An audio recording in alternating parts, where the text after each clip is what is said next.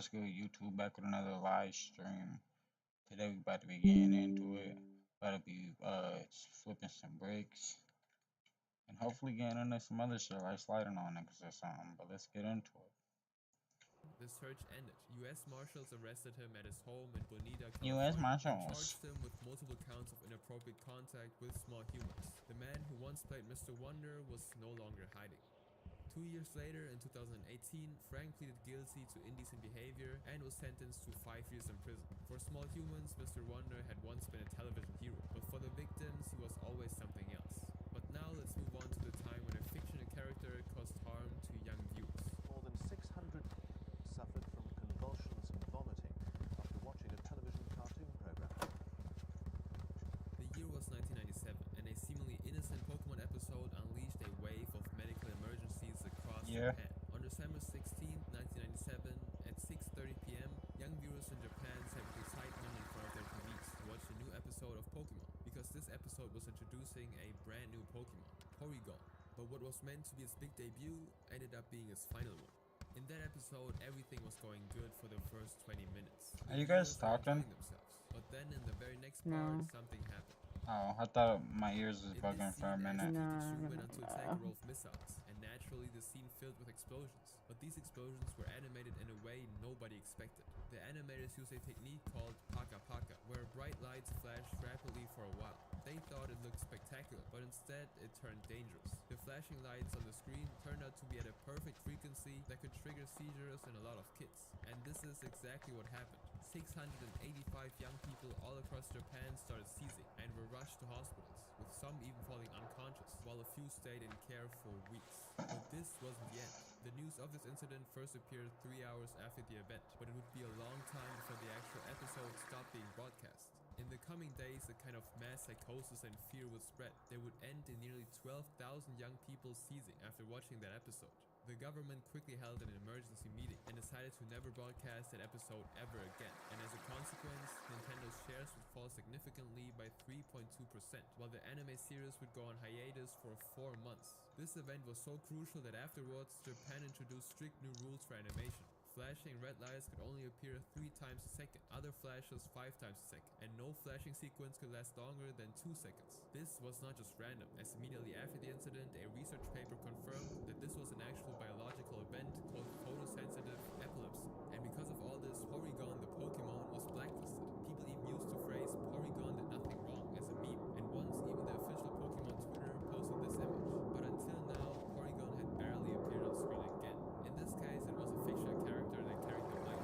The next show shows what happens when the human behind a beloved character becomes the villain instead. 58-year-old Joe Hill, 10 months in September after being found guilty of 15 counts of making an indecent virtual.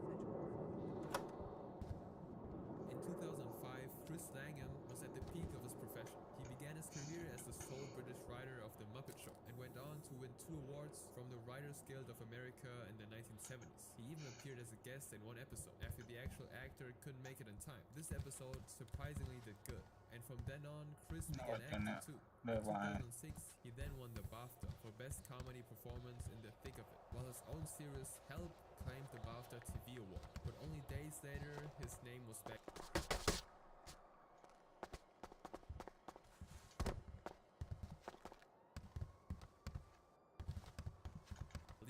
Website from their home got arrested. This site was called Landslide Productions, and it offered a range of videos and images for people to view and even subscribe to. But this wasn't the problem. Landslide Productions secretly offered paid access to sites that had inappropriate videos and images of small humans. And when the US police came across the site, they even found a list of 75,000 subscribers worldwide who had access to these websites. The police immediately started an operation called the Operation Avalanche, in which the US subscribers of Landslide Productions would be arrested. Apart from these, it also sent a list of 7,200 subscribers who were from the UK to the UK police. And this set off Operation OR, the biggest computer crime investigation in the UK. And one of the names that this operation was set to investigate was Chris himself. In December 2005, the police arrested him and searched his home, where they found these obscene video files featuring these people on his laptop, computer, and external hard drive, which led to his immediate arrest and subsequent trial. But the police just saw the surface of his crimes, as more serious allegations were coming when a female fan, let's call her Wanda, claimed that Chris took her innocence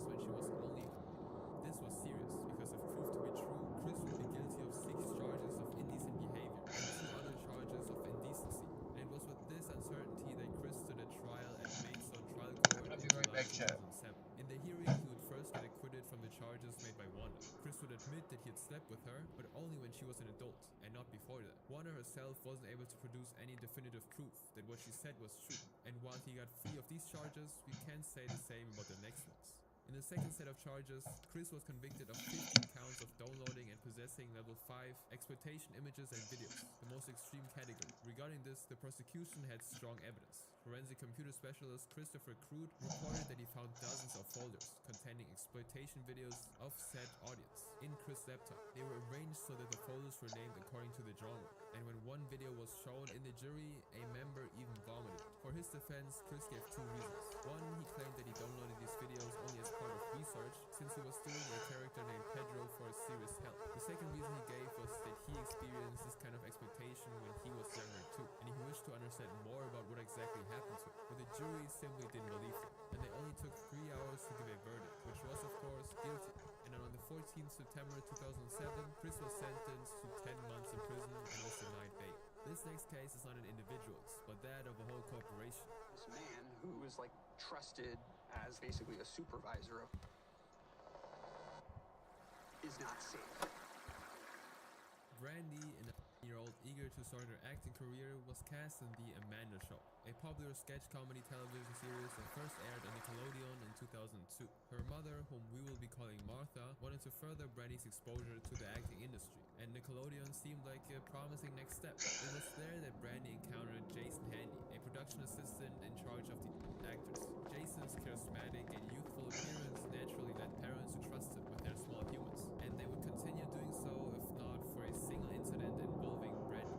As Brandy got to know Jason, she became increasingly charmed by his words and actions. Slowly, she began telling Martha that she and Jason were exchanging emails and numbers, and Martha, thinking this was normal, didn't stop this development. But soon she would realize that this was a bad decision, as one day she went into Brandy's room, seeing her cry. Not knowing what this was all about, Martha opened Brandy's computer, only to find a very disturbing email from Jason. In that email, Jason didn't have any clothes on, and was doing inappropriate things to himself, and he captioned it with, he sent it to her to let her know he was thinking of her. Overcoming the shock from seeing this, Martha strangely contemplated whether to call the police or not, fearing she would be judged as a bad parent because she let her daughter talk to her, and shockingly, she decided to not call the police and just leave the matter untouched. Yet, in a few years, Jason would be arrested on charges that he committed obscene acts with a small human younger than. You said you had an oval? House, they would find heaps of obscene You think you got me some food and water? Or something to drink? They also found a ton of photos from girls thank you. opposite his house. He also maintained individual Ziploc bags containing things that shouldn't have been stored, such as underwear from somebody else. Due to all this evidence, Jason was then sentenced to 6 years. However, after his release, Jason would be again arrested for behaving indecently with yet another small human, and would be then sentenced to 24 years in prison. But the consequences of his crime didn't end with him. Brandy would sacrifice her career and vanish permanently from the acting scene. And you might think this was just an isolated incident at Nickelodeon, but another employee was about to do something even more disturbing. Brian Peck acted in many roles over the course of his career. It was his job as a dialogue coach that would make him a respectable figure in the television industry, and his journey started with the hit Nickelodeon television series, The Amanda Show. For many young people and their parents, Brian was a reliable mentor who had always worked hard to teach them about acting and dialogue delivery. As a result, many people felt comfortable letting their young people spend time privately with Brian, thinking he was just giving them good advice. One such person was Drake Bell, the actor from the show Drake and Josh, and his father, Joe Bell, was attracted by Brian's celebrity status, especially his work with stars like Leonardo DiCaprio. So Joe trusted Brian with his son, allowing him to act in The Amanda Show. However, Joe soon began noticing some very questionable behaviors. Even the young people noticed some disturbing things. For example, in Brian's house, there was a painting that was sent personally by John Wayne Gacy, the serial killer who was on death row. Still, everyone gave him the benefit of the doubt, but underneath it all, actors like Drake were suffering. It happened one night when Drake was and was sleeping on Brian's couch, when he suddenly woke up and he saw that Brian was on him committing unspeakable things. And when he tried to speak, he was so shaken that he couldn't do anything and just had to surrender to Brian. Episodes like these would keep occurring now and then, until Drake was completely exhausted, mentally and physically. His girlfriend's mother even sent him to therapy, noticing his depressed state, but he simply didn't get better. But finally, The Amanda Show ended, and Drake was relieved he wouldn't have to work with Brian anymore, or so he thought. Soon after, Nickelodeon would finally announce a new show, Drake and Josh, where Brian was cast as Drake's dad. After hearing the news, Drake couldn't help but tell everything to his mother, as the thought of working with Brian again was unbearable. And so they went to the police, who made But she Drake thinks you describe own a every Hellcat, single come detail on. of what happened. And that is not all. Jake even had to call Brian and secretly make him confess to his crimes. In 2003, Brian was finally arrested for indecent behavior towards small humans.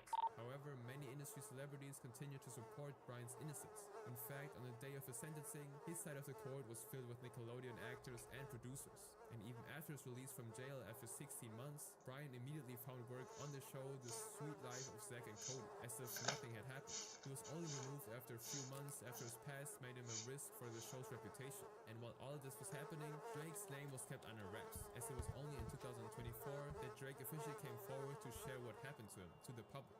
But it only gets more disturbing in the next case, because it involves a man who has no regrets for what he had done. Well, she was too young.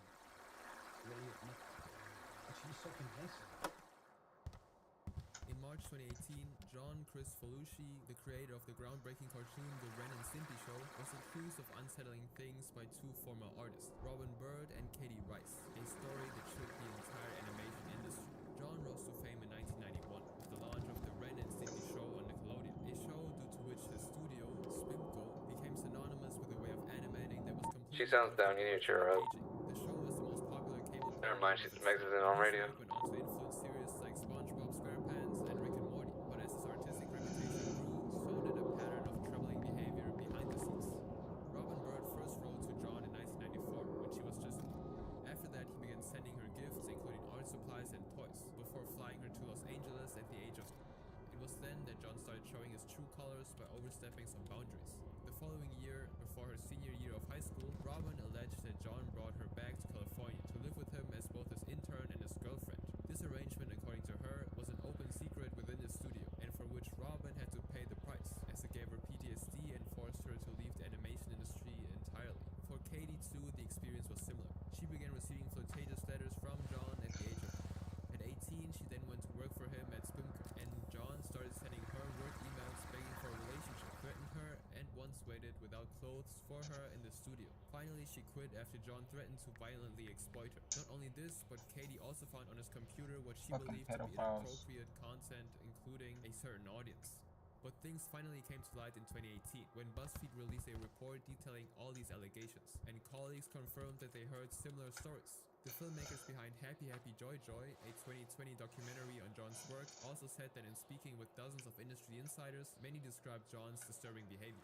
When confronted with the allegations, John apologized, as if this was just a small issue, and to reduce the blame, he even said that the reason he did all this was because he was mentally ill and unstable. But while his attorney admitted that he had a girlfriend in the 1990s, he said it was a period of emotional instability. But when pressed years later in the documentary to apologize directly to Robin Bird, his response was unsettling. Looking into the camera, he smirked and said, I would love to call Robin in person. If she watches this, give me a call, please.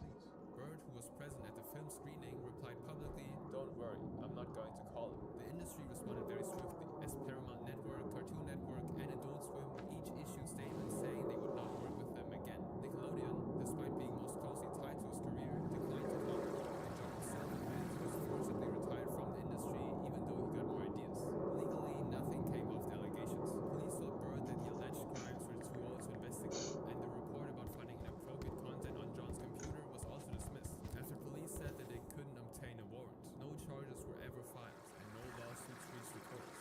These humans didn't go as far as to actually unalive people, but the next ones did. Lelaki itu menjenguk ke dalam dan mendapati jasad Hanizah sudah kaku dan diharungi semut. Intan Nusniza Mohammed Yunus was only 2 years old when she was already a familiar face on radio, television, Malaysia's kids program Kilap Kanak Kanak Angkasa Puri, broadcast by the country's national channel. She went to the Salak South School in Kuala Lumpur and lived with her foster mother Haniza Ismail. People admired her talent and affectionately called her a little star, but this star's glow would fade on June 22, 1991. That day, a neighbor noticed that even though it was 7 a.m., Haniza still hadn't opened her grocery store. So he started calling out her name, and not getting any response, peeped inside, but a scene of horror awaited him there. Inside the house, he could see Haniza's body lying on the floor, and when more people arrived, they eventually got into the house and found Haniza and Intan lying in a pool of blood. Authorities were called, and when they searched the house, they found that some jewelry and cash were missing from the place. So it seemed like a typical case of theft gone wrong, until the authorities found signs that Intan and Haniza were inappropriately violated. Intan had been struck 5 times on the head with a blunt heavy object, and Haniza had suffered 2 blows, one of which had fractured her skull and caused a fatal brain hemorrhage.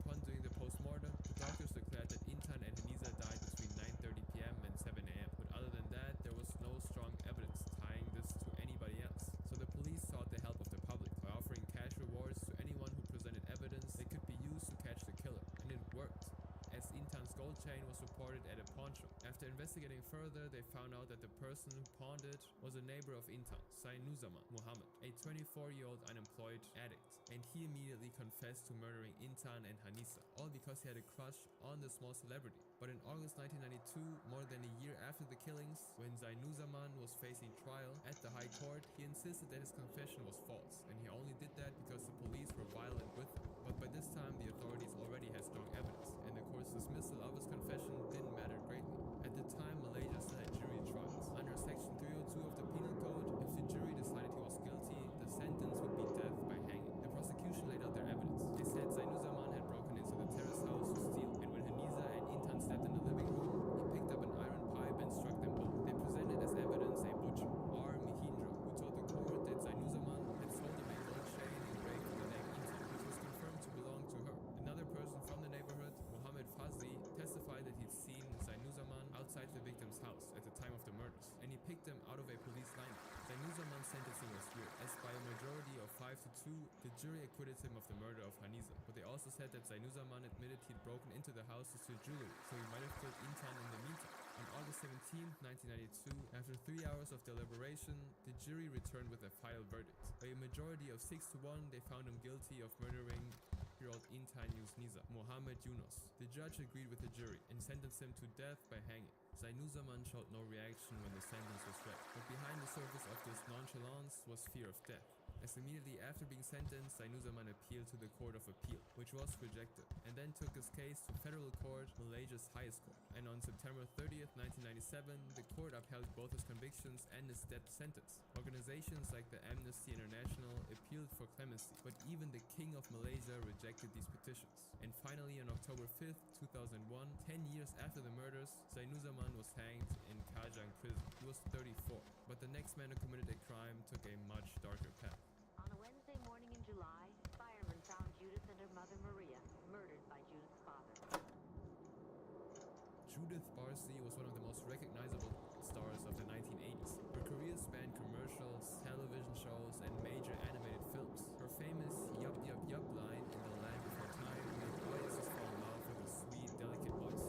Yep, that is what it is. Yep, yep, yep. Which made it even more heartbreaking when her promising career was cut short by this disturbing event. Judith was born in California in 1978 to Joseph and Maria Barsi, a pair of Hungarian immigrants who fled the 1956 Soviet occupation of their homeland and subsequently settled in the United States. Maria had always dreamed of becoming an actress, but when that didn't happen, she poured her ambitions into Judith. She would teach her daughter ways to walk and pose, even when she was as young as 4. Judith's big break came at a skating rink, when a casting director, charmed by her small stature, offered her a life-changing opportunity. He decided to cast her in a commercial for Donald Duck orange juice, and from then on, she would become a familiar face to American television watchers by appearing in more than 70 commercials and 10 shows. She soon transitioned to films, appearing in blockbusters like Eye of the Tiger and Jaws 2. And by 4th grade, Judith was earning nearly $100,000 a year. This allowed her family to buy a 3-bedroom house in West Hill, Los Angeles, and live very comfortably. But behind the success was a dark and violent home life. Judith's father, Joseph, was an alcoholic with a history of violence and no job. He'd been arrested 3 times for drunk driving, and his behavior was marked by a growing jealousy and paranoia over his daughter's success. His jealousy manifested as repeated and violent threats. He would tell his neighbors and friends that he would unalive his wife and his daughter and himself. And Judith used to tell her friends how her father threw pots and plates at her when he was drunk. One neighbor even recalled a chilling conversation where Joseph declared he would have to unalive Judith as well to prevent her from suffering if he unalived her mother. But this was not limited to physical behavior and even extended to psychological manipulation. Once when Judith had to go to the Bahamas to shoot her role in the Jaws sequel, Joseph threatened her with a knife, saying he would hurt her if she didn't return home. Joseph was incredibly insecure that his wife and daughter would leave him, so when a relative of Maria died in Hungary, Joseph even hid the message from them so they wouldn't fly to the funeral. However, it wasn't as if no one tried to get help. In 1986, Maria called the police after Joseph turned extremely violent, and the police, after finding no reliable injuries or signs, just left, and Maria decided to not go further since she was scared of what Joseph might do. This situation took a toll on Judith. She showed signs of severe stress, pulling out her own eyebrows and plucking her cat's whiskers. One notable instance was when Judith broke down in front of her agent in the pants before her audition. They took her to a psychologist who, upon meeting with the young actress, identified clear signs of severe psychological and physical abuse. The psychologist reported it to protective services, finally sparking an investigation, but that too was dropped when Maria assured them she would file for divorce. And this she was really going to do, but hesitated at the last moment because she didn't want to leave the house her daughter had worked so hard for. But this decision would turn out to be fatal. On July 25th, 1987, Joseph decided to seal the fates of his daughter and wife. That night he entered Judith's bedroom and made her leave this earth. When Maria came to the hallway hearing gunshots, Joseph did the same to her. And this is where it gets started, as Joseph just roamed in his house for the next 2 days like a ghost, with his wife and daughter lying around. On July 27th, he then poured gasoline all over the house and himself and set everything on fire. It would be hours before a neighbor, Eunice Daly, saw the smoke and called the police. And at the scene of horror, the firefighters would find the entire family. This tragedy shocked the nation. After her death, the animated film All Dogs Go to Heaven honored Judith with a dedication in the end credits.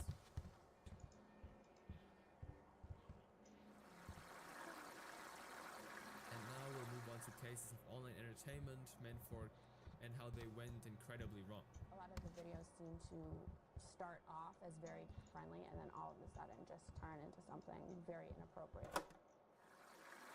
Since the moment YouTube Kids was created, it has remained a battleground for creators trying to make more money than their competition. And these creators went to extreme lengths to get to watch their videos. And one of the most unsettling ways they try to do so is called ElsaGate. To know where the word ElsaGate came from, we have to look at a specific channel named Webs and Tiaras. On the surface, everything looks normal. The channel features videos where a man and a woman dress up as Spider-Man and Elsa to perform funny skits. These skits mainly contain kids' level of humor and physical comedy. But that is also when people started noticing some pretty weird things, like the fact that the YouTube channel managed to get 1 billion views in just months after posting their first videos. One theory was that they were using bots to generate views, but nobody could actually prove that. However, people quickly realized a more disturbing tactic they were using, which was to attract young people by showing them things they weren't meant to see. One such video showed Spider-Man being pregnant while Elsa performed a scan on them, and this video got around 17 million views in a very short time. Since they looked normal on the surface, YouTube filters didn't work, and these creators had a chance to produce more such videos, and soon many other channels started doing the same thing.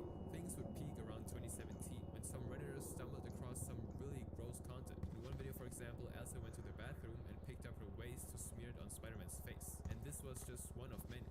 Later that year, an independent blogger named Red, Wiped and Blue published a blog where he exposed these channels, and this is the first place on the internet where the word ElsaGate was used. This is by far the most dangerous issue I've come across to speak of. What I'm about to reveal may put my family and myself in danger of character assassination or worse. I say for the record that it was my hand, mine alone, who harnessed the initiative, intention and willpower to make this go viral. But others had noticed this and posted on this only to have it removed before me. In this blog, he would go on to fully reveal how much money these creators were making by producing this kind of content, and it turned out to be a lot. But there was a much more serious allegation that he made in the blog, which was that channels like Webs and Tiaras are run by international organizations that aim to desensitize small humans to predators. Soon, big news outlets like the BBC started picking up the story, and the effect was immediate. Many big companies like Nestle stopped showing their ads to young people on YouTube. And finally, because of the pressure from parents all around the world, YouTube was forced to terminate all such accounts in 2017. But still, some accounts survived. One such account that threaded a similar path, but which came off as more disturbing, was the channel Toy Freaks. Toy Freaks was run by Gregory Chisholm and his 2 daughters. In his videos, Gregory and his daughters would roleplay scenarios that were supposed to be funny, yet somewhere along the lines, things got out of hand. Gregory was a single father with 2 daughters, so he conceived the idea of creating a YouTube channel that specialized in pranks. But the pranks Gregory came up with were just cruel and outright disturbing. In some videos, the content got really alarming, like the video where Gregory places a pacifier in his mouth and acts like an infant with his 2 daughters. Another video featured his daughters in a bathtub while he threw a frog into it, and when the daughter started crying, all he did was laugh and record her reaction.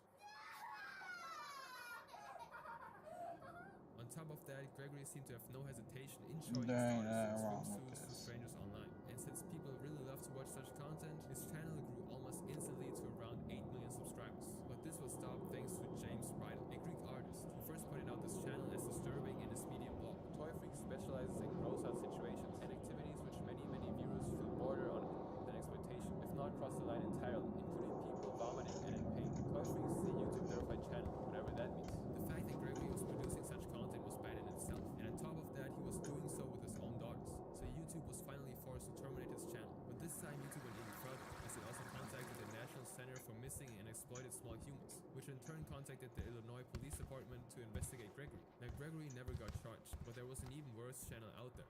Parents behind the popular YouTube channel Daddy05 say they thought they were playing innocent pranks on their but instead they're sparking outrage and accusations. When Mike Martin first started posting videos in 2015, he wanted attention, so he created the YouTube channel Daddy05, and it quickly pulled in an audience. At first it seemed like an ordinary family vlog, but over time the videos began to change. They were no longer about fun family activities or sweet moments. They were about pranks, which kept getting crueler as time went by. Mike's family was a large one. He, Mike, lived with his second wife Heather, and together they raised 5 kids. 3 were Heather's from an earlier relationship, and 2, Emma and Cody, were Mike's biological children from his first marriage. And these 5 young people became the heart of the channel. The usual videos posted there were pranks, whose victims were the children of the family. Cody and Emma quickly stood out, but not for good reasons. Viewers noticed that Cody was often targeted, humiliated, and made to cry while everyone else laughed. And what the viewers saw went far beyond jokes. In one infamous video, Heather scattered invisible ink on the carpet and then screamed at Cody, demanding to know why he made a mess. He sobbed and pleaded, saying that he didn't do it. And this only made Mike and Heather scream louder. It was a painful watch for many. In another video, Mike instructed his son Alex to slap his sister Emma when she lost the game. The slap left Emma in tears. In yet another video, Cody was pushed into a bookcase hard enough to leave a bruise. These clips stayed online for millions of people to see. And for Mike, this meant more virality and money. But even he and Heather knew he might get into trouble, so he usually insisted that all of this was staged. They said that the kids were acting and that the tears were part of the show. Some stuff was acted out, scripted. But to anyone watching, the fear on the young actors' faces looked real.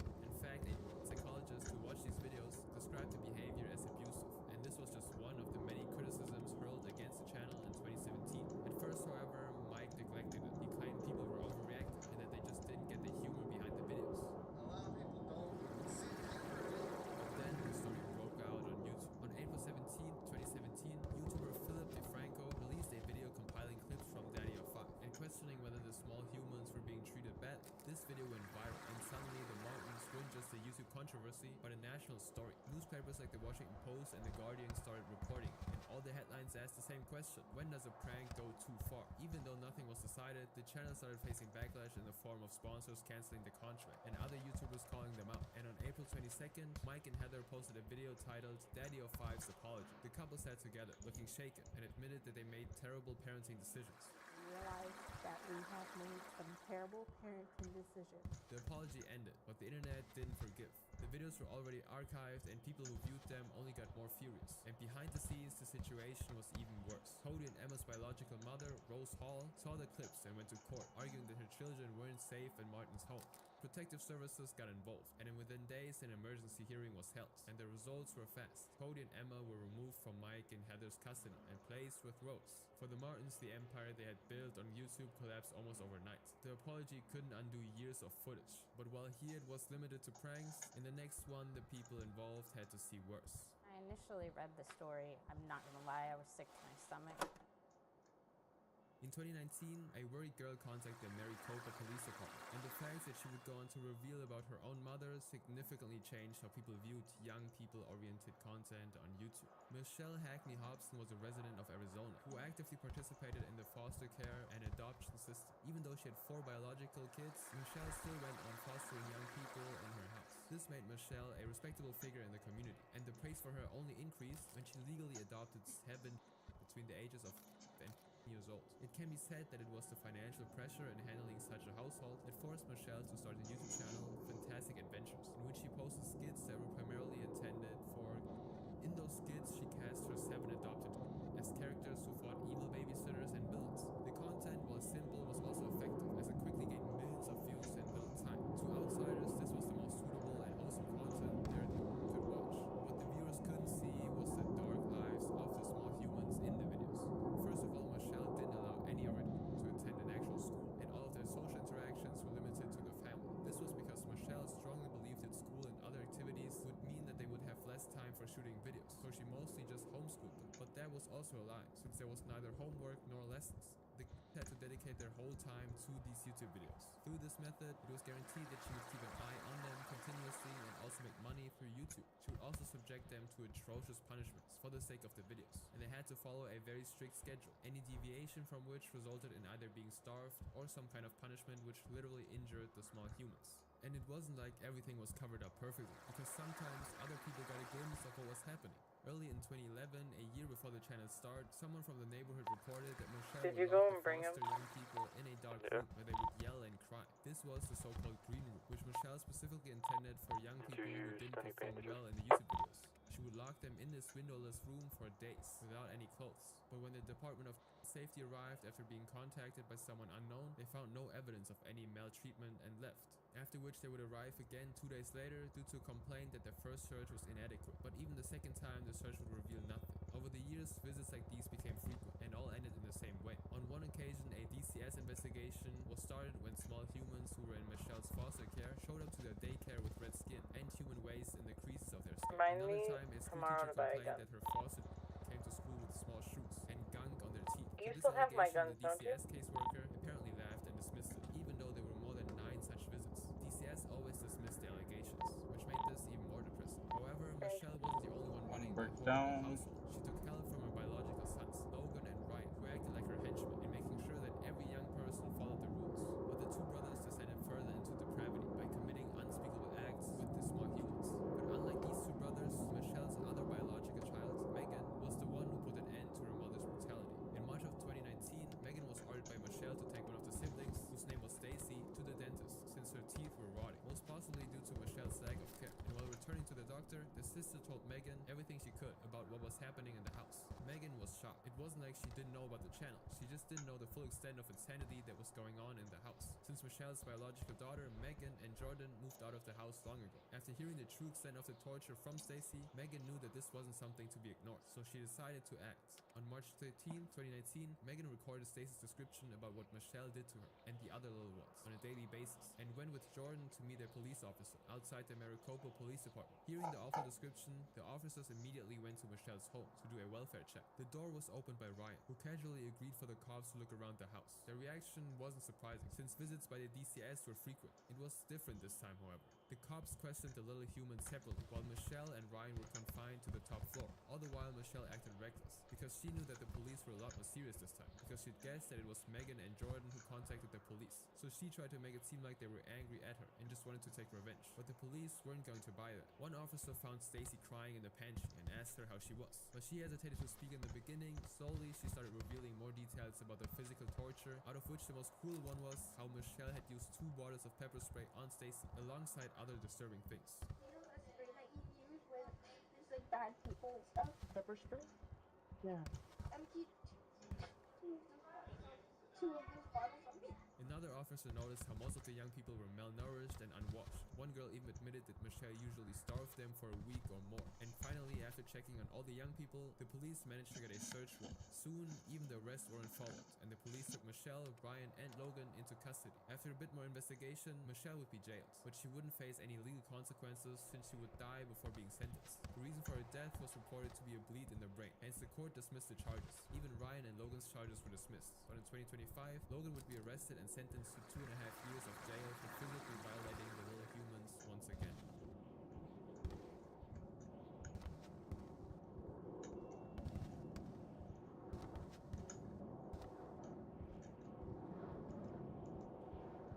Violating the little humans. Is that over? Oh, that's crazy.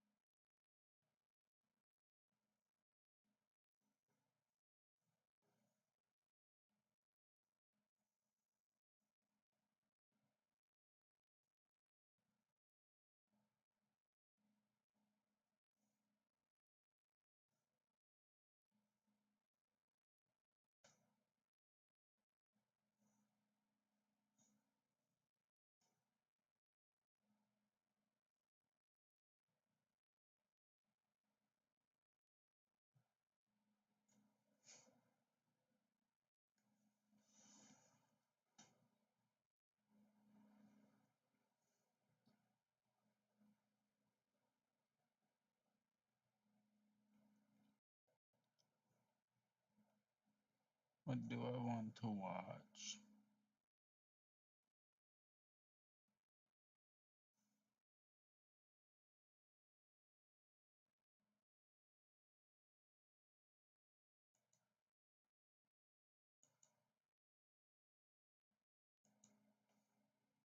That's a good one right there.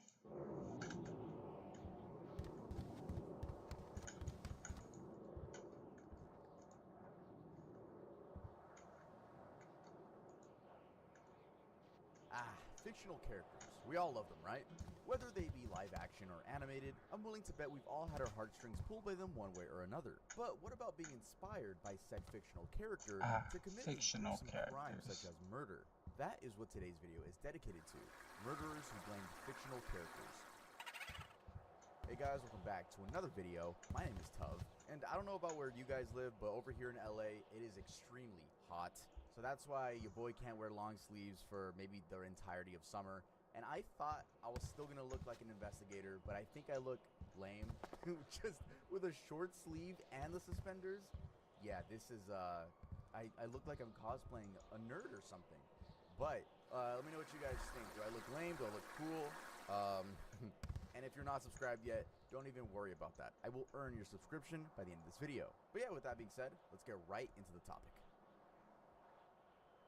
Mark Twitchell, the Canadian who wanted to be Dexter. This seemingly average filmmaker transformed his garage into a kill room with plastic sheeting, steel drums for body parts, and a butcher kit. First of all, no, that's not the plot of a Dexter episode. And second, yes, that actually happened. This is Mark Twitchell, a Canadian man who didn't just binge watch Dexter, he literally tried to become him. So overall, I'd say his story is as strange as you would expect. Back in October of 2008, for instance, this 38-year-old man named Johnny Altinger went missing in Edmonton. That's somewhere in Alberta, Canada. His friends started getting these weird emails supposedly of him saying he had met some woman named Jen and suddenly took off to Costa Rica. But then here's the thing. His passport was still sitting at home. As they began to dig deeper, they found out that just before vanishing, Altinger had indeed told friends he was meeting a woman from a dating site, but the directions to what was supposed to be her place, though, didn't lead to her or a main house for that matter. They led to a detached garage rented by Mark Twitchell. Now, far from what might be typical to one, he was said to not look anything like a killer. He was in fact apparently almost good looking, and honestly, he lived pretty averagely. Just a normal 29-year-old dad with a wife and a daughter, making indie films and trying to break into the industry. That's what made everything that followed so disturbing. I mean, this dude was so obsessed with Dexter Morgan that he literally changed his profile picture to Michael C. Hall, the actor who played Dexter. Although he kind of left trails everywhere, and that's how he'd get caught. For example, he chat online with this woman, Renee Waring, about hypothetical murder scenarios, and one time, he straight up told her, "You do it like Dexter because Dexter shows you how to do it all the time." Then, as police went through his stuff, they found this deleted file on his computer called SK Confessions. SK, you know, serial killer. And it literally began with, "This is a story of my progression into becoming a serial killer." But that's not the only thing they found there. The amount of evidence was actually insane. Blood spatter all over the walls. They even found a fragment of a human tooth nail.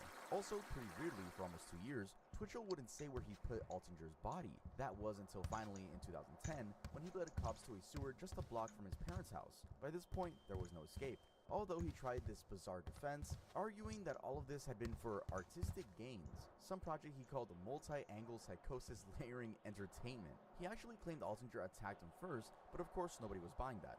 In 2011, they gave him life with no parole for 25 years. Today, he's still locked up, still claiming he's innocent, saying it was for the people who enjoy watching murder on TV. Charles Ng was inspired to kidnap, torture, and murder young women by the John Fowles novel, The Collector. So there's this 1963 novel named The Collector about a lonely man who kidnaps a young woman and keeps her locked in his basement, convinced she'll eventually fall in love with him. Most people read it as a disturbing psychological thriller and move on with their lives. But Leonard Lake and Charles Ng, well, they read it almost as if it was an instruction manual. This happened back in the 1980s. That's fucking crazy. Guy obsessed with preparing for nuclear war, while Ng, who you can see here, maybe rimmed glasses that seem, and I'm generalizing a bit here, to be a signature psycho look. Sorry to all my thick frame glasses people, didn't mean to diss you there. I'm sure you guys are not serial killers. Well, he was a former Marine with a rather troubled past, and when they found each other, they created something absolutely horrifying. Lake became completely obsessed with the book and started calling his plan Operation Miranda, named after the kidnapped woman in the novel. He built a concrete bunker on his remote California property, complete with hidden rooms, two-way mirrors, and a list of rules for what he calls his M-ladies. Let me read a few for you.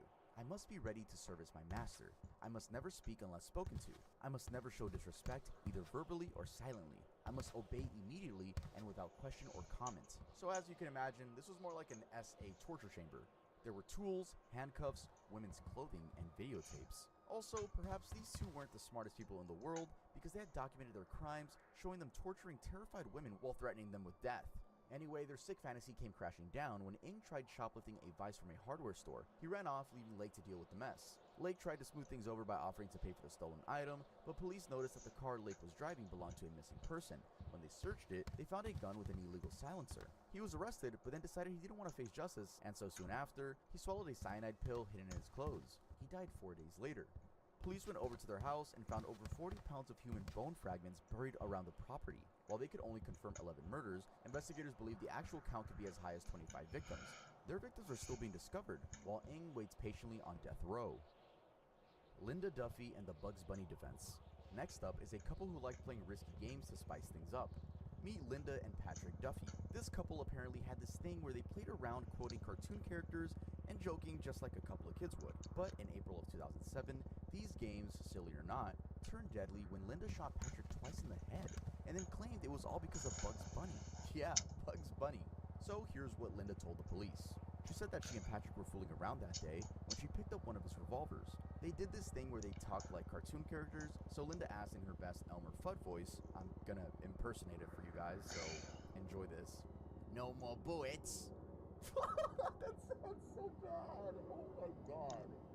Oh my god, I didn't expect it to sound horrible. I'm not gonna say that again. Oh no, I have to say it again. Apparently Patrick says, okay, I'm gonna say it again. When Patrick supposedly replied, saying the same thing, no more bullets. Okay, so after that exchange, she thought the gun was empty and began fan firing it instantly, like in the old Western movies. Fan firing means you hold down the trigger and rapidly pull back the hammer to shoot multiple rounds quickly. She claimed she was trying to impress Patrick when he suddenly leaned forward into the line of fire. Boom, 2 shots to the head. She then called the police and admitted it all right there. I mean, it was an accident, right? Well, the first big red flag was that he'd been shot twice. And the second red flag was that Linda claimed she'd never fired a gun in her life. But a firearms expert proved that fan-firing a double-action revolver like the one Linda used was nearly impossible for an amateur. You'd have to pull the trigger, release it, fan the hammer, pull again, all while dealing with the deafening noise and recoil. That's when Linda suddenly, and out of nowhere and suspiciously, remembered she and Patrick had been practicing fan firing for years. Funny how that detail just seemed to slip her mind. But her problems were just beginning. They also found that she must have had to be just inches from Patrick for the first shot, and also that the second had caused a blood pool where she claimed she had been standing. Weird, because if that distance were true, she would have been covered in blood as well, yet she wasn't. So what really happened? Well, investigators believe Linda shot Patrick once while he was sleeping, realized he wasn't dead, then moved closer and fired again. So an execution, not an accident, but why? That's what we don't really know. Anyway, for her actions, she got 40 years to life, although she's still claiming that it was all just a terrible accident. John Vanopoulos and Robert Thompson, inspired by a scene from Child's Play 3. In February of 1993, these two 10-year-old boys named Yo, when you coming back with the food? Thompson were supposed to be in school, but they weren't. Instead, they were hanging around a shopping center in Berkeley, England, shoplifting candy and basically looking for trouble, which they did find. By the end of that day, they had apparently found a way to do one of the most normal things. It all started casually with them watching families with young children all day, sort of like they were browsing at a store. And mind you, by this point, they'd already nicked sweets, batteries, a troll doll, and weirdly enough, a can of blue paint. At 3:42 p.m., they spotted 2-year-old James Bourgier with his mom in a butcher shop. They marked him and hovered around. The second she let go of his hand to pay, they walked right up, took James, and led him away. CCTV footage actually captured the exact moment they left the shopping center with him, and you probably may want to brace for this next part. The boys apparently dragged James for over 2 miles through Liverpool. They ended up at this railway line near Walton Park Cemetery, and that's where things got really, really bad. They tortured him for hours. They threw that blue paint right into his eyes, kicked him, stomped on him, and started chucking bricks at his head. They even stuffed batteries into his mouth and dropped a 22-pound piece of metal on him. James had 42 separate injuries when it was all over. Then they put his body on the train tracks, thinking it looked like some kind of accident, and sure thing, a train came through and tore him in half. When the police caught up with the two, it obviously got everyone wondering how the hell 10-year-olds could do something like that. That's when they found out that it all traced back to when Venible's dad had rented the horror movie Child's Play 3. You know, the one with the killer doll Chucky. They were trying to imitate some of the movie. For example, there's this scene where Chucky gets hit with blue paint during some paintball thing, very similar to the kids using the stolen blue paint to hit James in the eyes. Anyway, the boys got convicted and locked up until they were 18, then rather strangely, got released with completely new identities. Although one of them, Venibles, couldn't keep his hands clean, and he's been back to prison twice now for having CSAM images on his computer. He's still locked up today, probably as he should. Gabriel Hikari Yad Elohim and Ichigo Kurosaki from Bleach. This one is wild. It was inspired by an anime series in a very unhinged way. In 2017, Gabriel Hikari Yad Elohim went to an apartment building in Auckland with a sex worker to buy some meth. She told him to wait downstairs while she went up to make the deal, then basically some escaping food from and an some upstairs water. balcony with his $200. Gabriel was absolutely furious. So what did he do? He went straight to 69-year-old Michael Mulholland's apartment and murdered him. Yeah, killing a person that wasn't even involved with the initial situation. Gabriel had never met this guy before in his life. In fact, Mulholland was just some random neighbor who happened to be at home that night. That, though, had not stopped Gabriel from attacking him in the stairwell, kicking and stomping on his head for about 7 minutes straight. The poor guy suffered 90 separate blows and died from blunt force trauma to his head, face, and abdomen. When police arrested this psycho, he started speaking in Japanese and acting really weird. The next day, in the interview room, he gave this whole monologue in Japanese that nobody could really make sense of at the time. His lawyers tried an insanity defense, saying he had schizophrenia and was hearing voices, seeing ghosts, and believed he was an anime character, specifically that he was part of this anime series called Bleach. Interestingly, they also discovered that Gabriel's real name wasn't even Gabriel Hikari Yad Elohim. That's something he made up in 2012. He had also told doctors that his name was Yuki Watanabe and that he was Japanese. Turns out, he was actually Korean, and his real name is Jung Hoon Song. So his defense never stood a chance, and he got convicted of murder and was given life with no parole for 13 years. Nathaniel White, inspired by the RoboCop murders from RoboCop 2. Meet Nathaniel White. Back in the 90s, he was just an ex-con trying to get his life together in upstate New York. Then he watched RoboCop 2, and according to him, that movie turned him into a serial killer. He ended up murdering 6 women. 6 murders that he claims because he watched RoboCop 2. Definitely not because he had a mental illness before that. It was because of the movie, guys. It was RoboCop 2. And all the murders from the first one were pretty horrific. The first one was actually in March of 1991. Picture this. A couple's walking along some abandoned railroad tracks in Middletown when they spot what they think is a discarded mannequin. But at a closer look, it's not. It's a human body. A body that turned out to have been that of 29-year-old Juliana Frank. She lay there naked, brutally stabbed over 40 times, and posed in a suggestive position. She was 4 months pregnant, and White had cut the fetus out of her body. When police eventually caught White over a year later, he said Juliana was the first, and that the way he killed her was inspired by RoboCop.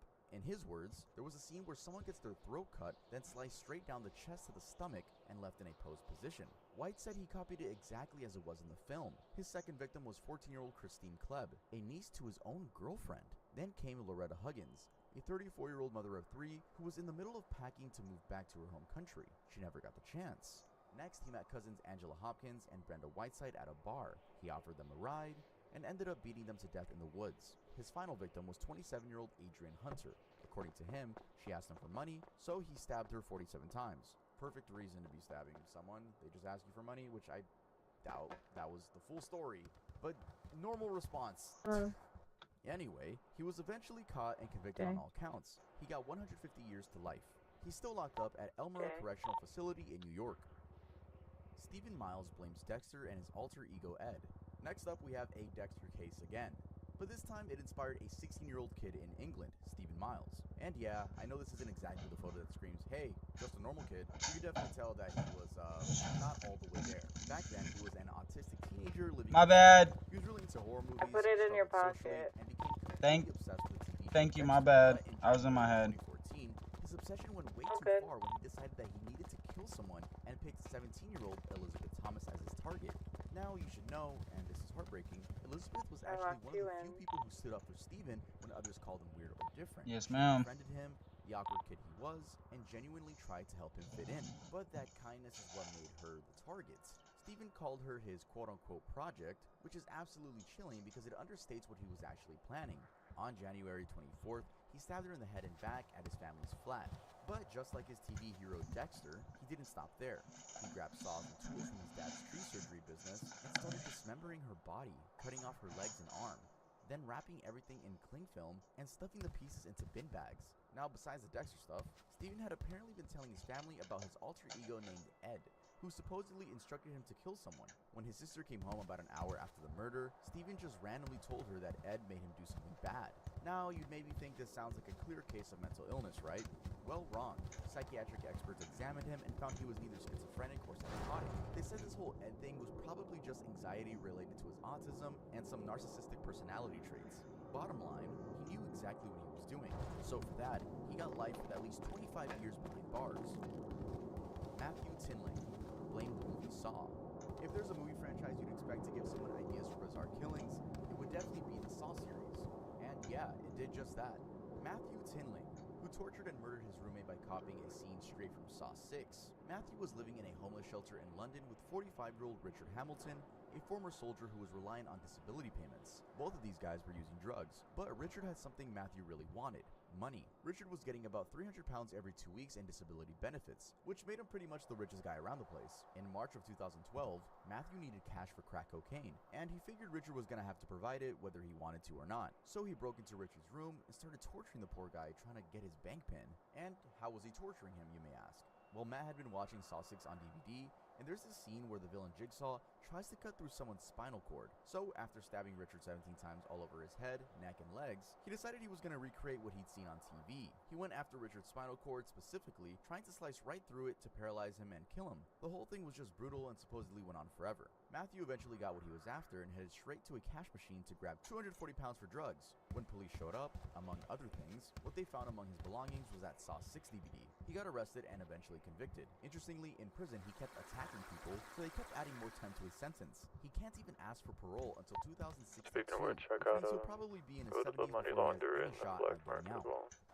I gotta Daniel go take Gonzalez, this money from blamed the Freddy Krueger. dude in a This minute. one is about a guy who wanted to become a famous serial killer so badly that he decided to copy Freddy Krueger, just maybe without the scars on the face.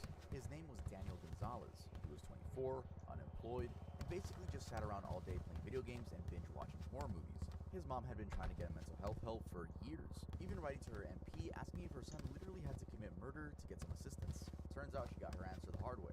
In September of 2004, Daniel grabbed some knives, Freddy Krueger style. His first target was a 61-year-old man named Peter King, who was just walking his dog in Portsmouth. Daniel walked right up to him and told him he was going to kill him. Luckily, Peter fought back and Daniel took off running. Next stop was Hove, where Daniel found 76-year-old Mary Harding. This time he changes the character and he's wearing a hockey mask like Jason from Friday the 13th, and he stabbed her to death. 2 days after that, Daniel completely lost it in London. At around 5 in the morning, he kills 46-year-old Kevin Malloy by stabbing him all over the face, neck, and body with knives he'd stolen from some department store. About an hour later, he breaks into somebody's house and stabs the guy who lives there, but this dude manages to fight him off.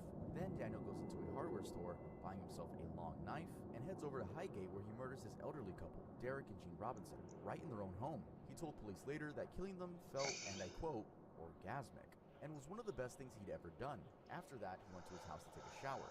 Yeah, Clean up, the decorator walks in for work and finds Daniel just standing there, naked, covered in blood. Daniel casually goes, "Sorry about this, mate," and walks out like it's no big deal. Obviously, the decorator called the cops, and they caught up with him. When they searched him, they found this bizarre letter he wrote to himself under his nickname Zippy, bragging about the murders and saying he wanted to be a famous serial killer, like 10 victims minimum. They also found a magazine called Freddy Krueger's Nightmares. He told police that voices were telling him to be like Freddy Krueger, and that he wanted to spend a day living exactly like that character. Well, that day ended with 6 life sentences, and the judge saying he would never get out. And, well, he never did. At least not alive. In 2007, Daniel claimed his own life in prison, using pieces of a broken CD. And no, it wasn't a Freddy Krueger DVD. Thierry Gerardin found inspiration from Scream. Next is this Belgian truck driver named Thierry Gerardin. Back in 2001, Thierry was 24 and just a lonely guy driving trucks for a living. No criminal record, no history of mental problems. Seemed pretty normal to everyone who knew him. He lived just a few doors down from this 15-year-old girl named Alison Cambier. I know you can probably see where this is going. Allison would stop by Thierry's place sometimes to swap videotapes and just chat. She was friendly with the neighbors in general. On November 16th, which by the way was supposed to be her 16th birthday, she came over for what should have been a routine visit. That's when Thierry decided he was going to try something. When Allison shuts him down, this dude completely loses it. He tells her to hang on a sec and walks into the other room where he's got something stashed away, this Scream costume with a black robe, and that creepy Ghostface mask from Scream. While he's in there, he grabs 2 huge kitchen knives. When he comes back out wearing all of this, he puts his hand over Allison's mouth so she can't scream, and stabs her 30 times. Just absolutely brutal. Basically tore open her whole left side. After he kills her, Thierry actually carries her bloody body over to his bed and places a rose in one of her hands like he was trying to make it romantic or something. He then picks up the phone and calls his dad and some work buddy to tell them what he did. Yes, he confessed immediately after. And when the cops showed up and started asking questions, Thierry didn't even try to lie about it. He told them straight up that he didn't plan this whole thing and that the Scream movies gave him the idea. He got life in prison. Vadim messages That gave me a gun. What if this isn't real life and just Matt gave you a gun? I gotta go pick up some money from the money laundry. Well, some killers have decided to use that exact premise as I their gotta defense fly up. forward, and surprisingly, it's actually worked a few times. The whole thing started around 2000 with this Swiss exchange student named Vadim Messages who was living in San Francisco. So Vadim was 27 and had some serious mental health problems. He was getting high on crystal meth pretty regularly. He was also completely obsessed with the Matrix movies, a clear recipe for disaster. In May of 2000, Vadim's landlady was really getting on his nerves, and he started thinking that she was giving off these quote-unquote evil vibes. According to him, he was scared to death of being, quote, sucked into the Matrix, so he figured that the only way out was to kill her. And that's exactly what he did. He shot her, then literally skinned and chopped up her body before tossing her torso in some dumpster at Golden Gate Park. When cops grabbed him, he just told them straight up he did it because of the Matrix. And it worked because a judge bought into his insanity plea, and the case never even made it to trial. But he wasn't the only one to pull off such a thing. 2 years later, there's this bartender named Tonda Lynn Ansley in Hamilton, Ohio, who walked up to her landlady. Coincidental that it was also a landlord. So anyway, she finds her on the street and shoots her 3 times in the head. Tonda claimed her landlady and 3 other people, including her own husband, were messing with her mind and making her happy.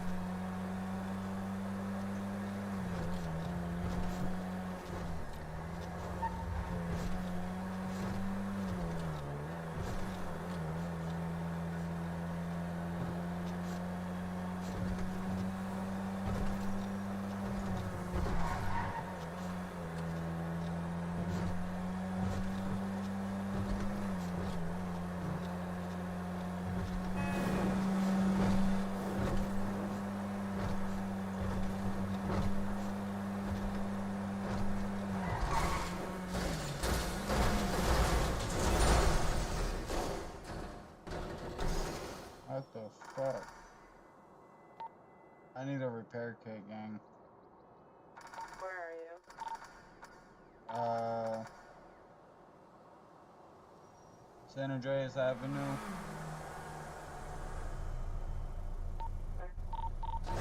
How bad is it?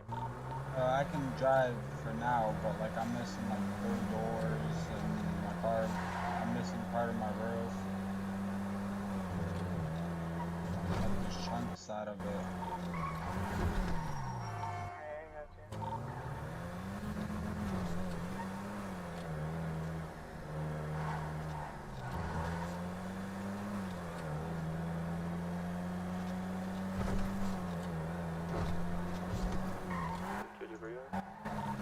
I'm hitting Grove.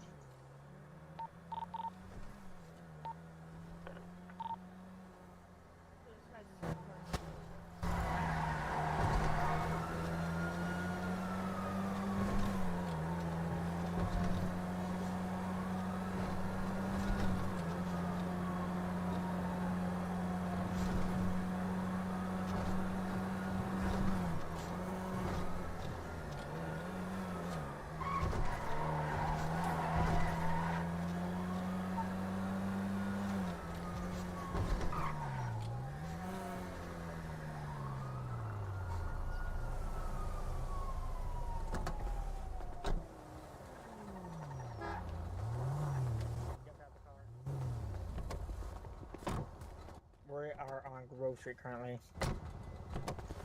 What do you want, officer? So my deputies right over there have some words they want to have with you. All right. You guys got this? Yeah. Yeah, this is the card. I just got pulled over. Alright, Michael, let me guess. Alright, you got this, right?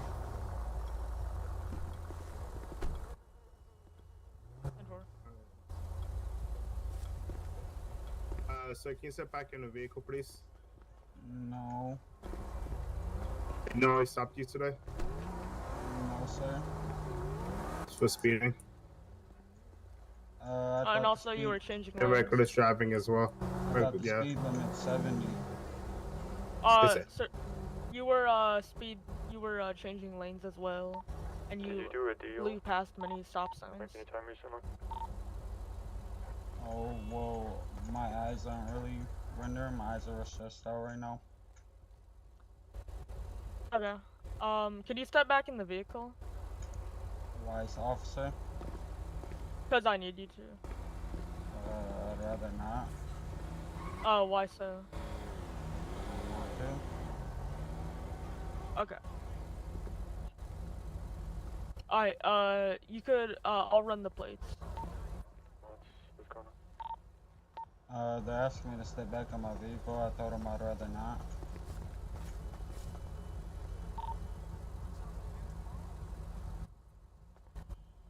Here, could I get your fingerprint? Yeah, Ivy's here for you, Max. How do I do that? Get you with? Here, I'm gonna give you a fingerprint scanner. You're gonna have to scan your fingerprint on it. We got some people step out. We got 2 suspects step out of our vehicle. I'm currently trying. Just gotta put your fingerprint on it, my guy.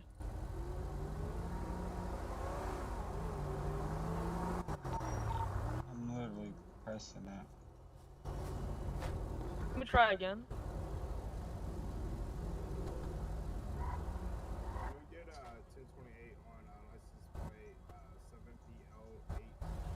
Yeah, I'm trying, officer. I'm pressing You're it. trying? Do you have an ID on you? Sorry. Yes, sir. Yeah, you're good. Can I get that ID? 613.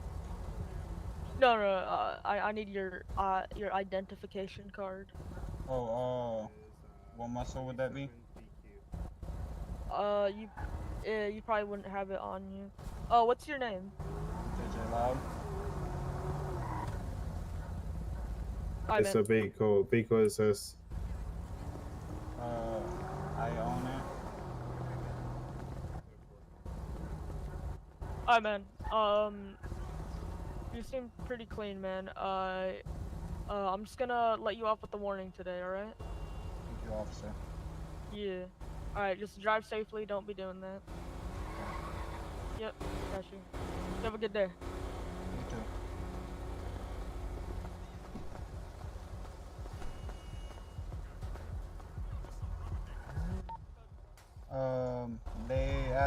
They let me go. And I heard Michael shit is on show.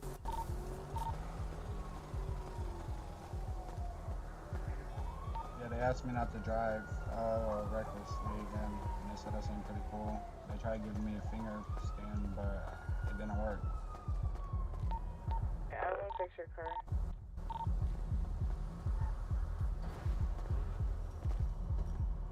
Then I still got 49 minutes. I just got some of my money, so never we're done. I got out of bank. Also, the PD car is still closed. Good, unlock it. Oh my god. Yeah, they wanted me to step back in the vehicle for some reason. I told them no.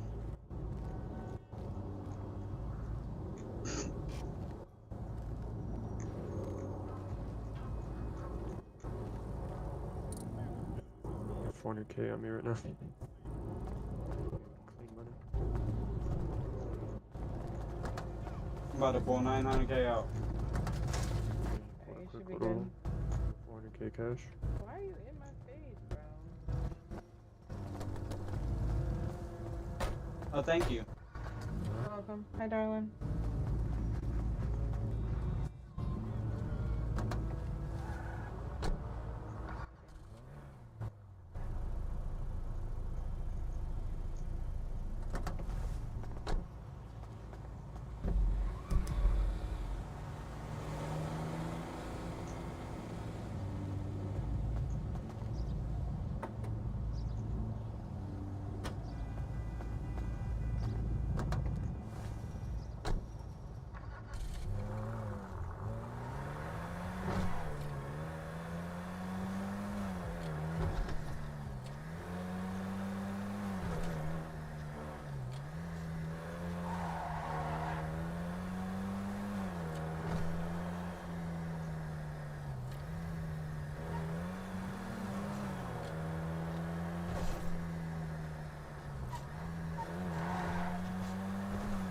What y'all about to do?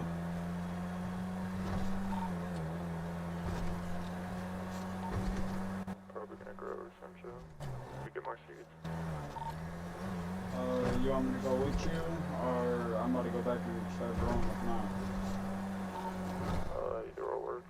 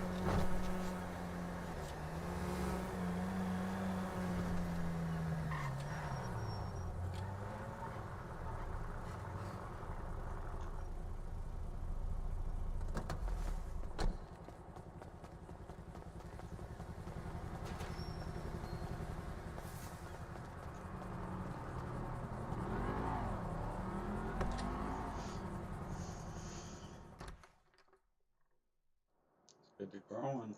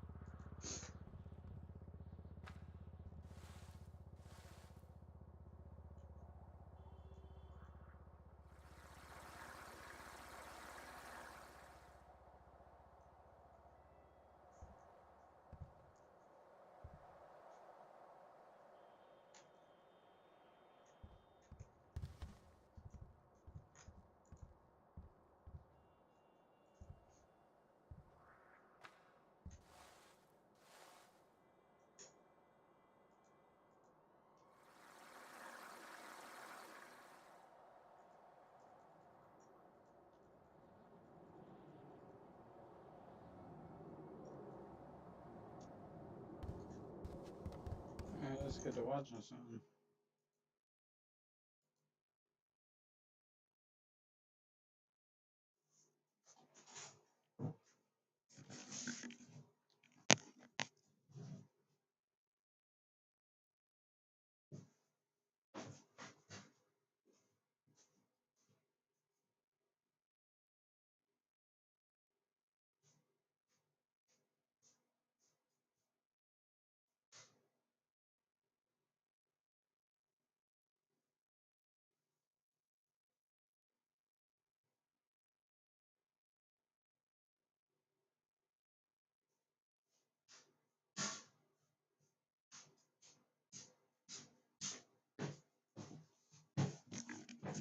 Juke, you over here laughing about the motherfucking car flipping or the officer situation, jackass?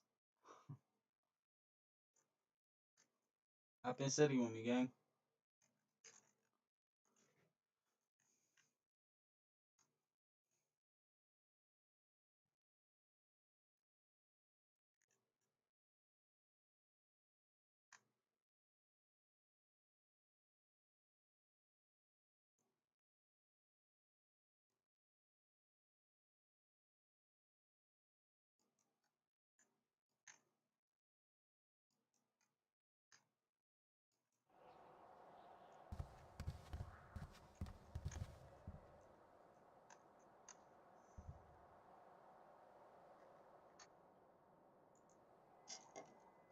We're going broke.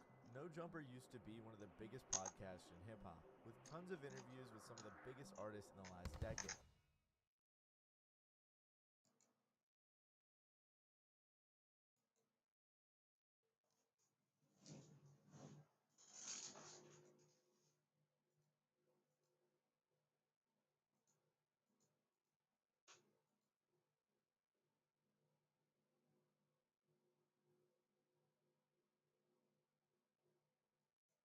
More views these days on their platform rather than high-quality interviews. And I've already covered how No Jumper's downfall began and all of that, so feel free to check that out after if you're interested. But aside from that, let's get into some of the biggest beefs on the platform.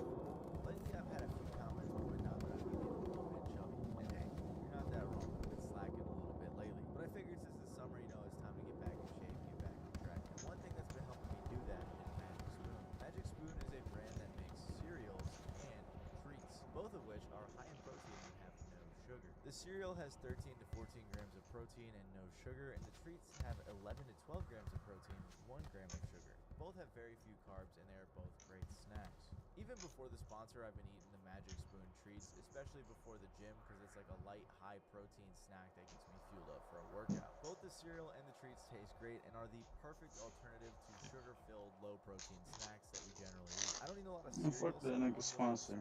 Fuck that nigga sponsor. They ain't sponsoring me. Don't buy it for them.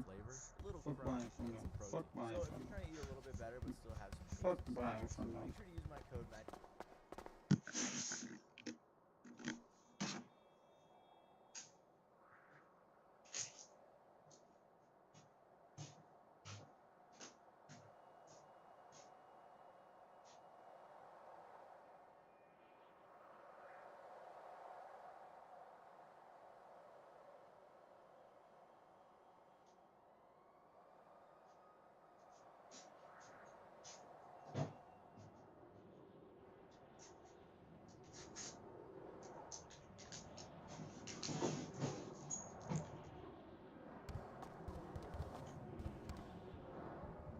Sharp, who appeared on the channel Software Undeveloped, a channel that just interviews Heck all sorts again. of interesting people. The reason that Sharp was interesting was because he's a pimp. This interview went viral and got nearly 7 million views.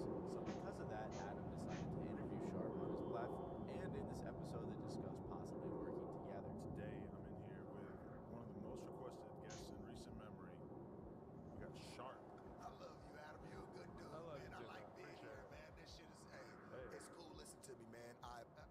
Before anything, I just want you to know, man, I appreciate you for opening your platform to me. For sure. You know what I'm saying? Because you didn't have to, but you did. It's love, open mind to you. And I hope we got more endeavors in the future. We should talk. On another podcast, Adam explained that Sharp's popularity caused there to be a lot of wannabes, which is funny because that's exactly what would happen with Lil Kelpie. Kelpie showed up on Soft White Underbelly, and off-rip, everyone was clowning on him. He was claiming to be a pimp, he was dressed up all goofy, and nobody believed his story. Being Caucasian, I think you're the first white pimp I've interviewed. Yeah, honestly, a lot of people always told me like, oh bro, you're pimping all this. I pride myself in being a very intelligent person, pretty street smart and book smart. So I kind of use that to my abilities when it comes to this game and other ones I may have dabbled in before. Regardless, he was invited on No Jumper following his appearance on Soft White Underbelly, and he was on a podcast with Sharp, where Sharp confronted him for being a fake pimp. And today, we got what, Lil Kelpie. You know we gonna get on all that. Hey, Church, do me a favor, take that jacket off. What? You gotta take that jacket off. You guys can take that off. No, so what? Take that shit off. Homie, that's a fraud, though, but you're not gonna wear that. If you wanna do this, no, I'm not talking about that, but you gotta take that off, though. Then Sharp continued to scream at Kelpie for how he's a fake and he wasn't really doing anything. And Kelpie even slipped up and said that his mom scheduled his braces appointment because she has insurance, which that's never gonna go over well in a battle of who's more tough and who's more street.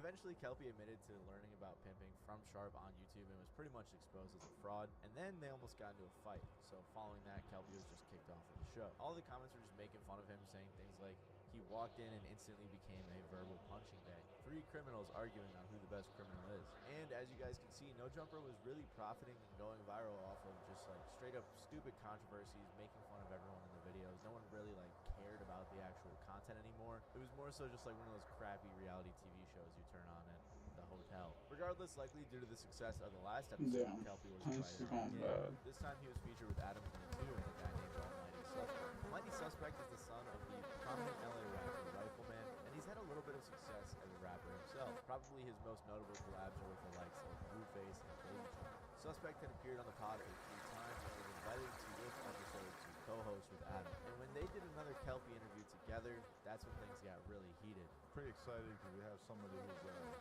making a big splash on the scene.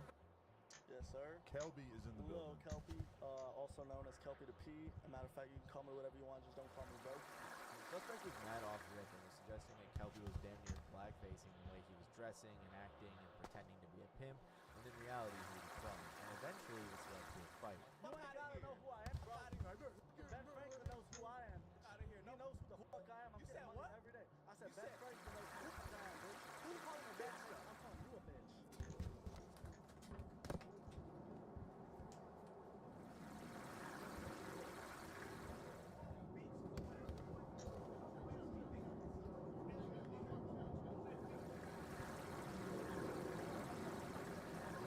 This incident, Adam invited both Kelpie and Suspect on separately to talk about it, in which they both defended themselves. Adam took the Kelpie asked for it, and Suspect said that it was pretty unprofessional. For sure, there's no excuse to ever hit a guest on a podcast. I mean, yeah. But at the same time, if there was going to be something that you could say verbally, let's be real, when it comes to like street shit or pimps or I know whatever, what I was doing when I if said you said, it was kind of hard for me to be 100% upset with Suspect, just because I felt like you kind of were provoking it to an extent. Regardless, I think this whole situation was pretty corny, and it was really entertaining for the viewers to just make fun of everyone involved in the situation. And I think it's best summed up when Kelpie challenged Suspect to a boxing match, to which Suspect declined. And while this one got physical, the next heated moment was really just a bad look for Adam 22, and honestly played a major role in the downfall of No Jumper. After starting the No Jumper show in 2019, Adam was accompanied by Camgirl and Housephone. Housephone was a good friend of the show and would regularly interview guests alongside Adam. Eventually, Housephone got his own show and was a pretty regular name on the No Jumper platform. Housephone and Adam 22 were pretty close, but eventually they had a falling out. A rift had been forming for a while, and it can be seen way back in 2021 when Adam made a joke about Housephone's mom. I'ma just be completely honest here right now. He beat the shit out of my mom one time, and I saw it with my own eyes, and he literally almost killed her. My uncle was the one who sent it to me. Well, now you're gonna have another weird phone call. I know, right? I know. Actually. Your uncle gonna be like, you know this guy in a little house phone with no jumper? That's my nephew. That is your son. And I ain't seen him since he was 4. Yeah, and I beat a bitch up, and it was what it was. Hey, relax, bro. Hey, not for real. See, it's sensitive. I want to. But the big falling out happened in 2023. This is because Adam interviewed a transgender woman named Gracie Jane. In this podcast, they talked about how she had hooked up with House phone. That looked down upon to expose that somebody may have been a trans person.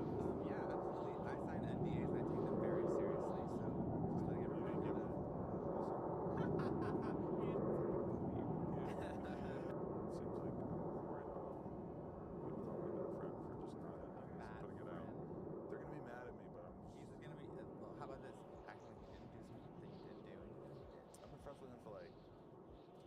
Don't want to be like the truth out, is the truth.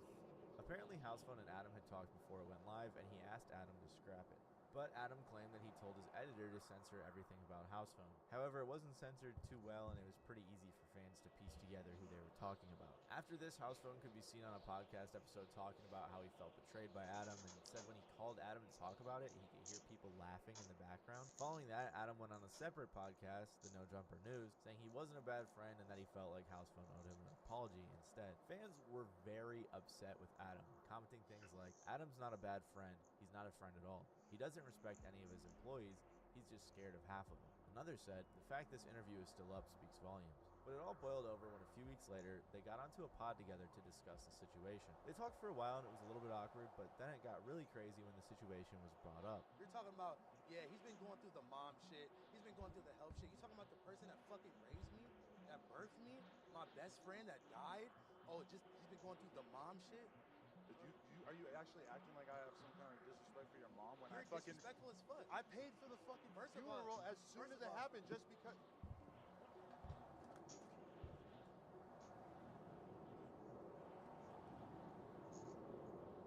At this point, all of the No Jumper fans had turned on Adam and took Housephone's side because, let's be honest, Adam has definitely been a bad friend to Housephone for quite a while.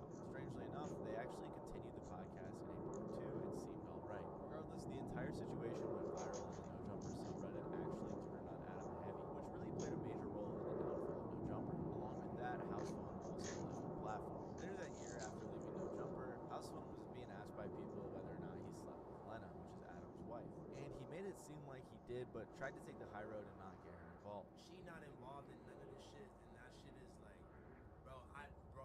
I never had no problem with her. I'm never gonna speak no type of weird way around.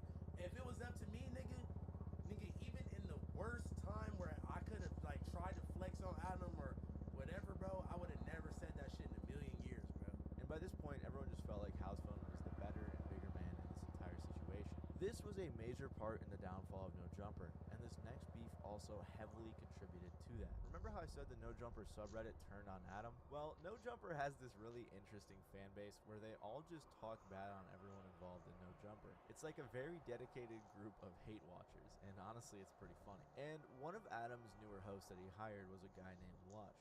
Nobody really liked him, and many treated him as just the butt of the joke out of the entire No Jumper cast. And apparently Lush was very insecure and would often browse the subreddit on burner accounts defending himself or talking about others.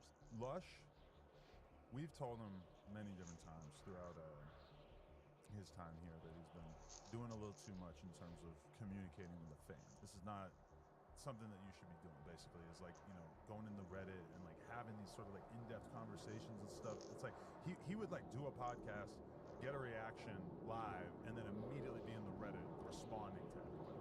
My friend 1111 actually interviewed a previous mod from the subreddit who talked about this. Lush, he was on there like even with burners, he would say that that's not him, but camouflage with it. After he joined No Jumper and then the Reddit, I guess like used it as some sort of view. You can tell that he was really the butt of the joke at the time there. Nobody really liked him or respected him, so he really got trolled over there. So he needed like people to really talk to and who he thought would get him. Lush also made his way into a Discord group full of fans. So what caused this beef was, Adam had told Lush that he was planning on getting rid of AD, another one of the co-hosts on the podcast and a close friend of Adam's for quite some time. Lush decided to tell everybody in the Discord about this news rather than, you know, being professional and keeping it to himself. One night he was talking with us and he spilled the beans about Adam wanting to remove AD from one of the shows, since he knew that me and other people from that Discord were also pretty much really involved in the No Jumper Reddit, so he thought that he would trust us, I guess, but he couldn't trust us all. This, of course, was before Adam had told AD, and it caused a lot of problems. It spread to the Reddit and people were talking about it, and AD very understandably was upset that he found out that he was getting fired from Reddit rather than from his boss. To be fair, Adam hadn't done like too much wrong. I think talking to your other co-host before you think about actually firing him, like, I don't think that's the worst thing. And he was claiming that he was about to let AD know what was going on, but he never had the chance because Lush opened his big mouth and told the Discord.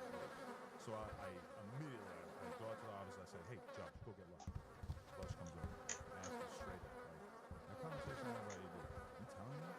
And he just immediately just starts denying, super hard. Yeah, at that moment, it became clear to me, because I talked to some of these mods, that Lush had gone in this Discord group chat and fucking aired out the stuff that I told him in privacy on this Discord chat. Regardless, this caused many issues for Adam and AD, but it also led to Lush being confronted by Adam and fired live. And it's really funny if you watch this as Adam comes in and just look at Lush's face and see how guilty he looks. What we on, Adam? Lush, you lied to me. What? You lied to me, Lush. About what? What I just tried to talk to you about in the hall? Nah. Yeah. Nah. Yeah. I didn't say nothing. Well, I got confirmation from a bunch of things. Yeah. It looks funnier the more you laugh.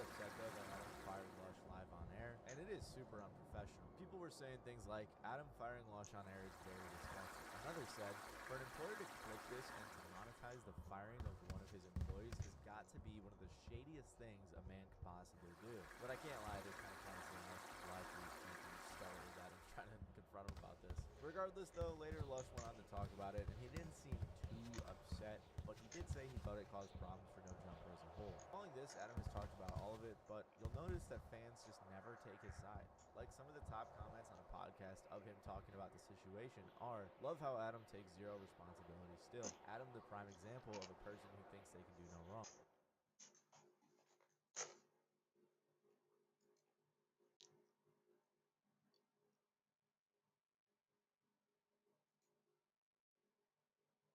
From No Jumper to be invited to his wedding. So No Jumper had just lost two longtime hosts and friends of the show, as well as Lush. And like I said, these played a major role in the downfall of No Jumper. But at least these stayed pretty peaceful, because this next heated moment actually resulted in a knife getting pulled. This one also involves Almighty Suspect, who, like I mentioned, was quite the hothead in his previous interview. Aside from a few arguments here and there, his first big blow-up was the fight with Kelpie, and as time passed, he continued to get into these smaller controversies. However, things really started to change after Suspect and Adam got into a pretty heated argument back in 2024 about the Kendrick Drake beef.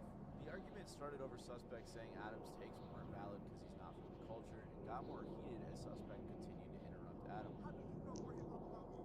No, but what you're doing right now, acting as if I'm talking. Stop talking while I'm talking. You're arguing now that my opinion. The discussion quickly changed from saying things about culture to Adam directly saying it's a race and age thing, which got things even more heated. As the podcast goes on, Suspect supports his thoughts by pointing out his upbringing and involvement with battle rap, which Adam eventually makes fun of. And it seems like as Adam can tell Suspect starts to get angry, he just starts rage with him. Stop. One mic. One mic. One mic. One mic. What's the name of OG Crit? One mic. You get what I'm trying to one say? Mic. One mic. One mic. How is the spectator One more mic. knowledgeable than Suspect. who's actually One mic. involved in it? One mic. You saying you capitalized off hip hop. He's saying he's really in hip hop. Well, he was hanging out at poetry lounges and shit. Yeah. Who's the disrespect? You laughing and shit, but it's cool. I mean, I'm just saying. Suspect's opinion of Adam being outside the culture and not really having that much credibility in his takes isn't that new. Other hosts have expressed similar ideas as well. However, eventually the conversation just shifted away from that entirely and started to be about who has more wealth and who's more famous. Adam even throws some pretty direct disses at Suspect's career as a whole, which eventually led to Suspect walking out. He said, if anything will you tell you more success that I've experienced, the success that I've experienced in the last 8 years, that's amazing. That's amazing. You've been around for 30 years. You got it. What'd it do? You got it. I'm not even 30, nigga. You got it. In later podcasts, Suspect reflected on the interaction and doubled down, pretty much saying he didn't regret how he handled the argument at all. This entire incident stirred up the No Jumper Reddit for a bit and made Adam think that commenters wanted him to fire Suspect. It happens from time to time. I feel like I've seen people trying to run psyops in the Reddit. I feel like there's people like really like focused on getting Suspects fired. But there's definitely people who like made it their mission to make me question if Suspect should be around. And all of this energy and these different confrontations seemed to lead to a breaking point when Brandon, another Jumper host who had beef with Suspect, appeared on a 4-hour live with each other. From the start, you could tell that there was a little bit of tension throughout the entire podcast. And of course, throughout, they argued a little bit here and there, but they were still hitting. But then at around the 3-hour and 40-minute mark, their arguing reached a peak when Brandon made the same mistake as Kelpie and called Suspect a bitch. He's always bringing up Mike. You can't get it never bringing up Mike. Try to put it on another nigga to do something. So, but I just caught you one. I feel like, just like you are a...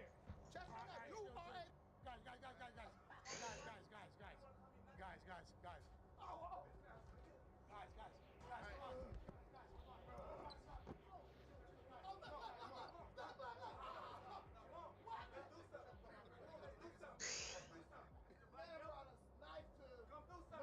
There's no weapons.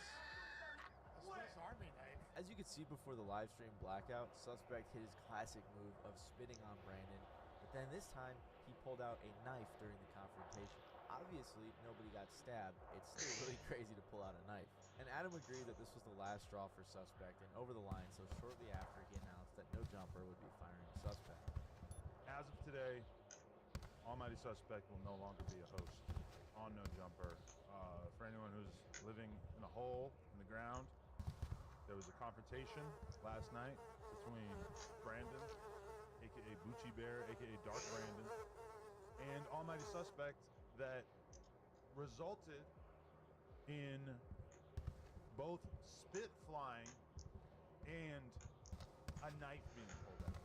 This is actually a pretty recent one and comes after Adam dropping the news that No Jumper is restructuring due to the drop of viewership, and it just goes to show how far No Jumper's fallen, you know, from interviewing people like X and Juice WRLD and Young Thug to having your own host pull knives out on other people. Adam tried to explain that the whole concept of this show is to have a debate-style format and shift away from the street talk, but ironically, they went right back to fighting. And while Almighty Suspect isn't really that much of a popular artist, Ruga actually had some motion when he got into his beef with Adam. Ruga is a Chicago drill rapper who is known to be a member of the Gangster Disciples, so pretty on theme for the direction No Jumper's been going for a while. You might remember his 2021 breakout song GD Anthem, which eventually, due to its popularity, he was able to perform live as a surprise guest at Kanye's Donda listening party. As one of Kanye's proteges, Ruga has helped Kanye write a ton of songs, but not too many have been released. However, he was able to feature on Kanye's track OK Part 1 and 2 alongside the fellow rappers Lil Yachty and 5 Foreign. As part of all this hype, Ruga also got another interview with Adam22, which apparently beforehand, Ruga had insisted that Adam not ask about any of the street stuff. So now I'm realizing that this is the kind of movie that you're going to do because right before I said that, you're like, don't ask me about this shit.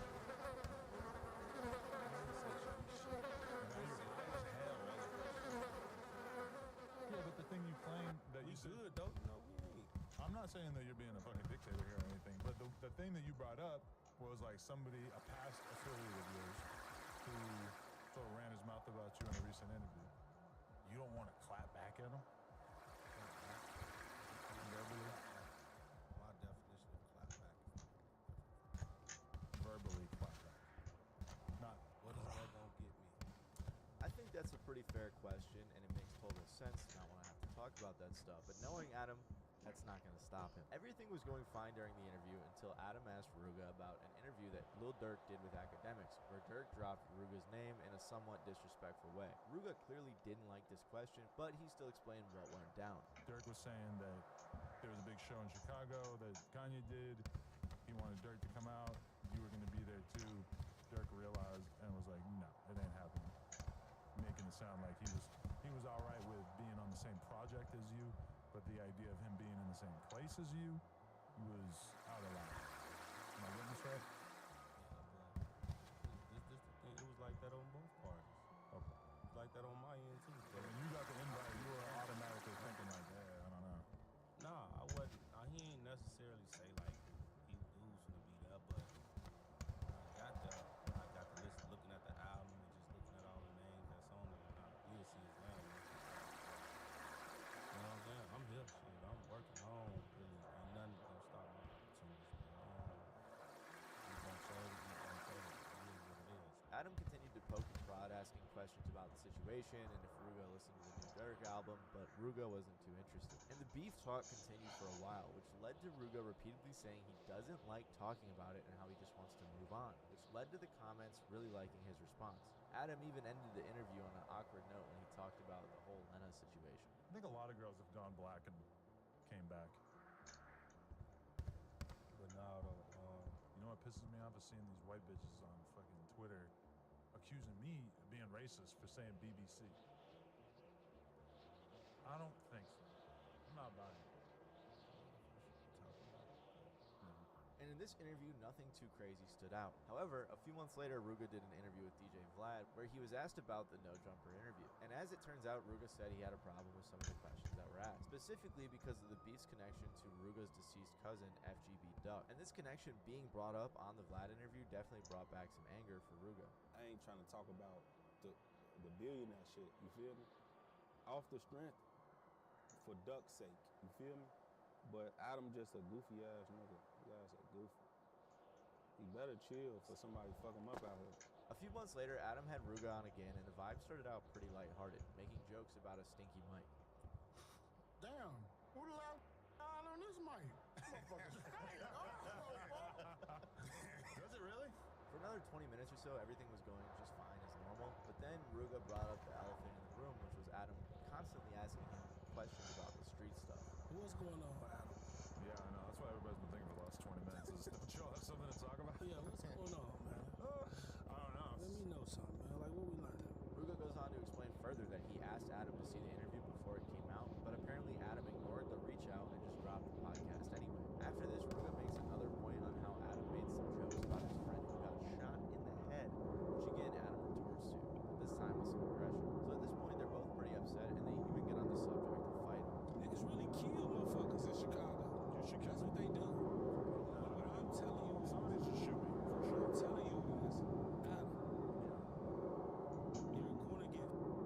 if you keep tweaking with people. I'm telling you, bro. I'm gonna be real. It's not gonna be a good outcome for The you. threats, the like vague, like, oh, something's gonna Ain't happen to nobody you. threatening you. The 22-ster ain't pressed. I'm telling Trust you. me. I ain't threatening you. I'm good. I'm telling you. If Sounds somebody like a asks threat. you, Sounds like you're trying to threaten me. Things are clearly following a pretty bad path, but still both Adam and Ruga continue bouncing back from reasoning to fight talk. Again, even at the peak of all this heat, Adam continues just joking about the situation. I'm good. That nigga Adam be finding. Fight. That's you coming up with an arbitrary way for her to prove our masculinity, and I'm letting you know that if you want to have a boxing match, I want to have a snowboard competition. Bro. It's exactly the same thing. Just say you scared. Do it. I'm not a fighter. After this, Ruga keeps trying to ignore Adam and only speak to his co-host, which Adam wasn't very fond of. And in Adam fashion, he told Ruga he needs to respect him on his own podcast. Let's bring it back in a little bit. Let me talk to you. You're going to have to be polite if you want to stay on this podcast. Listen. Can we talk about this podcast? Why'd you beg to come on here? To be honest, I really wanted to come here and beat your ass. Yeah, but you're not. You want to go box? Let's go get our face. Man, again, I don't want to box. All right, listen. Off my word. Cause listen, hold on. I can have you removed right now. Do you want to go? I know. You want to go wait outside? Stop talking. I'm a podcaster. Why would I stop talking? Stop talking. That's your problem. Why would I stop talking when I'm a podcaster? All you gonna do is hit the table.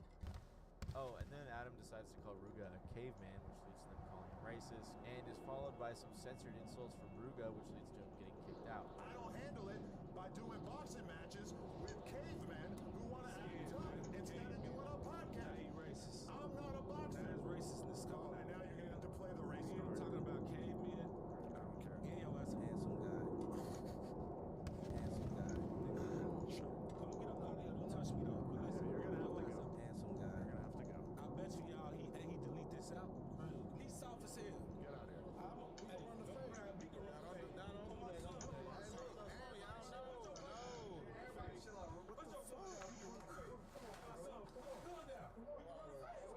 After this, the interview surprisingly continues with the other guys, but not much else happened. And as you guys can imagine, the fans again took Ruga's side, because Adam was just poking and prodding this whole time. The comments say things like, Adam is a classic passive-aggressive, gaslighting narcissist. He pushes at the boundaries of people's limits, and when someone snaps at him, he positions himself as the harmless victim. True coward. Use me as a cancel no jumper button. When the gang members are the most logical people in the room, there's a problem. So clearly by this point, people were just tired of Adam. Adam went on Vlad TV to discuss the situation, and they both talked about it for a while, but it really just seemed like, because they do the same stuff, it just seemed like they were kind of having a little circle jerk sesh. So Adam's apology in that moment didn't mean too much. And as you can see throughout all of these interviews and all of these heated moments and controversies, they're all fairly recent, and it really goes to show why No Jumper had a downfall, because they're prioritizing these things over high-quality interviews with underground artists or popular artists like they used to do. Regardless, if you like this video, you might like my video that I did that's very similar on the Breakfast Club and some of their most intense moments. Other than that, though, I hope you guys enjoyed. If you did, please make sure to leave a like and even consider subscribing down below. And yeah, I'll see you guys next time.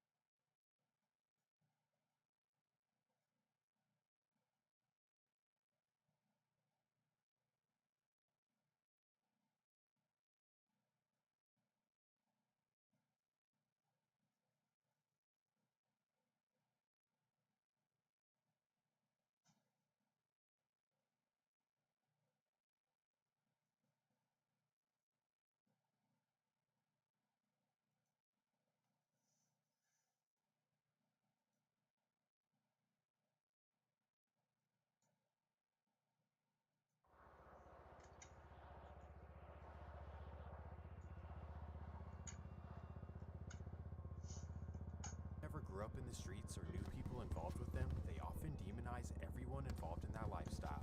Those menaces to society who stood up for everyone.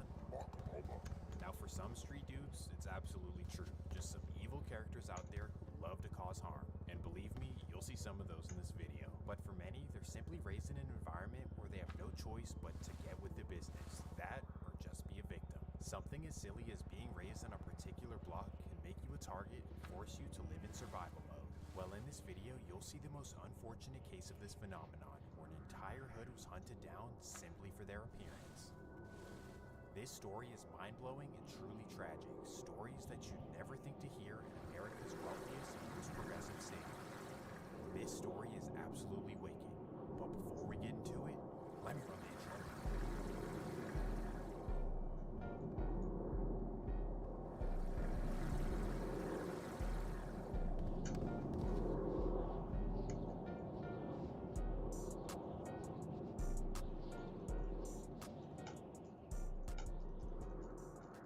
The story begins in San Francisco's Mission District, one of the trendiest neighborhoods in the country. Oh my god, Sarah, have you tried the new Pilates place on Mission Street? Oh, and if you tried the matcha place, it's literally fantastic.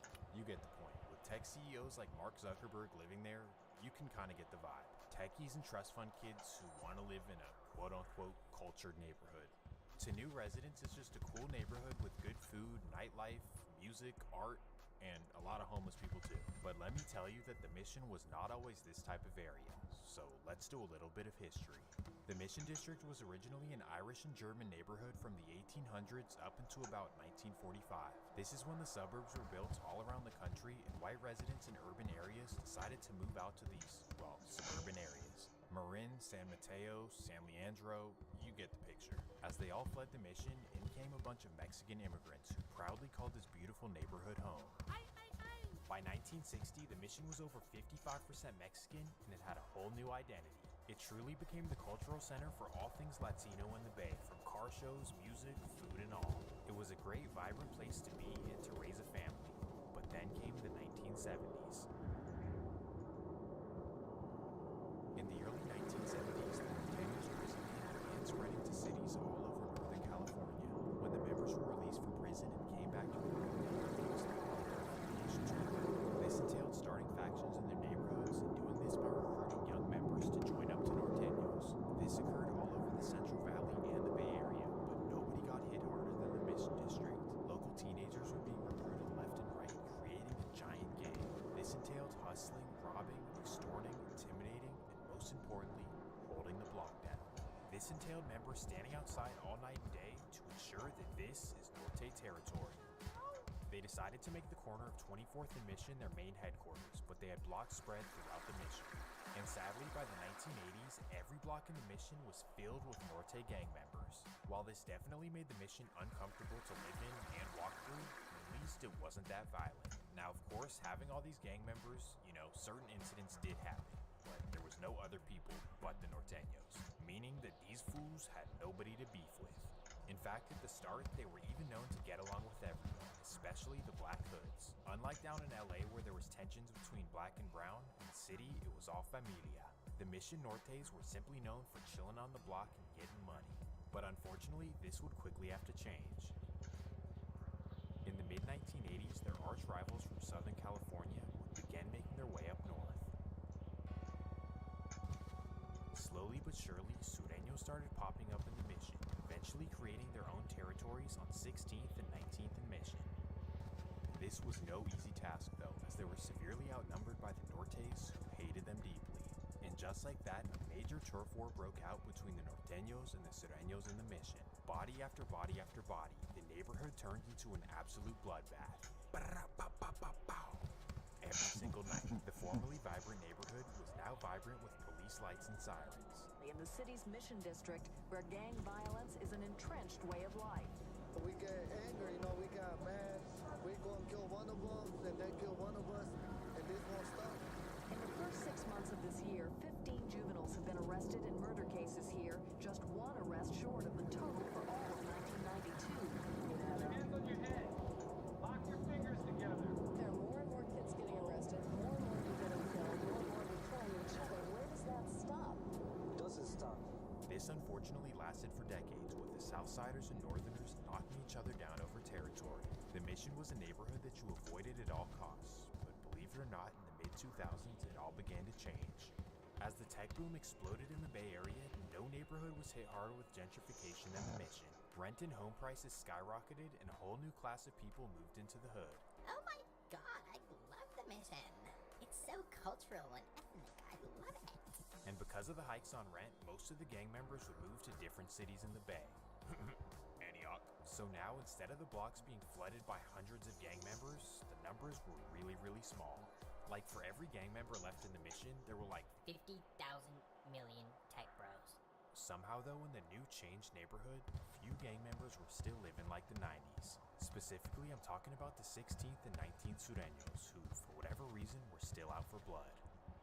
And not to sound disrespectful or anything, but starting around 2009, they were knocking off the Norteño gang members left and right, even to the point where they were making them go extinct in their own neighborhood. Pow, pow, pow. The Sureños were completely taking over the Mission, even to the point where it caught the attention of the FBI. And on March 14th, 2014, all 14 Mission Sureño members were indicted for all kinds of crimes. That story is wild in and of itself, but I ain't got all day. So boom, just like that, the essays were swept away, leaving the Nortes alone in the Mission. Bye-bye, buddy. The indictment brought a much-needed peace and tranquility to the neighborhood, all because the biggest shit disturbers in the city were completely locked away. Finally, the Nortes could breathe and they could simply focus on getting money. But unfortunately, this period of having no beef would not last long. Hell. But wait, you know what does last long? Get your head out of the gutter, because I'm talking about Raycon earbuds. Aren't you tired of those earbuds that keep dropping dead every time you...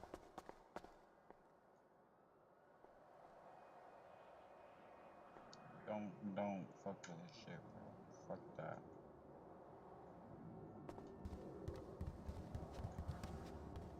And if you're anything like me, and you're often walking through precarious situations, these are perfect for you. Because with the awareness mode... Yeah, fuck what he talking about.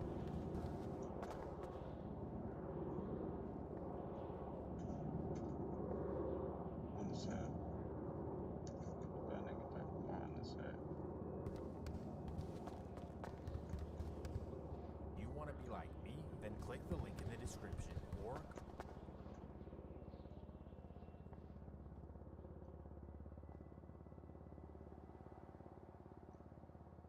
Yeah, fuck what he talking about. Link in the description. This message is sponsored by Raycon. Appreciate you. Now let's get up to speed. Fuck that. Fuck Raycon. Better sponsor me. Beefing, Sureños start spanking them, then they get indicted, so now the Norteños have no ops. But then, out of nowhere, a brand new beef kicks off. That takes us down to the very bottom of the Mission, an area known as the Army Street Projects. And for those who aren't familiar, in the 1980s and 90s, this was one of the most dangerous and disgusting places you could possibly live. To one of the most deadly pieces of real estate in the Bay Area, the Army Street Housing Projects in San Francisco. Every night, young men lurk outside these eerie structures. The faces of those who have died here still haunt the hallways. With constant shootouts and dead bodies being found in the hallways, this place needed to be torn down.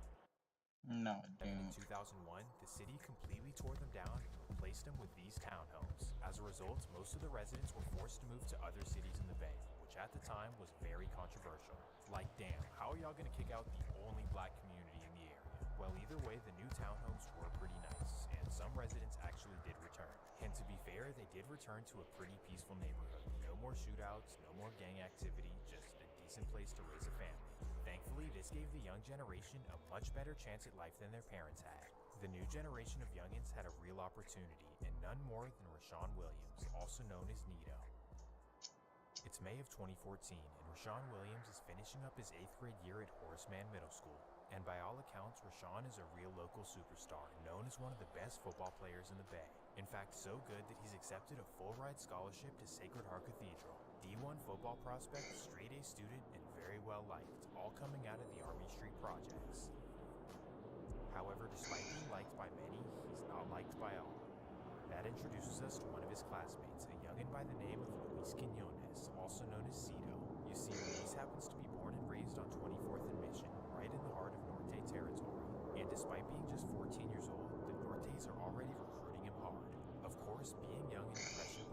starts to become affiliated.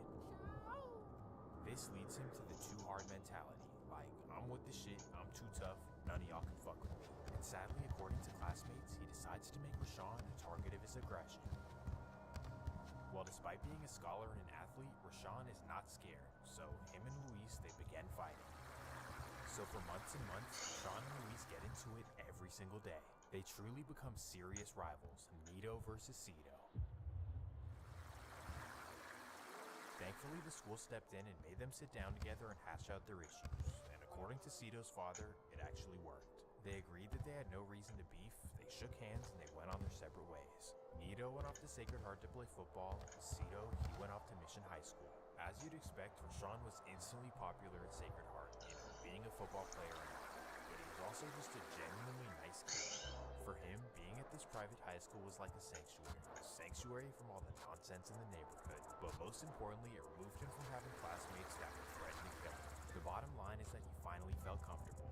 Because of this, he had an amazing first 3 weeks of high school. Life is on the up and up for a young Nito. And that takes us to September 2nd, 2014. After another long day at school and football practice, Nito takes the bus home. Well, actually, before he goes home, he heads to his old elementary school to pick up his little brother.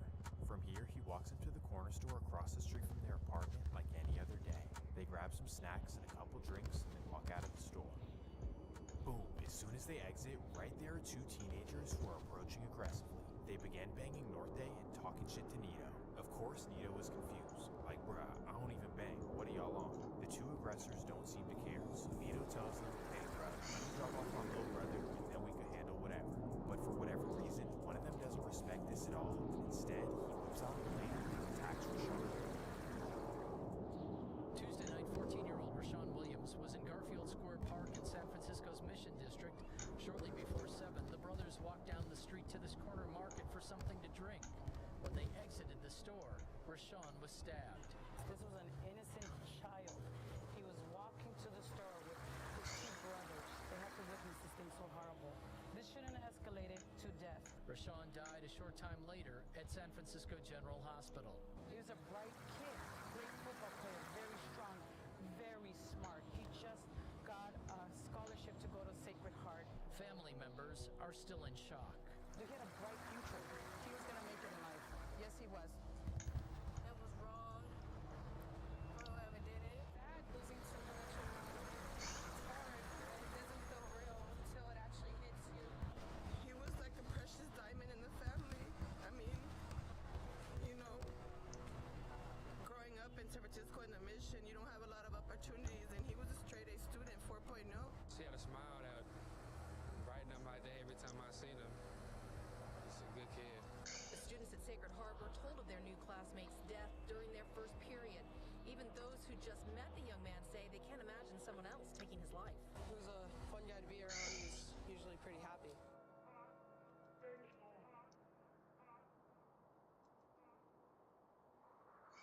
This was the ultimate tragedy for anyone who knew him, but none more than for his little brother who had to witness this firsthand. Being so young and watching your superhero big brother get removed just like that, I can't even imagine the trauma. Well, we'll get back to that later. In the meantime, directly after this tragedy, everyone was furious and also confused. Like, who could have done this to Rashawn? He wasn't in the streets and he never hurt anyone. All he ever wanted to do was live out his dreams. Well, thankfully, this is when his former middle school classmates decide to speak up. They informed KTVU and SFPD that Rashawn had a rival in middle school, a teenager named Luis Quinones, who, according to them, constantly threatened his life in 8th grade. While the students admit that they have no clue who did this, they do say that Luis was the only person they knew who hated Rashawn. So from here, police look into Luis, and just days later, he's arrested for the murder of Rashawn. Wow, mixed feelings for sure. Relief that his killer is being held accountable, but at the same time disappointed. Specifically, Rashawn's mother is furious at SFPD as she claims that she had reported Luis multiple times. I tell you over and over that somebody is threatening my son's life, and you do absolutely nothing about it. I guess I'm happy that his killer's going to jail, but this definitely could have been prevented. Just all around frustrations. Believe it or not, from here it only gets worse. Weeks later, the district attorney makes a shocking My voice volume or the volume on the TV? Community are pissed. Which one, nigga? How could you let him go for such a heinous act? Well, on the surface, it seems irresponsible and negligent, but when you get the real story, it actually makes sense. After video of the incident was released, it clearly showed that Cito was not the one who did it. He just so happened to be with the person who actually did it. So this cleared Luis on the murder charges, but it also cleared him on the accessory charges as well, because if you don't have a murder suspect, how do you have an accessory? Long story short, he refused to testify on his homie, and the case would go unsolved. So Rashawn's real killer was out on the loose. And according to this book written about the situation, the real killer is allegedly a man by the name of Miguel Alvarez, also known as Lil Ponch from 24th. Because the system failed to prosecute Rashawn's killers, the Army Street Projects felt no choice but to handle it in the streets. At this point, Army Street hadn't been active in a long, long time, but for Rashawn, they were now willing to spark up a beef. We gotta suit up and slide for our boy. At this point, we ain't got no other choice. If you bang 24th Street Nortes, you're better off staying inside.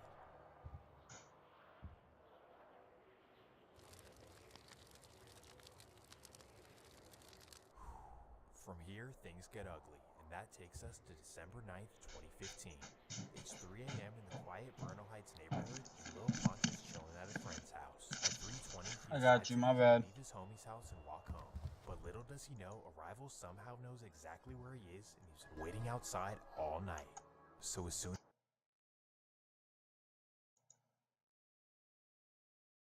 Damn. Alright, is that better? Hopefully that is. Is that better? Alright, either way, hopefully it is.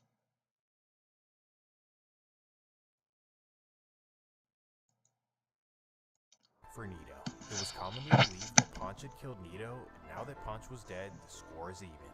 But let's just say that even after doing this, Army Street is still not satisfied. And that fast forwards us just 17 hours after the passing of Ponch. It's 9 p.m. in the mission, and Ponch's friends and family are gathered around to grieve his loss.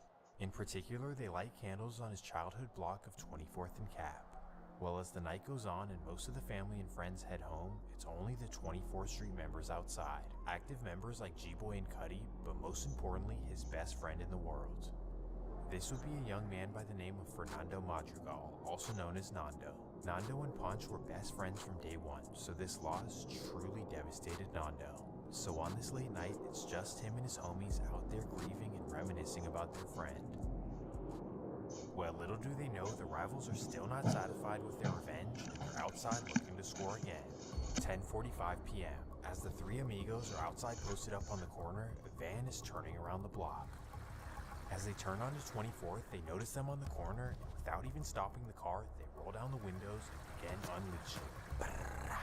Over 50 rounds out of the window. Despite making efforts to run away, all three members are hit. But thankfully, because there's a hospital just 4 blocks away, all of their lives are spared. Either way, this was a declaration of war.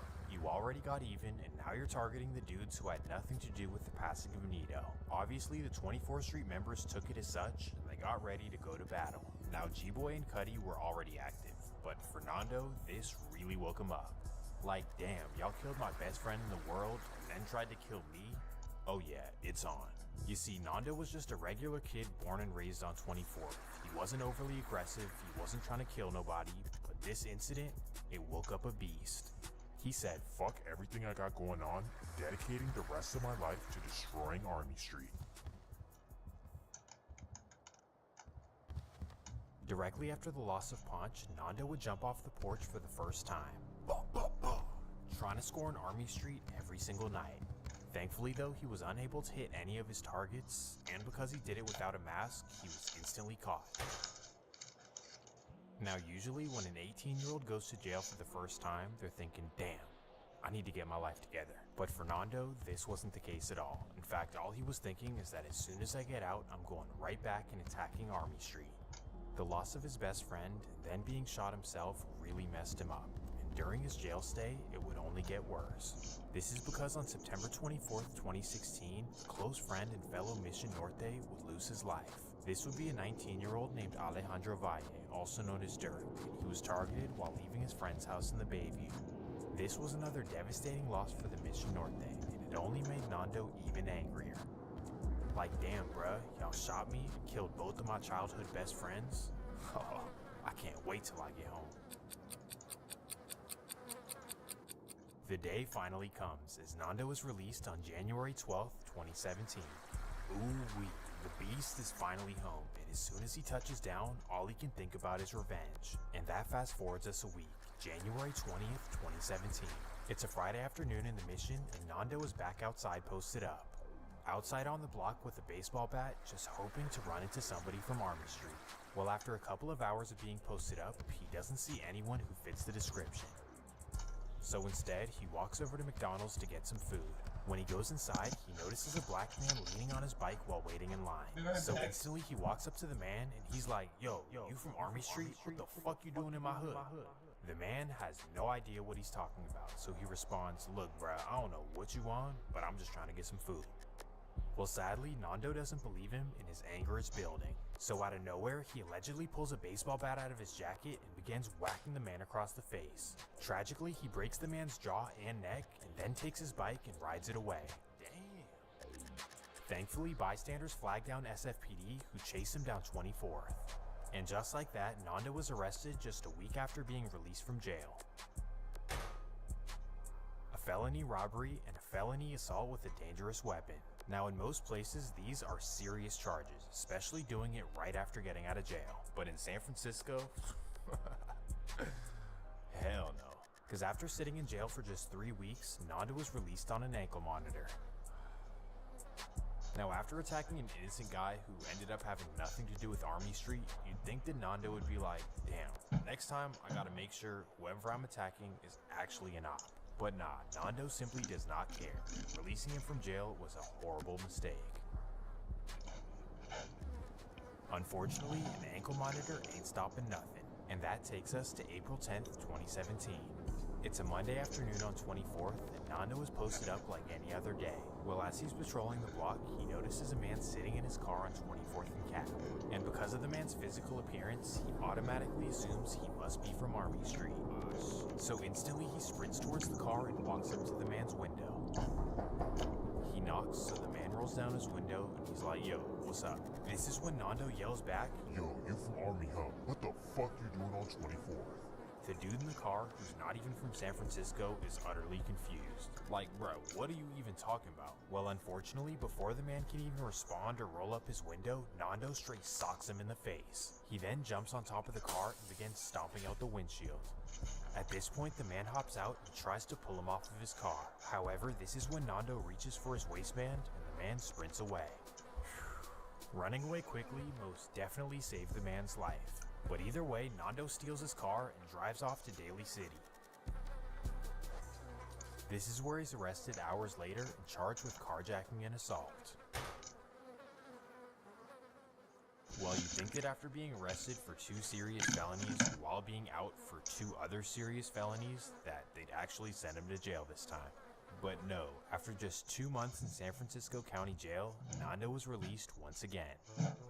Welcome to the clown show called San Francisco, a place where you can nearly kill someone with a baseball bat, then get out, then go carjack somebody and punch them in the face, and then get out again. It's kind of like the overly nice parent who just can't discipline their kid.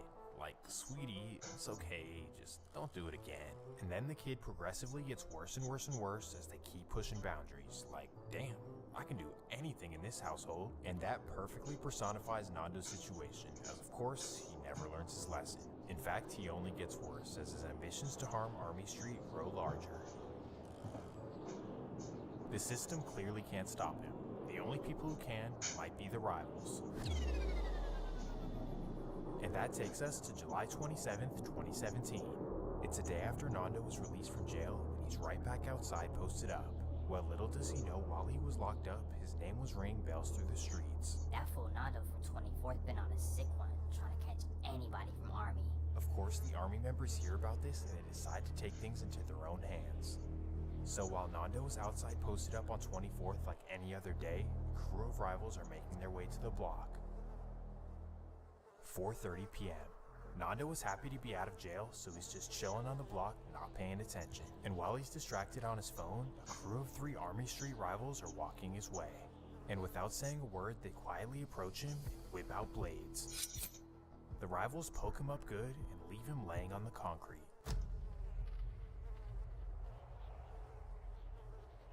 That motherfucker showed me out of here, bruh. We just scored, brother. On everything I love, bruh. We just did that, you feel me? We poked bro hella times, bruh. G.O.D. Bro was trying to hurt anybody from Army, bro. We had to do it.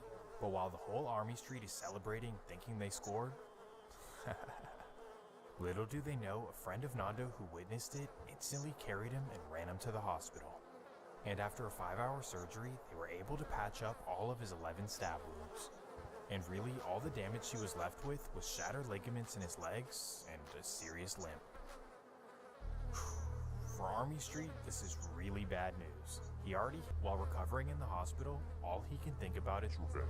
And unfortunately, this dude is so evil that he picks the worst day to do it. September 2nd, 2017. It's the 3-year anniversary of the tragic loss of Rashawn Williams, and Army Street is outside celebrating his life. A barbecue and a candlelight, all in the memory of the fallen star. No politics, no beef, no gangbanging, just good vibes and good memories. And because there hasn't been violence in a while, they're pretty much all comfortable and happy outside. But little do they know, the evil man from the other side wants to spoil Rashawn's memorial. It's now nighttime, so many of the kids and families have already gone home, leaving only the members outside posted up having fun. At 10:30 p.m., Nando leaves his apartment on 24th and begins hobbling down towards Army Street. Just him by himself with a 30 stick with nothing but anger on his mind. 10:40 p.m. As he makes his way down Treat Avenue, there he spots all the members in the alley. Ooh-wee, so from across the street, he whips out and starts blowing up the block. The members have no idea where the shots are coming from, so they scatter in all directions. One person from Army Street is hit, but thankfully he survives after surgery. And Fernando, somehow he hobbles his way back to 24th without police noticing. Well, even though nobody died, this was still a big deal in the mission, because you shot up the memorial of a 14-year-old who wasn't in the streets. And because of this heartless act, SFPD would have a lot of pressure to figure it out. And here's how that would go. After reviewing the security footage, police noticed that the man had a limp. So this is when they call up the gang unit and are like, hey, do y'all know anyone who walks with a limp? So then the gang unit's like, hey, that's got, well, excuse me, this is San Francisco. Hey, that's gotta be Nando. You know, the one from 24th who got stabbed a few months ago? And just like that, 2 days later, Nando's apartment would be raided and he'd be arrested for attempted murder.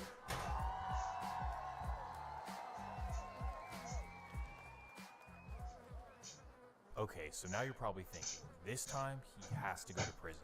I mean, after an assault with a deadly weapon, and then another assault with a deadly weapon and a carjacking, and then getting out and shooting up a memorial. You gotta go to prison now, right? Well, not so fast. Because police couldn't find the weapon that was used, the judge decided to completely drop the case. Wow, and just like that, the dangerous Nando returns right back to the streets. Wait, everyone, before you get mad, please understand that this time it is different. Hold on, calm down, just listen to what I have to say. Directly after allegedly sliding on Army Street, Nando decides that he wants to change his life around. No more gangbanging and certainly no more violence. Instead of the dangerous street life, Nando becomes, and I kid you not, a community activist. In fact, he begins working with the city on violence reduction and all kinds of social issues. He even begins working with the vulnerable youth, giving them a better path and steering them away from the streets. He quickly becomes the face of peace in the mission, even sitting down with various local politicians. Truly a remarkable turnaround, I must give him credit. Like, yes, I know I shot up a memorial last month, but now I want to change my life around and I want peace in the community. However, while Nando is out there preaching peace, his Norte homies are doing the exact opposite. Even without Nando, the 24th Nortes are still active, fool. It's now 2018, 4 years after the massive Sureño indictment that swept up the gang out of the mission. But now 4 years later, 16th and 19th Street members are slowly popping back up. Word starts to get around, and let's just say that the 24th Street Nortes are not happy.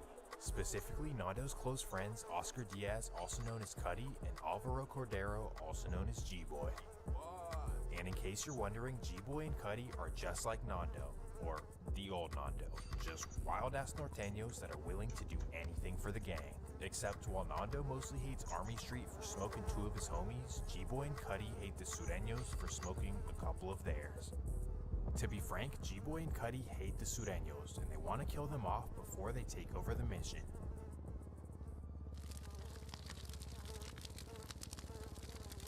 January 23rd, 2018. It's a foggy afternoon in the city, and a random couple is walking from St. Mary's Park to the nearest bus stop. Well, at this exact time, Cuddy's pulling off from his mom's apartment with G-Boy in the passenger seat. This would be the Alamany Projects, just a couple blocks away from where this couple is waiting at the bus stop. Well, on this day, the two members are strapped up and headed to the mission looking to score on a Sureño. So as they're headed from Alamany to Mission Street, G-Boy notices the couple at the bus stop. The man is wearing a blue hoodie and 501 Levi's, so instantly he thinks he's a Southsider. G-Boy immediately tells Cuddy to stop the car as he opens up his door and sprints towards the bus stop. Tragically, without asking any questions, he begins blowing at the couple. Bang. Officers hear the shots from a couple blocks away, but sadly when they arrive to the scene, the man is deceased. As it turns out, according to SFPD, Doobie Ortiz did not have any gang affiliations. In fact, they later find out that he had gone to school with the driver Cuddy his entire life. Just another despicable targeting of a civilian at the hands of a 24th Street member. You want to hear the craziest part? The duo didn't even try to escape. Instead, they just went right back to his mom's house in the Alamany Projects. Yet somehow, SFPD would still not figure this out. At least not anytime soon. And at this point in the video, you're probably thinking SFPD is a joke. And if you think that now, just wait for this. We fast forward just 2 days later, January 25th, 2018. It's a late afternoon and Cuddy is cutting up San Jose Avenue, maneuvering like a maniac. This is when a parked police officer notices and begins pursuing him. When Cuddy notices, he smashes on the gas and tosses a 30-round handgun out of the window. Little does he know the officer pursuing him saw this and calls in another officer to go pick it up. He stays right on Cuddy's tail until he smacks into a pole. Long story short, he crashes, police arrest him, and they find the weapon. And when they bring the weapon into the police station, they notice that it has a scratched off serial number, which, if you don't know, is a serious federal crime. Like, even in the state of California, this can hold 10 years in prison alone. Damn. Not to mention having the illegal 30-round magazine and running from police. For all this together, in most states, you're looking at least 5 years in prison.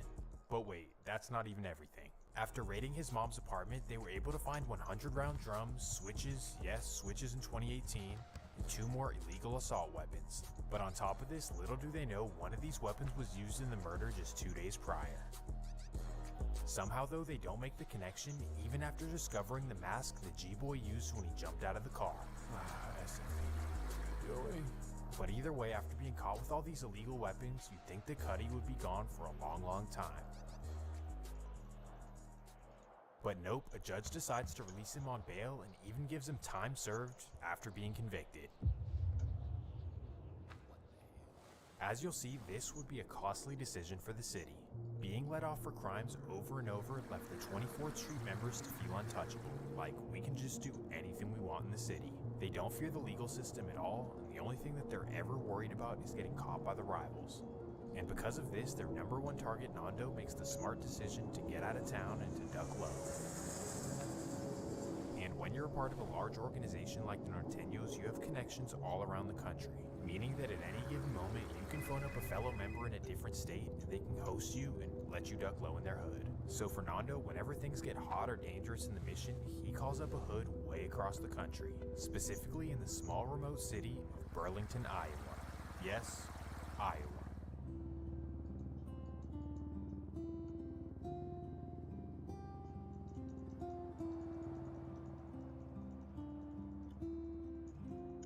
Good old peaceful and country living. A place so quiet that the biggest crime is, well... We had multiple calls of a cow on front lawns in people's yards and everything like that. It was crazy.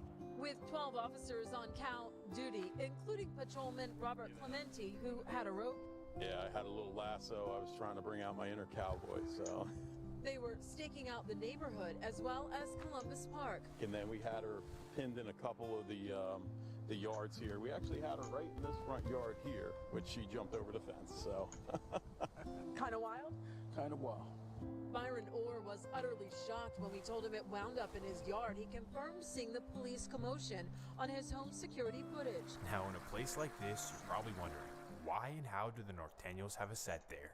Anywhere where there's a drug problem and there's a demand for drugs, people are going to go there to sell it. In this case, in the late 1990s, Mission District Norteños actually moved to Iowa to control the drug market. So according to the feds, not only did Nando go out there to lay low, but he was also going back and forth trafficking you-know-what. I mean, picturing a guy like Nando in the middle of Iowa is crazy to me. That's like, what's the comparison?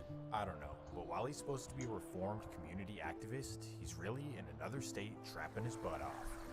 I ain't gonna lie, in the Bay Area, that's normal as hell. But either way, when you're in these random states, you have to move smart. You can't move like you're in SF or Oakland.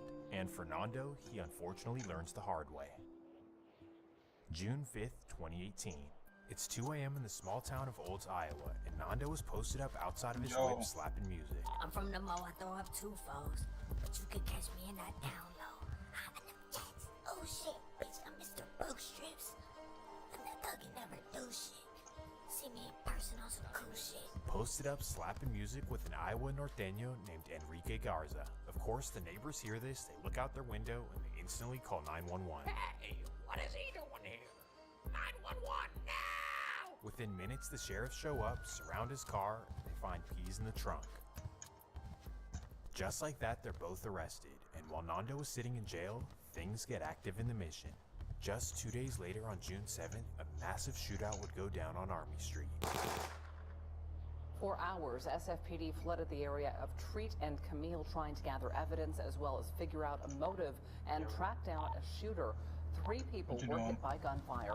3 people shot, and a young man named Jamie Poole would sadly lose his life. The next day, 2 people would be arrested, but for whatever reason...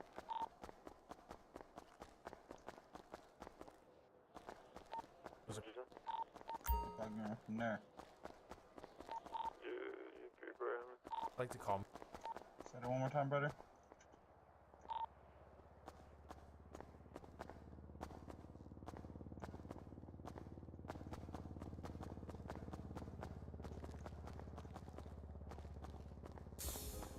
This one is crazy. Hold on, let me walk away from this. July TV. 12th, 2018. It's another... What you getting from there?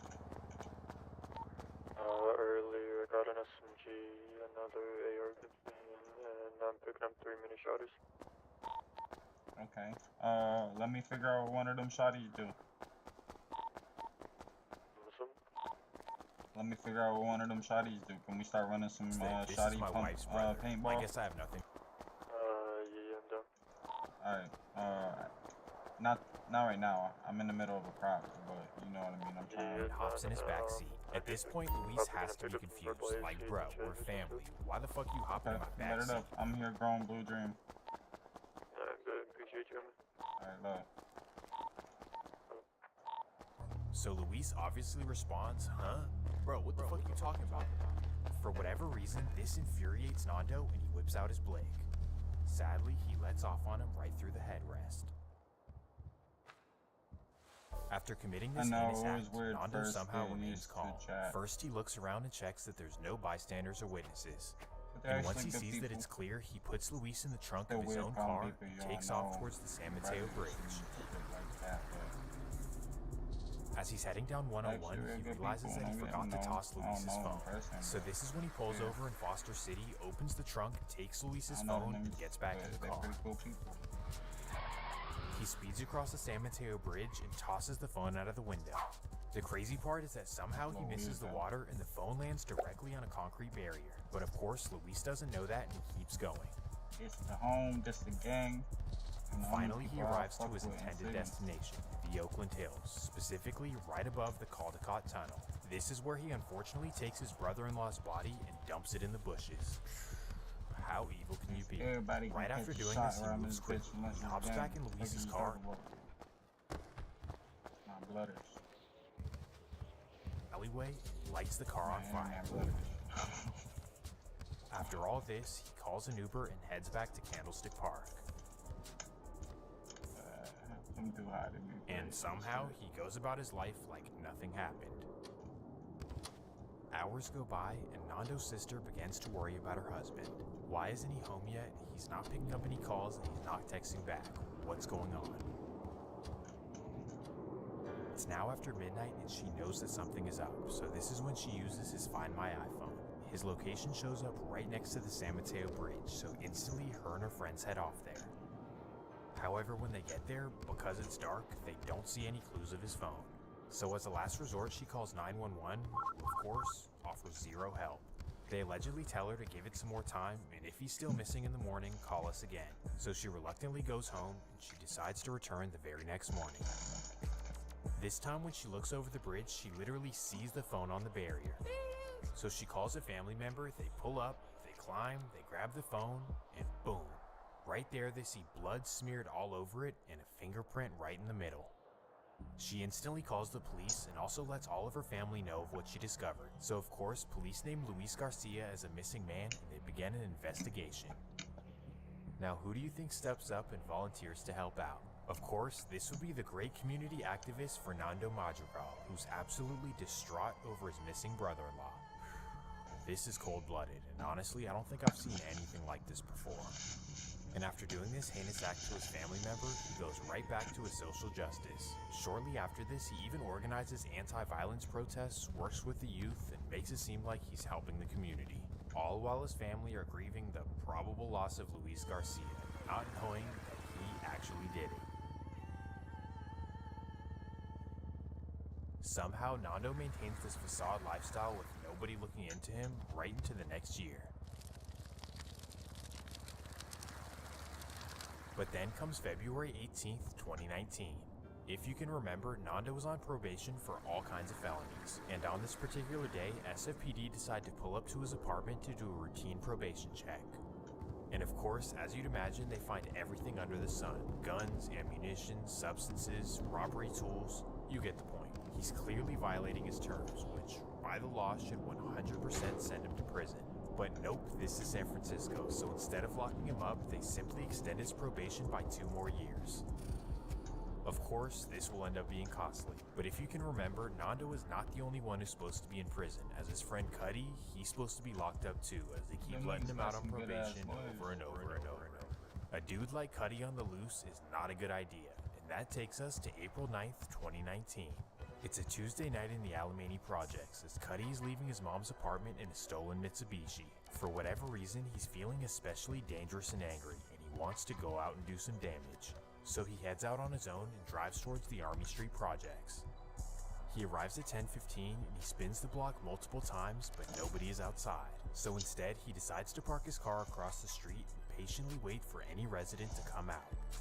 At 10:30 p.m., an Army Street resident walks out of his apartment and heads to the corner store right across the street. Boom, right away Cuddy notices, he turns his car on, and pulls right in front of the man.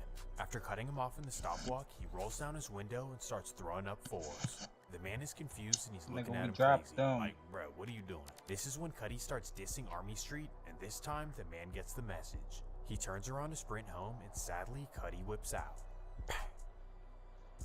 Thankfully, Cuddy pulls a Ben Simmons and the man is completely untouched.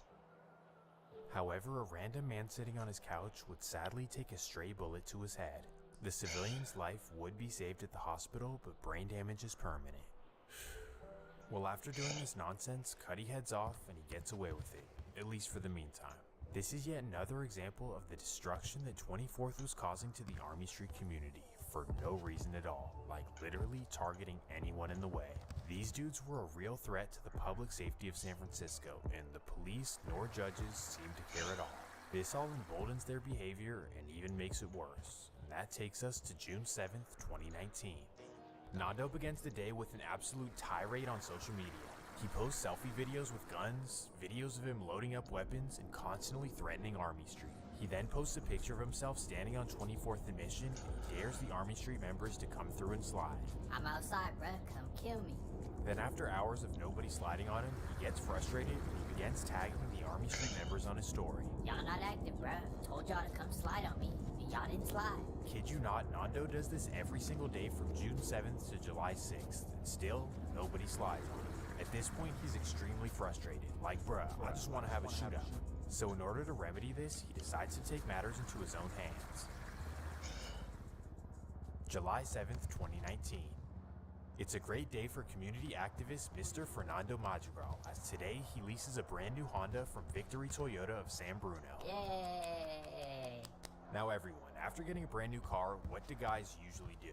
Pull up on the homies, you pull up on a breezy. Nah, that was corny. But for most people, it's actually an exciting day. But not for Nando, of course, as he has some other plans for this vehicle. Now we fast forward till midnight, 12:10 a.m.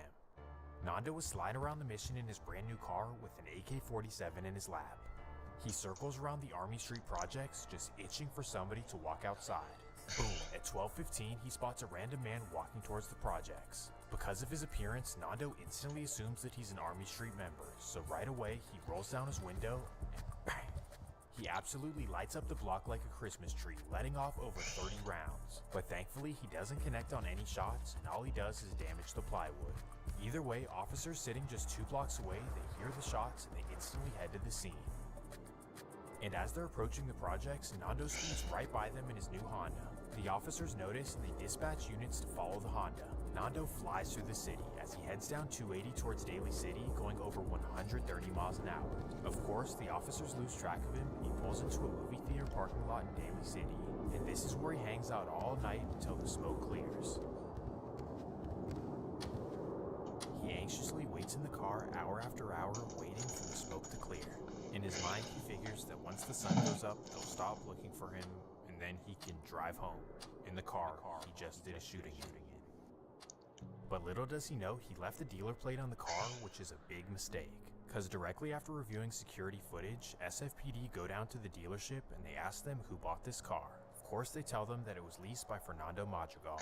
At this very moment, in any functioning society, police should raid every known place that Fernando could be. But of course, police do nothing and Nando's street life continues. So after waiting all night in the parking lot, he pulls off in the morning and goes and hides the car. He then heads home to take a little nap, and at 3 p.m. he wakes up and wants to go get a burrito. It's now 3:30 p.m. and a group of teenagers are getting a burrito at El Taco Loco. As they're waiting in line, Nando happens to walk in the restaurant. He then looks up and spots them in front of him, and because one of them is black, he begins to get suspicious. So he taps him on the shoulder and he says, "Hey, you from Army Street?" The teen then responds, "Look, bruh, I play football, I go to school, I don't bang." Nando doesn't really care, and he says, "Bruh, I think I've seen you out there before." The teenager then pleads, "Look, bruh, I told you, I don't bang. I'm not into none of that." Instantly, Nando loses his appetite and walks out of the restaurant. The teenager's thinking, "Bruh, he was tripping. I'm happy we got out of that one." But little does he know, Nando runs over to his homies on the block and tells them that he needs a chopper. So instantly one of his homies tells him to follow him and they walk over to his van. He then hands him a chopper and he tells him that once you do it, I'll pick you up right after. So now with a chopper under his hoodie, Nando walks back to El Taco Loco. As soon as he gets there, the teenagers happen to be leaving the restaurant. Sadly, Nando targets the one who he believes is from Army Street. Another innocent tragedy for the Army Street community. Devon was just a 15-year-old high school student waiting for his sophomore year. He wasn't in the streets, he wasn't a criminal, and according to everyone who knew him, he was a genuinely good dude. His precious life was taken away so young simply because of his appearance. So kind of like what happened to Rashawn, this not only pissed off the Army Street community, but it infuriated the entire city. Y'all killed an innocent in 2014, and then you do it again 5 years later, just stealing the lives of innocent kids for no reason.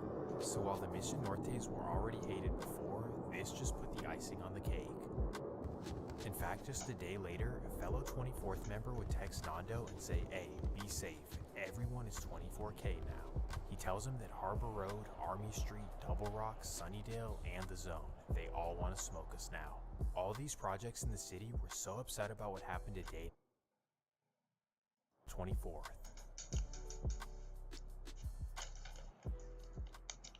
In the meantime, Nando seemingly gets away with this and goes right back to his regular life. No arrests, no warrants, just right back to his regular life. And that fast forwards us 11 days, July That 19th, nigga's a snitch. 2019. Nando is riding through the sunset in his leased Honda Accord when he blows a red light and a police officer notices. Surprisingly, Nando stops and pulls over. He rolls down his window, he shows ID, and does it all end here? I mean, the car he's in is wanted for a shooting that happened 2 weeks ago. So, he should be arrested, right? Nope, the officer doesn't run his name, and he simply tells him, stop at red lights. So again, Nando goes about his life in San Francisco. And that fast forwards us yet another 11 days. And here is where the story gets crazy.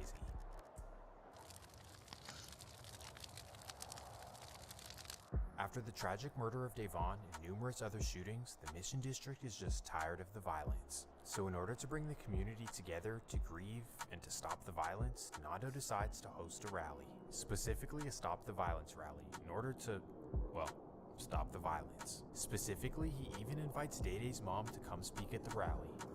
And after she gives her emotional speech grieving her son, he even consoles her on stage. He tells her that he's been stabbed and shot before and that he's also lost a lot of friends, so his sympathy lies with her soul. And after this, he goes up on stage and gives an inspiring speech, telling the youth to please stay out of the streets.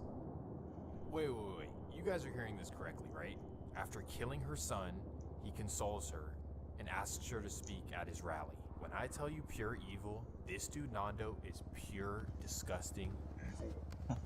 That nigga low-key Despite his gangster. constant sloppiness, somehow it's all working out for him. Everyone believes that he's RP just that a little boy, reformed though. community activist. Even the mother of somebody that he That nigga killed, and his own family, whose brother-in-law he killed as well. Somehow, no one has a clue that Nando was the one behind all the madness in the mission. And listen to this. Just a couple weeks later at his court date, a San Francisco district supervisor would write a letter to the judge telling them to let him off free. So of course the judge, who I think this case was about a gun charge and a robbery, would let him off free. So months and months go by and Nando stays out of trouble and he keeps doing his community service stuff and figures that he's all in the clear. And for the meantime, he really is, because police aren't even looking at him. But then out of nowhere, Nando makes a tragic mistake. So here's what he does. It's now September of 2019, and on this random morning, Nando wakes up paranoid. After a night of nightmares about being caught for everything he's done, he begins to worry. Did I cover all of my tracks? Boom. This is when he remembers that the car he slid in is registered to him and that he never took off the license plates. Oh my god, I fucked up. I need to find a way to fix this. So this is when he comes up with the genius idea to call the police. He reports his Honda Accord as stolen, and he says that it was stolen as soon as he bought it. Now mind you, Nando has the car parked outside in the mission, so police go out looking for it and they find it parked outside. And when they investigate the stolen car, they see who it's registered to and they're like, Fernando, that's the same dude from all the shit in the past? And this is when they begin truly investigating everything about Fernando Madrigal. They're instantly able to tie him to multiple shootings, and it gets so crazy that they even send the case over to the FBI. And from here, the FBI get warrants to tap his phone, and you'll see in a minute. So while Nando thinks he made the genius decision to report the car stolen, and that now he'll never get caught for everything he's done, is when he's actually being investigated. The investigation continues for months. And in the meantime, that takes us back to the very beginning of the story. If you can recall, everything began with Cito and Nito getting into it in middle school. And when Nito was killed, Cito was with the person who allegedly did it. Now of course, this was Lil Ponch, who was killed just days later. Obviously, this is what led into the major beef between 24th and Army. But for Cito himself, he kind of fell back from the entire situation. While Nando, Cuddy, and G-Boy were out there sliding and catching hats, Cito kind of fell back and was like, bro, I don't want to do none of this gang shit. So as far as we know, Cito turned his life around, graduated high school, and was now planning to do something else with his life. However, despite all this, there was still one person who wanted to harm him. And that takes us to September 8th, 2019. It's a Sunday afternoon in the city, and Cito was helping out his girlfriend's mom move furniture into a moving truck. Just outside, moving furniture, being a good son-in-law. Well, little does he know there's a man down the street watching him, just waiting for an opportunity to strike. Well, after a hard day's work of moving all the furniture, his girlfriend's mom tells them to meet him at a restaurant. Thank you so much for helping out. We'll treat you to a nice dinner. So the family heads off to a Vietnamese restaurant in Daly City and tells Cito to meet them there. So Cito heads off with his girlfriend in the passenger seat. Then as he's making his way down to Daly City, he feels a wobble in his car. So he pulls over in Crocker Amazon to make sure that nothing's wrong with his car. But little does he know, a man in a dirt bike has been following him at a distance. And as soon as he pulls over, the dirt bike speeds up and gets right by his side. He empties his clip into the car. Police investigating a deadly shooting along the 300 block of Rolfe Street in Geneva Avenue. It's near the Crocker Amazon Park. Police say 2 adults were shot. A male victim died on scene. Yet another tragedy for the Mission community. Luis Cito Quiñones had truly changed his life around, all for his past to come back to bite him years down the line. Now you may be wondering, after all these years and him changing his life around, who could have possibly wanted him dead? Well, for SFPD, they immediately knew who to look for. And just like that, the very next day, Rashawn's little brother was arrested. For all these years, he held in the pain and trauma of watching his big brother get killed right in front of him. And eventually, when he turned 17, he decided that enough was enough. I need to get revenge for my brother. See, in my opinion, this is why mental health services need to be available. Because there's absolutely no way where an 11-year-old should have to hold all this pain, and then when he's 16, 17, he goes and he does this. And to be honest, this just didn't need to happen. Cito had changed his life around. He wasn't the one who killed Rashawn. Why did he deserve this? Just more and more unnecessary trauma, like gas being thrown onto the flame. But actually, on a positive note, this would mark the end of the beef. But not because they squashed anything, but because Feds did a sweep.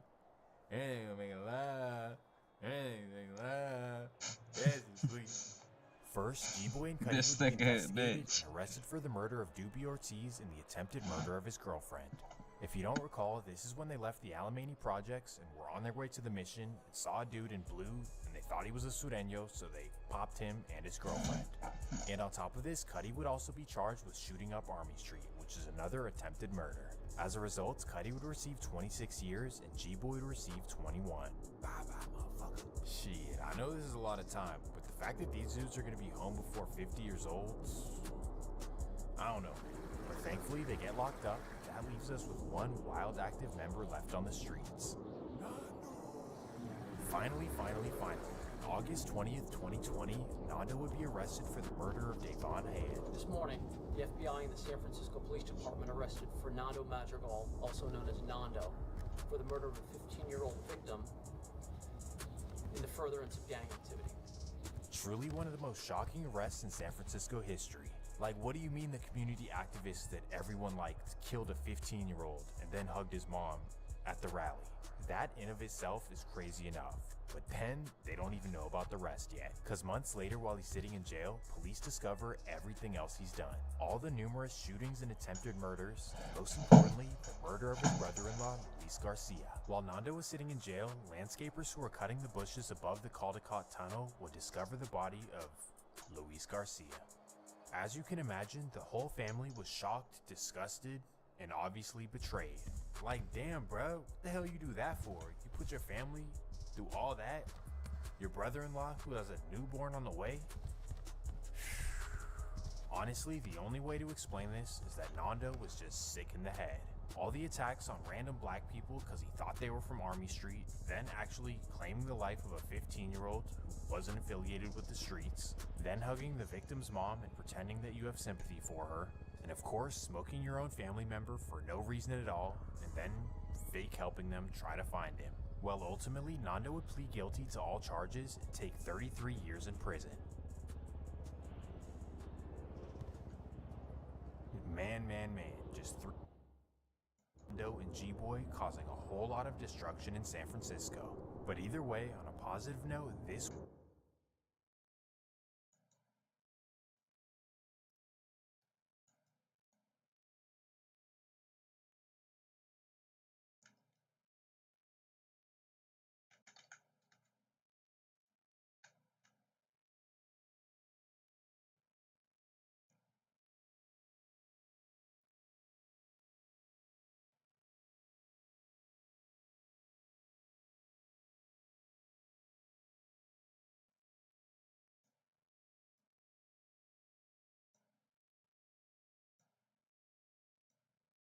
subscribe. Peace.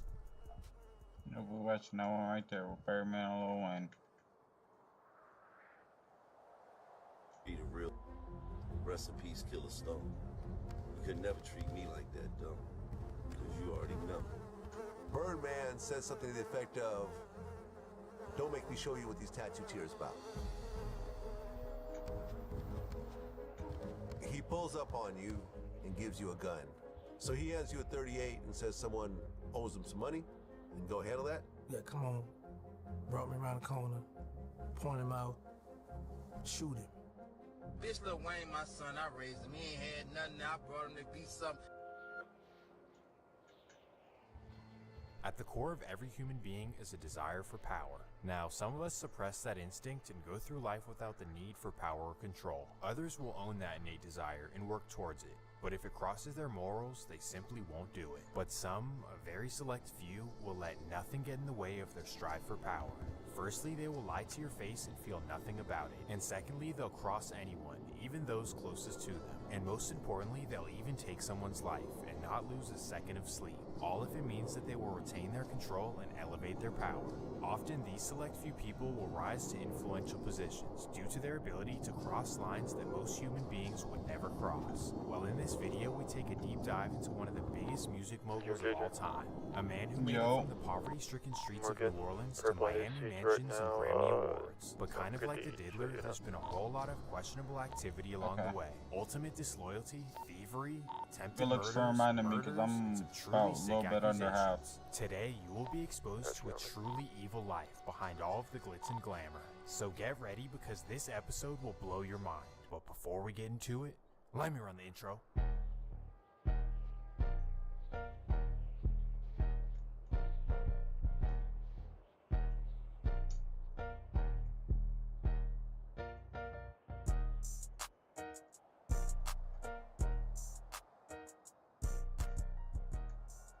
The story begins in 1960s New Orleans, the most magical time in the city's history. A massive oil industry, booming tourism, and a strong middle class. This is all what brought some money to New Orleans, and a lot of locals, well, some locals took advantage. None more than a man named Johnny Williams, an uptown native born in 1920.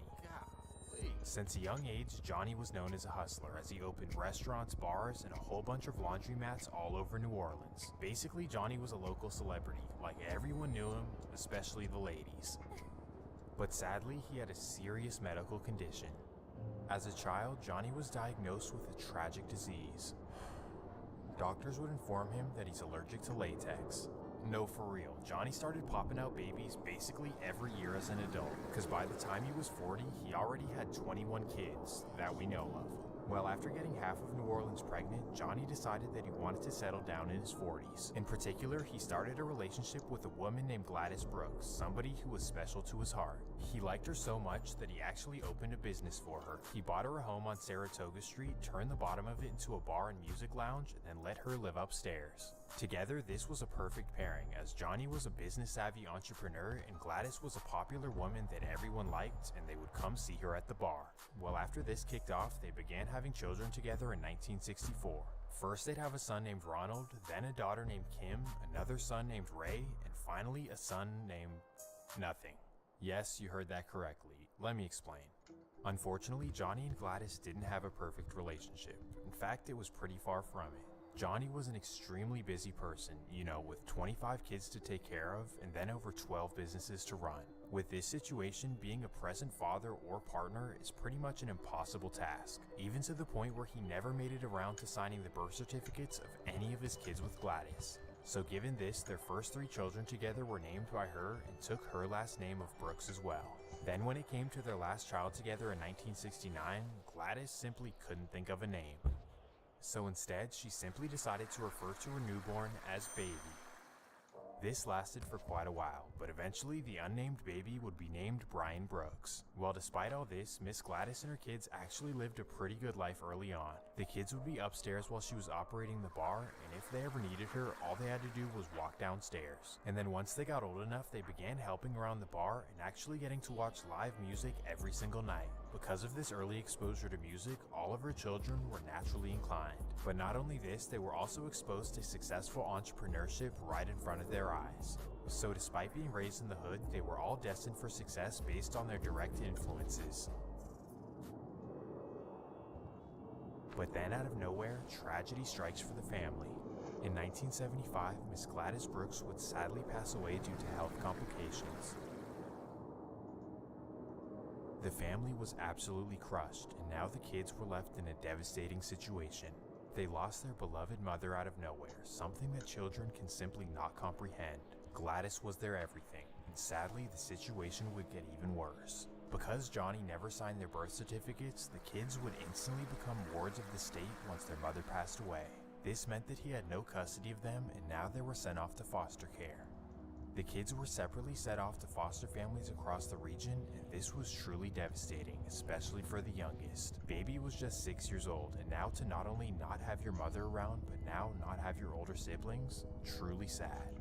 While Johnny knew that this was a bad situation for his kids, so he fought tooth and nail to try to get custody, but this wasn't an easy task. Like at this time, how do you prove that these are your kids? They don't have your last name, you never signed the birth certificates, you were never married to their mom, there's literally no proof. So after not being able to gain custody of the kids, Johnny's brother decided to step up. He adopted all 4 children and had them move in with him way up in the remote town of Prince George, British Columbia.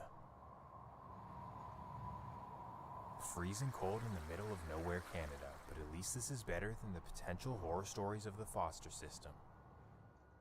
Well, after 2 years of getting his shit together, Johnny was finally able to gain custody. He purchased a home on Valence Street in the 13th Ward, a nice middle to upper class black neighborhood. 2-story homes, manicured lawns, Catholic schools, an overall good neighborhood. And when the kids weren't at school or at home, they'd be riding around with Johnny as he checked on his various businesses. They were able to closely watch him run his businesses on a daily basis, soaking up all kinds of knowledge. In particular, the oldest son, Ronald, also known as Slim, he was obsessed with money and hustling. Slim was quiet his entire childhood, never talking, but always being observant of everything his father did. He was also extremely patient, as he wanted to fully understand business before trying to start his own. While on the other hand, the youngest son, Baby, he was quite the opposite. Baby's personality was loud, flashy, intimidating, and aggressive. He was a smart kid as well, but he loved everything that came with the money, not just the business itself like his big brother. So from his early teenage years, Baby was eager to get rich and flex, by any means necessary. Well, I feel like I'll watch this.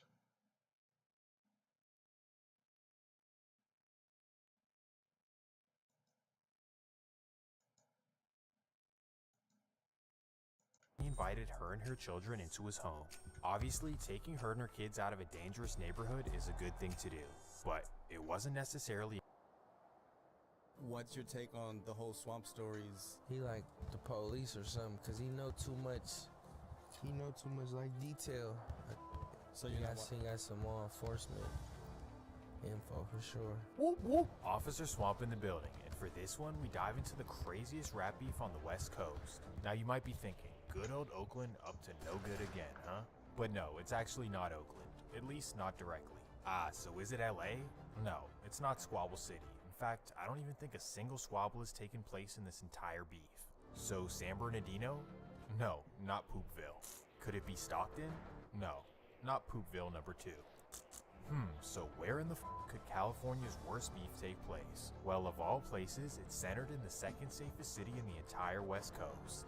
Yes, the worst beef on the West Coast takes place in a city where violence is as rare as EBK J-Bo's freedom. And if you don't believe me, just trust me, because you'll see how one bad incident caused childhood friends to break apart and knock each other off relentlessly ever since. This video was absolutely nuts, but before we get into it, let me run the intro.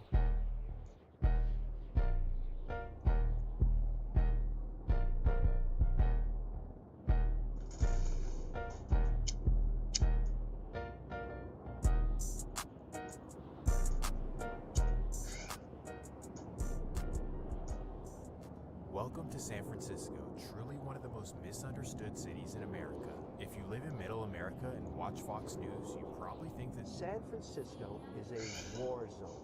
You walk out at night, you risk your life there. You get executed. San Francisco, you're executed the minute you walk out. Yes. Just go there and see for yourself. Walk around San Francisco.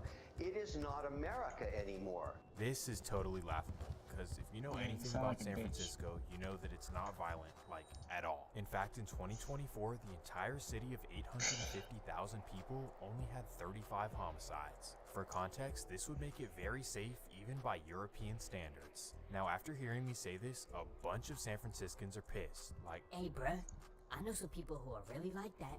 Hell nah, bruh. My city's really wicked, bruh. You just don't know. now, to be fair, they're both right and wrong, because overall the city is definitely sweet. But there are a handful of serious beefs that have been going on for decades and decades that the world just doesn't know about. And the one in this video, in my opinion, is one of the worst of them all. But in order for it to make sense, we must do a little bit of history, so spare me a couple of seconds. As many of us know, the World War II shipyards brought a lot of black families from the Deep South.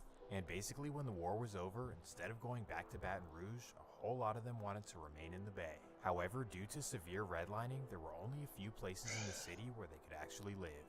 Firstly, the poorest people were relegated to the projects in Hunters Point, Sunnydale, and Potrero Hill. Then the middle class were able to purchase homes in the Bayview, Silver Terrace, and Ocean View. And for the higher class people with some money, well, they moved into the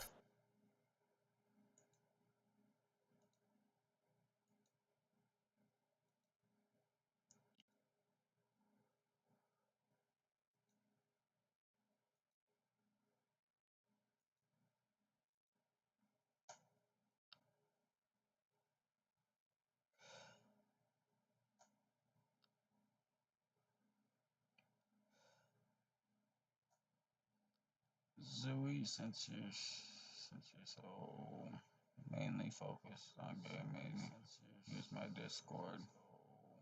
Mainly focused on gaming. I wanted to ask if I could use my smart.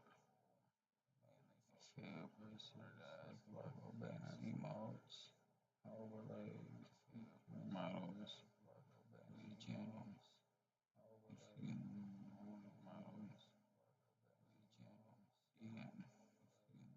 I'll probably DM you. We'll talk about it. We'll talk about it. We'll talk about it when I get off stream. We'll talk about it. We'll talk about it. We'll talk about it when I get off stream.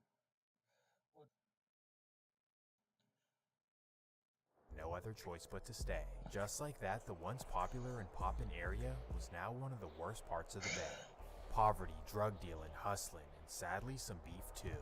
As the neighborhood got worse and worse, the young generation joined together as one massive crew. And over the years, the Fillmore crew developed a beef with the entire Hunters Point. Two giant crews from completely opposite sides of the city. This was a recipe for disaster. The massive beef lasted for over a decade, with more murders than you could possibly count. It was truly a horrific situation until leaders from both sides decided to get together and squash it once and for all.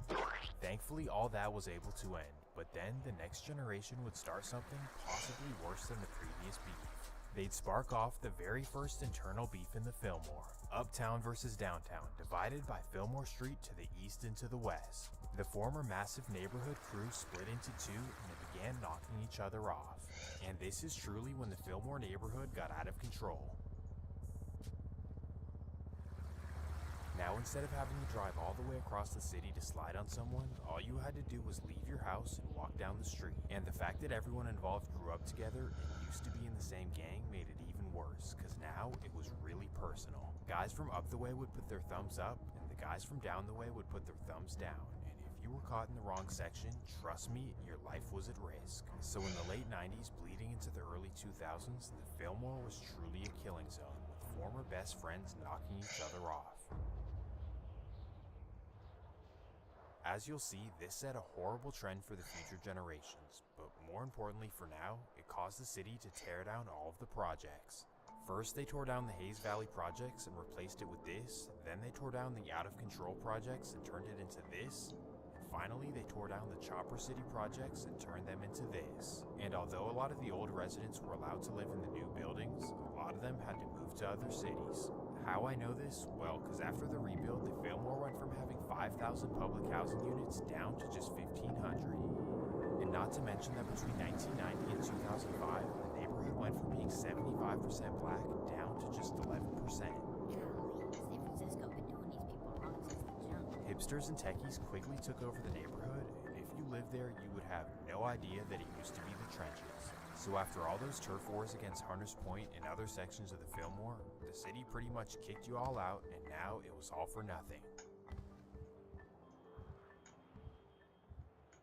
Okay, so does that mean the story ends here? I mean, the neighborhood's gentrified, they tore down the projects, and pretty much everyone moved out to the East Bay. The answer is obviously no, because the beefs certainly continue. Just, they operate way differently, and they involve way less people. So after all that damn yapping, let's get into it.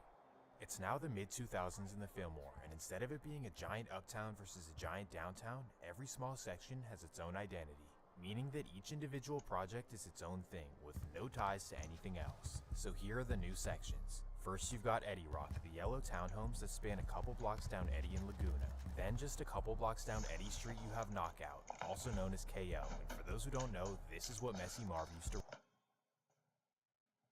You have Chopper City, also known as the Chop, or sometimes by 223. These are the three sections that share Eddy Street, and let's just say that none of them got along.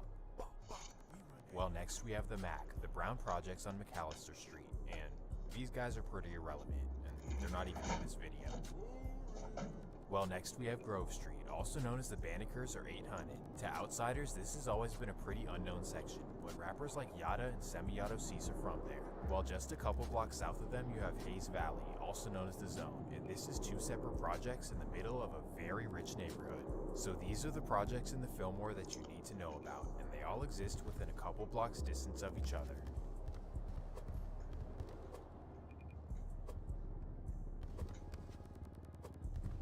Although all of these sections, except for the MAC, have a long history of knocking shit down, none more have a worse reputation than Eddie Rock. This is because Eddie Rock always saw themselves as the bullies of the area, and they always wanted to kick off beefs. And in the mid-2000s, Eddie Rock were true haters of the only section in Fillmore that didn't have a project.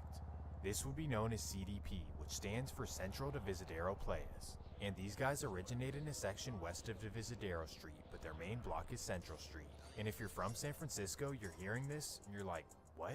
This is a really nice neighborhood full of big-ass, multi-million-dollar houses. How is this the hood? Well, these are the houses the CDP members grew up in, and for that reason, the rest of the Fillmore saw them as silver spoon babies. But truly, CDP didn't care, as they weren't trying to be the toughest guys around, they just wanted to be the richest.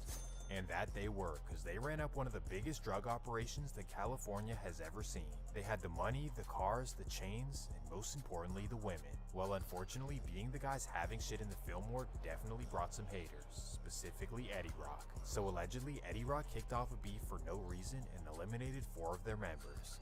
Pow, pow, pow, pow. Just like that, the beef was kicked off. Well, Eddie definitely underestimated CDP, as they'd have to go from hustlers to certified demons. CDP would literally go from silver spoon babies to certified hitmen, and they'd knock down a bunch of Eddie Rock members. This situation could honestly be its own movie, but you guys don't have all day. But what you need to know is that Eddie Rock pretty much went to war with every single section in the Fillmore, making them the black sheep of the family. Starting in the mid-2000s, they had bloody wars with CDP, The Chop, KO, Grove Street, and Hayes. This was truly a wild era in San Francisco as a whole, and if you don't believe me, let me prove it to you. In the year 2007, San Francisco had 85 black homicide victims. Mind you, the city only had 45,000 black residents. And if this doesn't stand out to you, let me compare it to Los Angeles, the land of the Bloods and Crips. That same year in 2007, Los Angeles had 94 black homicide victims, but that's despite having 400,000 black residents. I say that to say that being a black resident in San Francisco was 10 times more deadly than being one in Los Angeles. I'm not saying this to glorify anything, I just want you to understand how serious these beefs were. After all this horrific bloodshed, District Attorney Kamala Harris had to put her foot down. In fact, she was so upset with these hoods that she actually sued them, in particular Eddie Rock and The Chop. But even more than this, police began seriously investigating every section of the Fillmore. After Kamala Harris made it illegal for all of them to post up in front of the projects, all police had to do was drive down the block, see them, search them, and take them to jail. Locked away went 12 CDP members, 15 Eddie Rock members, 10 Chop members, a bunch of KO members, and the list goes on. Pretty much by 2012, all of the streets in the Fillmore were shut down. Thankfully, this made the neighborhood very peaceful, a tranquility that it deeply needed. But on the flip side, it also had some downsides. what it did was leave a lot of children fatherless, a whole lot of Fillmore fatherless babies. This meant that the community needed to step up. The guys who were left out of the indictments needed to change their lives around and be there for the younger generation. And thankfully, one person stepped up more than any other, and this would be a man by the name of Lamar Williams, also known as Chi. Chi decided to dedicate his life to steering the youth away from jumping into the streets. This meant constantly checking in with all of the youth and definitely being a shoulder they can always lean on. In addition, he also became a track and football coach at Mission High School, trying to keep kids in sports and off the streets. Not to mention stepping up for his two nephews whose parents were swept up in the CDP indictment. These would be Stacy and Laprel Gilton, who tried to play sports but were garbage and instead took a different path. They decide to become rappers under the name of Lil Yee and Lil Peep, and somehow they instantly both blow up. This occurs between 2015 and 2016, and this is the exact time where the young generation of Fillmore is starting to come outside. But thankfully this is a quiet period, and on top of this, they're not really representing a section. So they take advantage and create a huge buzz in the Bay. Kid you not, every Filipino girl in Daly City and Vietnamese girl in San Jose was like, "Oh my god, I love Lil Peep." So for the next couple of years, Lil Peep and Lil Yee run the Fillmore music scene. And although they're not really repping a specific project, they're definitely hanging with members of the Chop, Grove, and Hayes. Why I mention this? Well, because this is the time when a new generation of beef starts to brew. And it all begins when a new rapper hits the scene. This new rapper is a shit disturber, and he's bringing up a lot of old beef. Let me introduce you to a teenager named Toriano Carpenter, commonly known as Dex Kruger. Dex is a short little dude raised on Eddie Rock, who was actually a pretty decent basketball player. But anyone who was around him in real life knows that he was a wild dude, even at the age of like 12. Bippin', stealing pizzas from delivery drivers, literally doing anything. But he was also an extremely talented rapper. The world would find out after he dropped his very first song. Just like his personality, he'd follow it up with wild and disrespectful songs, dissing his ops and heating up old beefs. Dex did not care about Fillmore unity, and he'd even say this in his interview. Dex from Eddie don't introduce me as a Fillmore nigga. Some people say this, but some people don't. Like, I don't feel we part of Fillmore. Because we didn't have problems with the whole Fillmore at one point. So why would I claim something if that's them?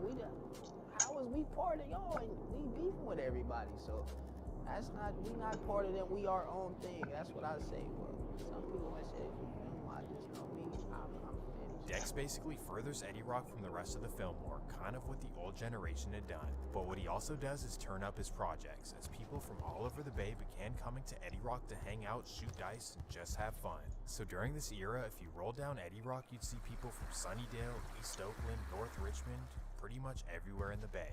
People from everywhere except from other sections of the Fillmore, and that's exactly how Dex wanted it. He's cocky and confident. Not only does he talk it, but he also walks it out in the streets. Remember that everyone in the Fillmore hates Eddie Rock, and Eddie Rock hates everyone as well. Now the next generation kicks it off, and that takes us to the fall of 2019. It's a regular Thursday night in the Chop, and a couple of members are outside posted up. Yet both of them are lacking, cause why would they carry? But little do they know, a rival from the other side wants to spark it off. So as they're hanging in the parking lot, a white Nissan Altima is creeping up the street. This is when a short man in a white hoodie quickly hops out and runs into the project. While he's running, he begins letting off at the members posted up. Bang! He even chases them into the corner where one jumps on top of the other, and he begins letting off on both of them. After emptying his clip, he runs back to his car and neighbors call 911. Eddie Rock 100% thought they scored, but thankfully after being rushed to the hospital, both of them somehow survived. Specifically, one of them by the name of Javon Lee, also known as V's, he was hit over 5 times and doctors were able to bring him back. Either way, this was still a horrible incident, not just because of the shooting, but because it now kicked off the next generation of beef. The older generation tried their best to stop this from happening, but sadly the next generation was repeating the cycle. So now, after this bloodshed, everyone in the Fillmore was forced to take a side. You're either with Eddie Rock or you're with the Chop. Years and years of bloodshed ahead. Here's how everything breaks down. First on one side and by themselves you have Eddie Rock, and they're represented by Dex and a bunch of hustlers like Money P and Money Man and Kiki and so on and so forth. All in all, it's really not that many people, as I'd estimate between 15 and 20 members. Then on the other side, of course, you have the Chop, and they're represented by rappers GTA Floss and Chop Low. This section, in all honesty, probably only had 10 members total. But on their side is the Zone, and these guys have a lot more members, and a lot more rappers too. Rappers such as Paper Chase and Me's, Buddy Bands, Break It Off, Foes, and the list goes on. And of course with them you have Grove Street, which they don't really have many members or rappers, but they definitely are with the business. Finally you have Lil Yee and Lil Peep, and of course they side with the latter side. So now that again you understand that all these guys together are trying to eliminate Eddie Rock. And as you'll see, most of the beef takes place outside of San Francisco, boosting the murder rates in all different cities in the Bay. This is because most of the hood people in San Francisco moved to other cities like a lot of years ago, but still, they kept their beefs. November 6, 2019. It's a regular Wednesday evening in East Oakland, and Dex's big homie Dario is chilling at a friend's house. Dario goes by the nickname of Money Man, and that's because he's one of the first people in San Francisco to invent the bip. Yes, before the whole Bay Area was bipping cars, Dario was one of the, well, allegedly one of the first people doing it. Well, due to the new tensions in his hood, Money Man is a target, and little does he know some ops are outside waiting for him. 7:05 p.m. Money Man walks out to his car on 66th Avenue, and that's when a man hops out of a Dodge Charger. Sadly, the man runs him down.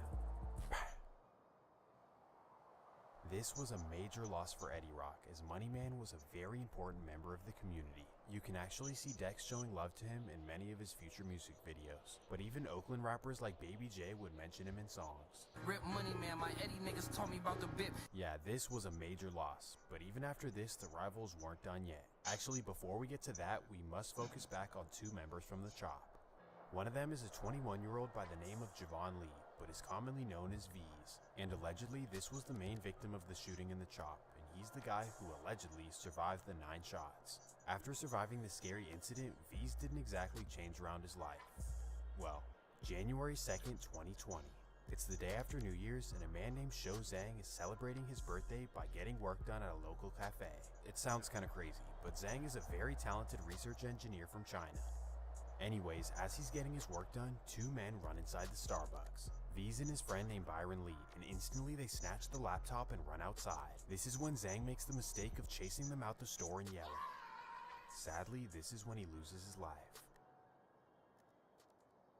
This was the tragedy of all tragedies, and the community got together to mourn. Heartbreaking vigil today. Mourners gathered to remember the Oakland man who was killed on New Year's Eve while trying to stop thieves from stealing his laptop. KPIX5's Kit Doe on how friends, family, and the community honored his memory. Hundreds of people came out today to remember Shor as a brilliant scientist and a caring friend.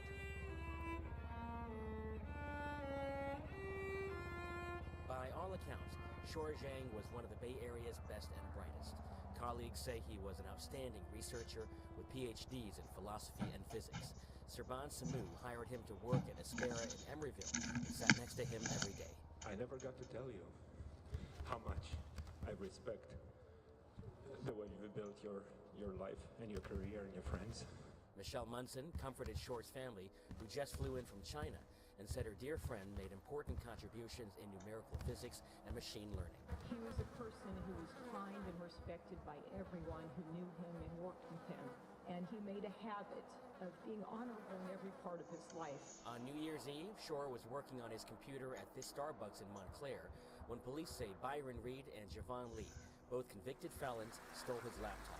Just like that, the 2 men face up to 10 years in prison. And I know it sounds kind of crazy, but in Oakland, that's actually a lot. However, Byron's sister pleads that he's innocent and really had nothing to do with it. He did not have anything to do with it. So that would be a car? No, he does not. My brother doesn't even own a car. He doesn't even have a driver's license. What kind of person do you live? My brother is a very kind person. He is a very friendly person. He would never do nothing that's sensitive. I mean, people make mistakes all the time. This is a mistake my brother would not make. Well, the incident swept up the 2 guys from the Chop, and now we focus right back to the beef. Sadly, a couple months later in March, an Eddie Rock member named Tay Thumps would lose his life as well. Things are getting serious for Eddie Rock, but really for the beef as a whole. But trust me, no incident would be bigger than the next one. now this takes us way back. We head back to the year 2008 and we focus on a teenager named Damari Hampton. Damari grew up in Eddie Rock in a hard lineage of street dudes and sadly losing a lot of family and friends his entire childhood. However, despite these hardships, he happened to be an incredible athlete. Well, because of this, the man I mentioned earlier, Lamar Williams, Chi, well, he decided to take him under his wing, not only in the Fillmore neighborhood, but he was also his football and track coach at Mission High School. Chi wanted nothing more than for Damari to live out his potential as an athlete and to stay out of the streets. Damari was able to do this successfully. As his senior year, he averaged 26 points a game and 21 points a game over his entire career. Not only this, but he was also a star wide receiver and cornerback on the football team and actually made All-City and All-State in both sports. However, due to his height of just 5'9", he didn't receive any Division I offers, so instead, he decided to hit the streets. And sadly, just a year later, he received his first prison sentence. A sad reality of yet another star athlete turned into a criminal. But Damari was able to do his time and get back home. And that fast forwards us to November 18th, 2020. Damari and his young homie Kiotis decide that today we're gonna hit a lake. So to do this, Damari allegedly hits up his old football coach and mentor. Not for advice or anything, but instead with plans of setting him up and robbing him. 11 p.m. Damari and Kiotis pull up to Chi's apartment on Bertha Lane in Hunters Point. They quickly walk up to his door, knock hard, and Chi opens up. Boom, that's when he's met with two masked men with firearms pointed directly at him. At this point, Chi has no other choice but to defend himself as he comes up off the hip and begins firing. Bang! Sadly, this is when they fire back as well. Tragically, both Damari and his former football coach would both lose their lives. This was a true tragedy for the whole Fillmore, but really for the city of San Francisco as well. 10 family and friends paying tribute to a high school coach and community leader in San Francisco who was shot and killed a week ago tonight. KTVU's Amber Lee is here now. She's in the city, and Amber, people who knew him say he made a big impact on the community. Frank, there is a memorial honoring the sports coach here along Fillmore Street. His family says the native San Franciscan grew up in this neighborhood and he gave back. Chi-Chi was the heartbeat of Fillmore. Family and friends gathered at a memorial for Lamar Chi-Chi Ali Williams in the Fillmore neighborhood. They describe him as a community leader who grew up on these streets. You just got that smile, you know what I'm saying? Never see that again. That hurts. The 38-year-old is being remembered for his work with young people and the community.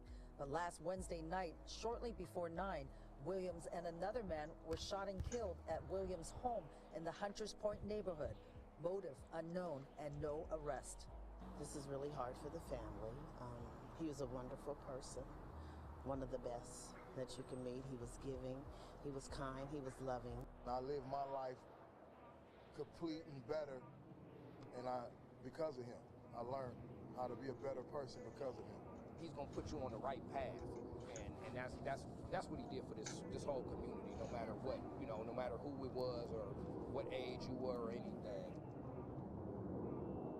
This tragedy hit no one harder than his nephews Lil Yee and Lil Pete, who lost their beloved uncle. This one cut deep and definitely ignited a fire. The whole other side was pissed over this one, and trust me, revenge was promised. Just 9 days later, on November 25th, Eddie Rock's Dedrick Tucker, also known as Dada Winnan, would lose his life in Oakland. Things are getting serious in the beef, but forget the beef. When you're a hood dude and you're dealing with other hood dudes, life is just dangerous in general. Why I say that? Well, this next story will blow your mind, and that takes us to March 17th, 2021. It's a regular Wednesday afternoon in the life of a young man from the Chop by the name of Tion Bratcher, also known as 3-3. Tion is known by everyone as a cool dude, you know, the player type of guy. And on this afternoon, he's set to meet up with a girl that he just met on Instagram. She's from Vallejo, and I can't say her real name, so let's call her Jalea. Well, Jalea tells Tion to come pick her up from Oakland and chill and, you know. So Tion is like, cool, I'm on my way. So he grabs his glizzy, hops in his Nissan Altima, and heads across the bridge. At 4 p.m., he pulls up on Jalea, she hops in the car, and he tells her that he wants to get out of Oakland. She says, why? And he responds, I got people hating on me. I cannot sit in no car in Oakland. So Tion peels off to the nearby suburb of Castro Valley, where he rolls up and they chill in the car. As they're sitting there talking, somebody is blowing up Jalia's phone non-stop. So she puts it on D&D, and I guess Tion doesn't think anything of it. But here's what's really going on. Jalia actually has a boyfriend, a man from Vallejo by the name of Louis Arby, and she told him that she was out of town in Vegas. However, she forgot that she has her location shared with him, and he clearly sees that she's still in the Bay. Why is my girlfriend in Castro Valley, and why is she not picking up the phone? Needless to say, Louis Arby is pissed. Instantly, he takes all of her belongings out of his house and puts them in a trash bag. He then grabs his .40 caliber, grabs her bag of stuff, and hops in his car. He heads off to her location, speeding through with nothing but anger and revenge on his mind. At 5 p.m., he arrives in Castro Valley and pulls right behind Tion's car. He then hops out with his glizzy and walks right up to the car. That's where he sees Tion and his girlfriend in the back seat doing you-know-what. Instantly, he starts yanking on the door with his glizzy pointed at the window. That's when Tion looks up, sees him, and grabs Jalia and pulls her down. He then grabs his glizzy from under the seat, and sadly, this is when Louis Arby starts letting loose. Jalia opens the door for her boyfriend as he pulls her out to make sure that she's okay. And other than a missing finger, somehow she's completely fine. So this is when Arby takes Tion's chain, his wallet, and his glizzy, and then he and Jalia hop in the car and speed away. They fly down 580 headed for Oakland. Boom, that's when a parked CHP notices them going over 100 miles an hour and he tries to pursue. He then sees them pull off into Oakland in the distance and he calls Oakland police for backup. But unfortunately, Oakland police do not respond or dispatch any officers. So Louis, Arby, and Jalia get away and they head off to the Berkeley Hills. Louis then parks the car in front of somebody's house and he and Jalia begin walking down the street. Whew, we got away. Or at least that's what they think. But little do they know, one of the neighbors saw them, with stains all over their body and decided to call 911. So quickly, Berkeley police arrive and they spot them walking down the hill. Put your hands up. The two stop, they look back, and they sprint away. And because of a no-chase policy, they're able to get away and make their way back to Vallejo. Long story short, the couple would go on the run for 3 months until Vallejo police would finally execute a warrant on Arby's grandma's house. The canines start barking at one of the walls in the closet, so police tear down the wall, and that's when they find exactly what they're looking for. Not only do they find Arby's weapon that he used, but they also find the weapon of Tion Bratcher. So, really a genius here, huh? Louis Arby is now looking at life in prison. Either way, this was an insane and truly tragic story. Tion didn't deserve this in a million years. I mean, can you imagine meeting a girl on Instagram, meeting up with her, having your way, and then out of nowhere, her boyfriend shows up and kills you? That's like the worst way to go out. And unfortunately, even though they had nothing to do with this, Eddie Rock would begin clowning. Specifically, Dex would troll him, and this left a bad taste in a lot of people's mouths. Especially one of Tion's closest childhood friends, the rapper from the zone named Foes. Instantly, he'd send a warning. Speak on 3, I'm through the jets, I'm trying to paint his ass. Yeah, this is serious, and the war continues. You clown someone's dead homie that you had nothing to do with? Yeah, some people are gonna take that to the streets. September 15th, 2021. It's a late Wednesday night in North Vallejo, and an Eddie Rock member named Stephen Mitchell, also known as ST, is at his girlfriend's apartment. That's when at 10:40 p.m. he receives a text message on his phone and walks outside. As he steps outside, he looks around and doesn't see what he's looking for. And that's when a man with a mask walks right up to him. And sadly, before he can even react, the man lets off.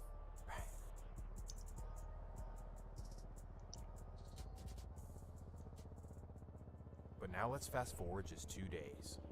September 17th, 2021. If you're from San Francisco, you know that bike life is a major thing for hood dudes, especially for a man from Grove Street named Baxter Bradley, who's commonly known as Haiti. In fact, his family as a whole is known for it, and tragically, he lost his cousin riding his bike like 10 years prior. Well, on this Friday night, Haiti is riding around his hood doing wheelies and having fun. Unfortunately, this is the exact time where a rival is spinning around the Fillmore looking for an op to catch. The rival recognizes Haiti and somehow targets him and knocks him down while he's riding his bike. This was a major loss for the whole 468 side, but none more than for Lil Yee. He's pretty much mentioned him in every song since his passing, and on top of this, they even had a funeral where they all wore Haitian flags to commemorate him. This one cut deep, but sadly, it wouldn't be be the last. And that fast forwards us just 1 week, September 24th, 2021. Another Friday afternoon in the city, and an up-and-coming rapper from the Fillmore is out and about. This would be Break It Off from the Zone, and if you've never heard his music, absolute smoke. I'm telling you, after this video, go listen to anything that Break It Off, Buddy Bands, Foes, Paper Chasing Me's, and all of them have dropped. Everything goes hard. Well, anyways, it's noon in the Mission District, and Break It Off and Buddy Bands are walking down the street. As they make their way up 17th Street, a car pulls right alongside them. This is when a man hops out of the passenger seat and runs them down. Thankfully, Buddy Bands is able to run away, but sadly, Break It Off loses his life. This was a huge loss for the zone, and really sad because of how talented Break It Off was. This dude could really rap his ass off. Well, after losing Haiti and Break It Off back to back, the whole 468 side is ready to make a statement. And that fast forwards us exactly a month, November 6, 2021. Two Eddie Rock members named Kiki and Johnny are at a friend's house on 82nd Avenue in Deep East Oakland. This particular block on 82nd is a known hangout spot for Eddie Rock members, at least known to police. But also the rival Chop members have discovered the hangout as well, and for days they've been spinning the block. Well, for Kiki's friend whose house it is, he's been noticing an Infiniti spinning the block a lot of times over and over and over, and he's definitely concerned. He's not necessarily concerned for himself, but he's concerned for the Eddie Rock members like Kiki who are always around the block. So he tells Kiki and Johnny about the suspicious Infiniti, and together they look at the cameras waiting for the next time it comes around. Boom, at 7 p.m, that's when they spot it coming down the block. So instantly they strap up and walk up the street towards the car. Not necessarily to do anything, but just to make sure that nothing suspicious is going on. This is when the Infiniti backs up into a driveway and turns around and drives the other way. What the hell is going on? Something isn't right. So this is when Kiki tells Johnny, hey bruh, something ain't right. Let's get the hell out of here. So instantly they walk inside the house, grab their stuff, hop in the car, and head back to San Francisco. But little do they know, the same Infiniti is following them at a distance. This would be a car full of Chop members, including the rapper Chop Low. They follow them all the way through East Oakland and onto the highway headed towards the bridge. As Kiki approaches the bridge toll, traffic starts to pile up, and this is when the Chop members begin to creep up on them. According to police, this is when Chop Low rolls down his window, ups an ARP, and begins blowing at the car. This is when Kiki maneuvers and peels off, and Johnny starts blowing back from outside his window. Thankfully, none of the members would hit each other at all, but sadly, an innocent bystander would lose their life. Developing right now, Bay Area leaders are calling for more security along local highways and interstates after a toddler, this little boy, he was shot and killed over the weekend on Interstate 880 while in his car seat in his parents' car. You can see a photo of him in his Superman costume from Halloween. He was just weeks away from his second birthday. This past Saturday afternoon, his mother was driving him. Sadly, Jasper's father, who is in China, had never been able to meet his son because of COVID restrictions. He is now on his way back to the Bay Area for his son's funeral. This was a horrific tragedy, and a lot of pressure would be placed on Oakland police to figure out who did it. Well, let's just say that the Oakland Police Department is a joke, and for a while there wouldn't be any leads. But then an incarcerated Eddie Rock member would get on the jail phone, and he'd tell everything that happened. This would be the brother of ST, Ronnie Mitchell, who goes by ABR Fifth. Well, Fifth would call the guy who owns the house on 82nd, and he'd try to figure out what happened on the freeway. Well, I guess both of them don't know any better. He tells them exactly what happened. Them, as in telling ABR Fifth and the police who are listening into the call. And just like that, everyone involved is arrested. Johnny gets arrested for being a felon in possession of a weapon, and Kiki, well, he's not a felon, so he's not arrested. But for Chop Low and his friend Ivory, they go down for the murder of Jasper Wu. Ivory Bivens and Trevor Green are both charged in his death and have not yet entered a plea. And on top of this, when they arrested them, they found the same weapon used in a shooting in the Sun Valley Mall just months prior. Good Friday, I'm Janelle Wang. That shooting happened just about 2 hours ago at the mall at Sun Valley. It's located just off 680. It was put on lockdown immediately after the shooting. Yep, allegedly that was Chop Low and his homie as well. Well, I guess you can say that he's not a cap rapper. But what he is probably gonna serve the rest of his life in prison. Or maybe not. Why I say that? Well, prosecutors just reduced the charges against them. no longer facing life without parole or a death sentence. I think that was the right call. Green's attorney says both men have been wrongfully accused, yet still face murder charges with a gang enhancement. For whatever reason, Oakland District Attorney Pamela Price decided to reduce their charges so they won't face life in prison.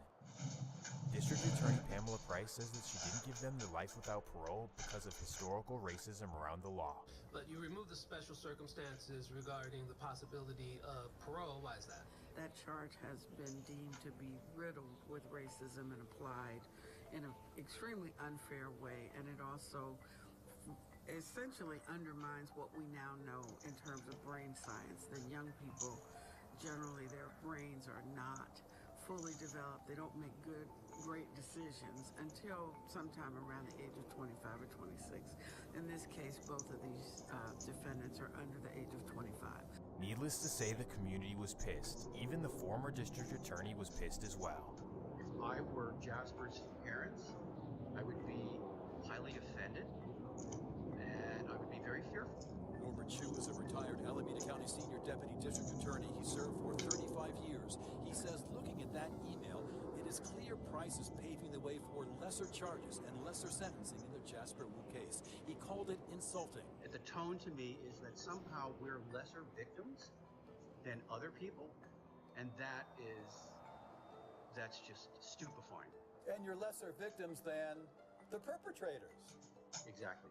A spokesman for the Wu family sent us a statement saying under Price's plan, there are almost no consequences due to no threat of severe punishments waiting. How would that restore public's faith in the justice system? How would the public feel safe? People were so infuriated that they even protested in the streets.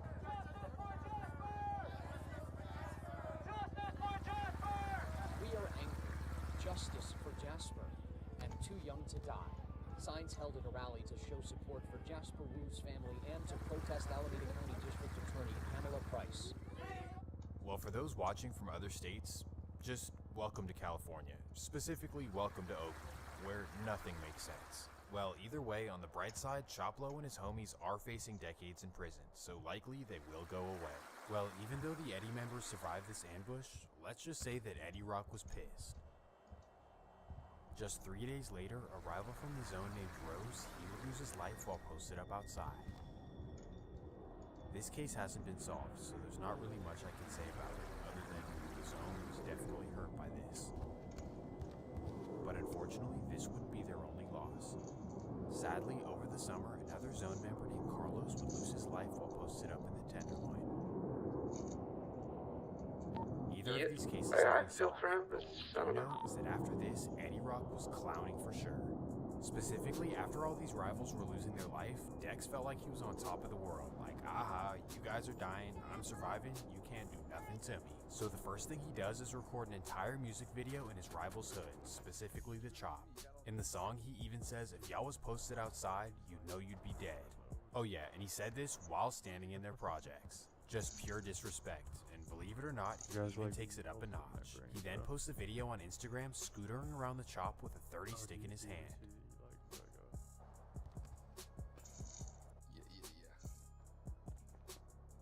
Man, just taunting, and more taunting.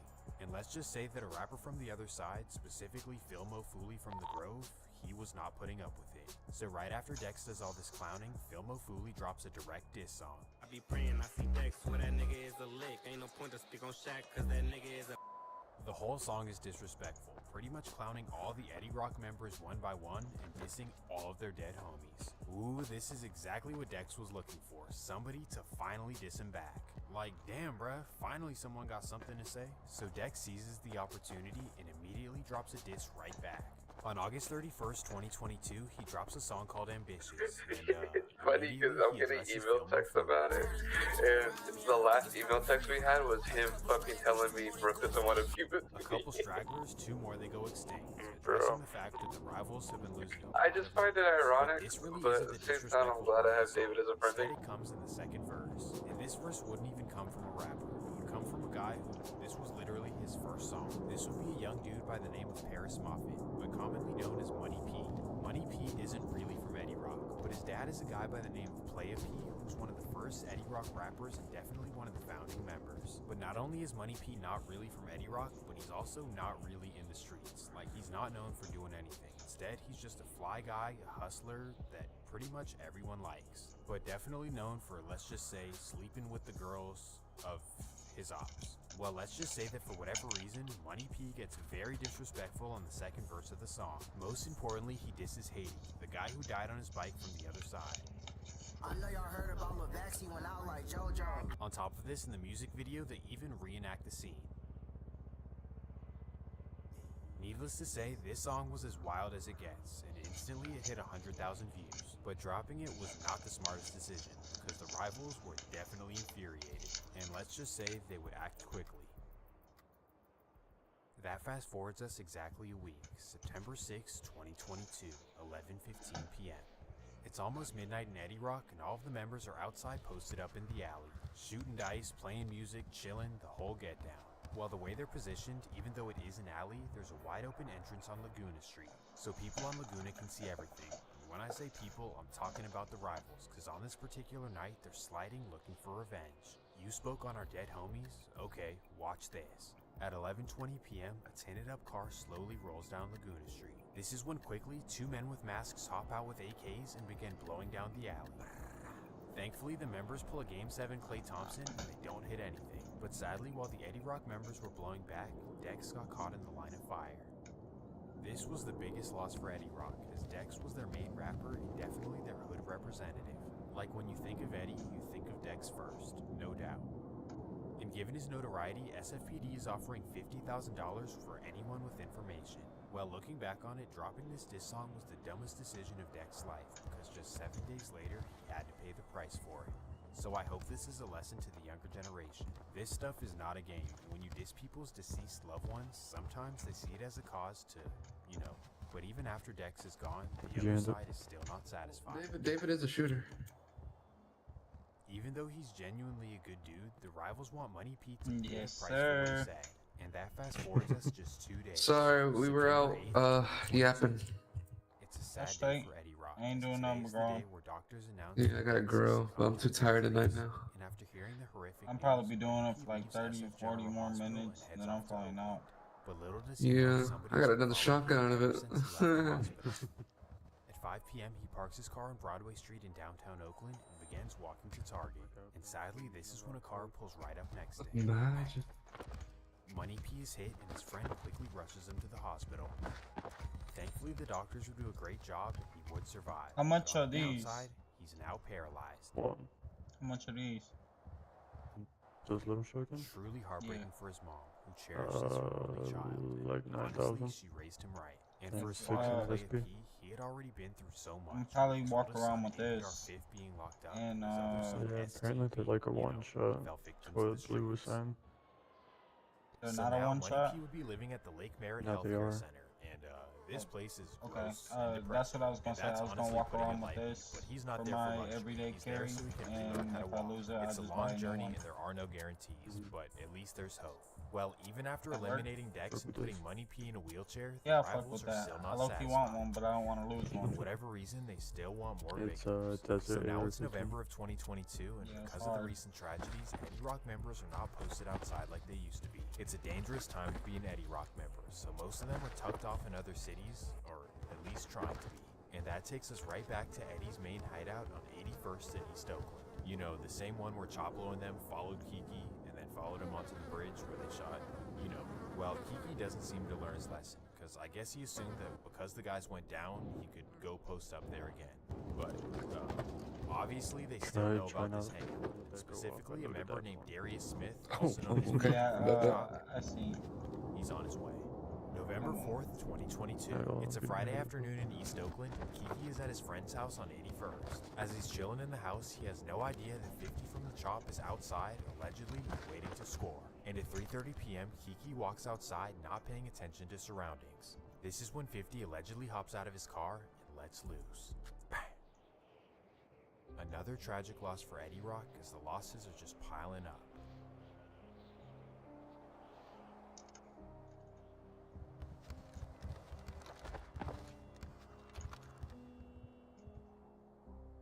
And sadly, believe it or not, this wouldn't be the end of it. We fast forward a few months and Money P is still at the Lake Merritt Healthcare Facility. Being paralyzed and losing homies back to back to back, I can't even imagine the pain. Especially because he's known for being a genuinely good dude to everyone. This is just a horrible situation all around, but somehow it gets worse when the rivals find out where he's staying. March 11th, 2023, 12:15 in the morning. It's midnight and Money P is asleep in his bed at the health center. Little does he know, a crew of rivals know his location and they're on their way. At 12:30, they arrive at the facility and back up into the driveway. This is when two men hop out of the car, run up the hill, and begin yanking on doors. Sadly, one of the back doors is open, so they run inside the facility and look inside rooms looking for Paris. They're able to locate him, but sadly, they make a tragic decision. A partially paralyzed patient at a skilled nursing facility in Oakland was shot and killed in his room. That attack happened in the middle of the night over the weekend. Oakland police now are looking for two men who ran from that scene. KTV reporter Henry Lee spoke to the victim's mother. He did not deserve to go that way. It was a heinous crime. 23-year-old Harris Martin, who was partially paralyzed, was shot and killed in his room in the middle of the night at an Oakland care facility. Moffitt's mother, who did not want to be identified, said her son was paralyzed from the waist down after he was shot at 27th and Broadway in Oakland in September. Now she's mourning her only child. I can't believe anybody would do that to somebody that's not even able to even protect themselves. Our understanding was it was a targeted shooting, a targeted murder. It happened at Lake Merritt Healthcare Center on MacArthur Boulevard in Oakland's Adams Point neighborhood just before 1 Saturday morning. Oakland City Council member Dan Cobb represents the area. No one expect to go to a skilled nursing facility and expect to be in danger from a shooting. That is unheard of. Two men snuck in through an unlocked back door and went into a room the victim shares with at least one other patient and then shot him numerous times. He died at the scene. The lack of staff, it's the lack of security. You know, they were just negligent. The care facility sits next door to Temple Beth Abraham. Raina Arnold is executive director but did not want to go on camera. It's very scary. We care about the people around us. We've had a really wonderful relationship with the convalescent home next door. Tony Chicotel is an attorney with California Advocates for Nursing Home Reform. He says there's a delicate balance between allowing visitors at all hours and ensuring safety. I advocate for an open door policy in facilities, but that said, there's always supposed to be some level of security. This armed security guard was on the premises on Monday, but only after the shooting death. Family members of other patients told me off camera security before the killing was lax. In a statement, the facility said in part that it's conducting our own internal investigation into the incident. Our sympathies are with the family at this difficult time. This killing is under active investigation by Oakland Police. Anyone with information is asked to give investigators a call. In Oakland, Henry Lee, KTVU, Fox 2 News. Where was the security? Why was the back door open? Where were the alarms? Just so many questions. And because of this, Money P's dad, Playa P, is suing the facility for negligence and wrongful death. Overall, this is just a horrific situation, and Money P truly did not deserve this. This was a huge loss for Eddie Rock, but also for other sections as well, because Money P was a popular dude. Specifically, two sections that get along with Eddie, KO and Zoo Block. Allegedly, these two sections would join together on a mission for revenge. And that fast forwards us 2 months.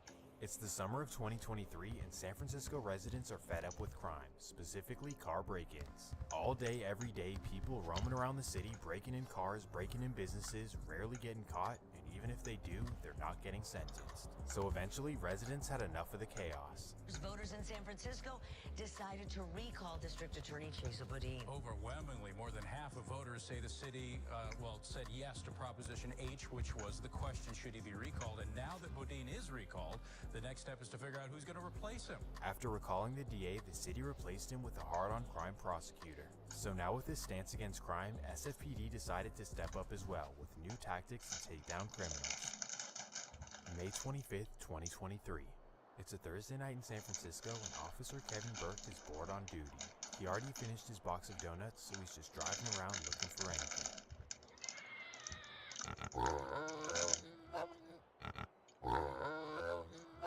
As he's patrolling the Ingleside neighborhood, he notices a black Dodge Hellcat parked on the side of the street. What is that doing around here? So he decides to pull up next to the Hellcat and run the license plates. This is when he discovers that the license plate belongs to an Audi A4 that was stolen in Oakland. Suspicious, right? So then he decides to run the VIN number of the Hellcat, and it was reported stolen in Fairfield. So now Officer Burt could impound the car, run it for fingerprints, and hope there's a suspect. But this officer is smart, and he knows that the car will be used in further crimes. So this is when he decides to put a tracker on it. Just gonna track the car until they commit more and more crimes and we can build a way bigger case. And of course, right away they're off to a fast start.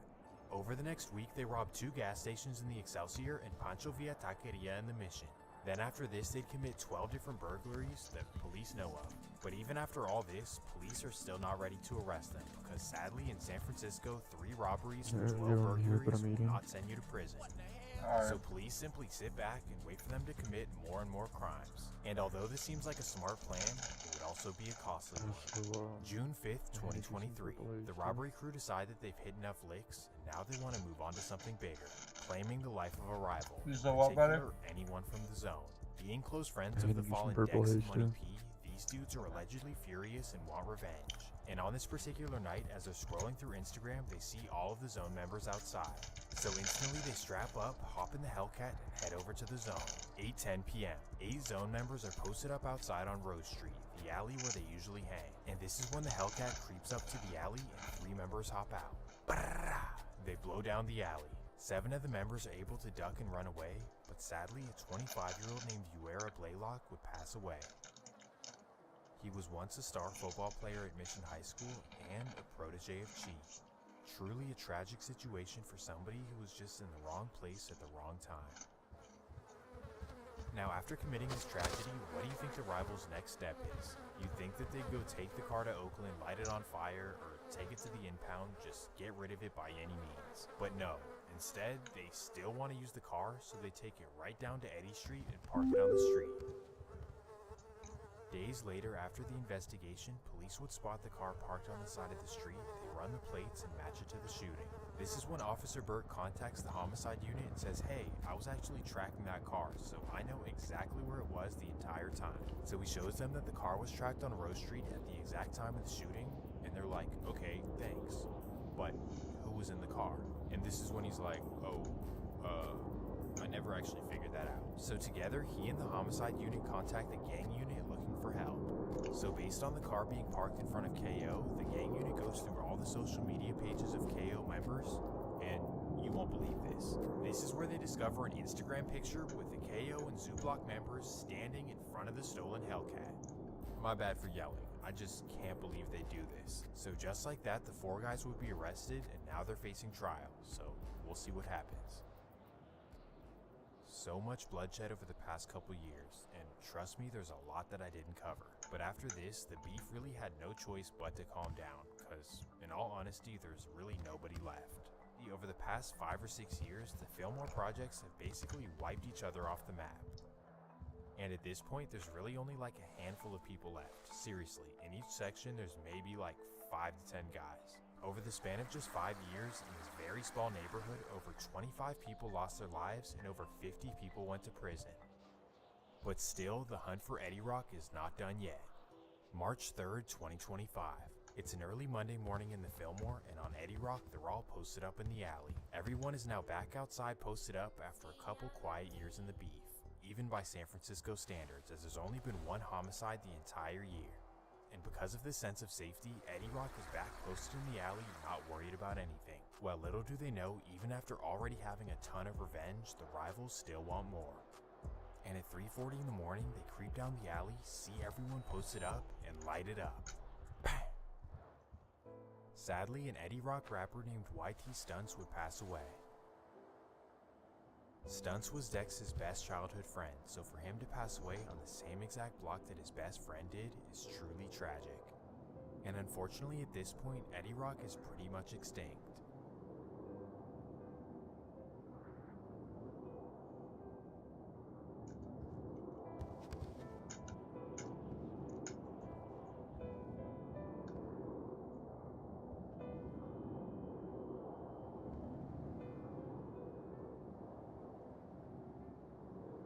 But quickly after this, a near tragedy would occur for the other side.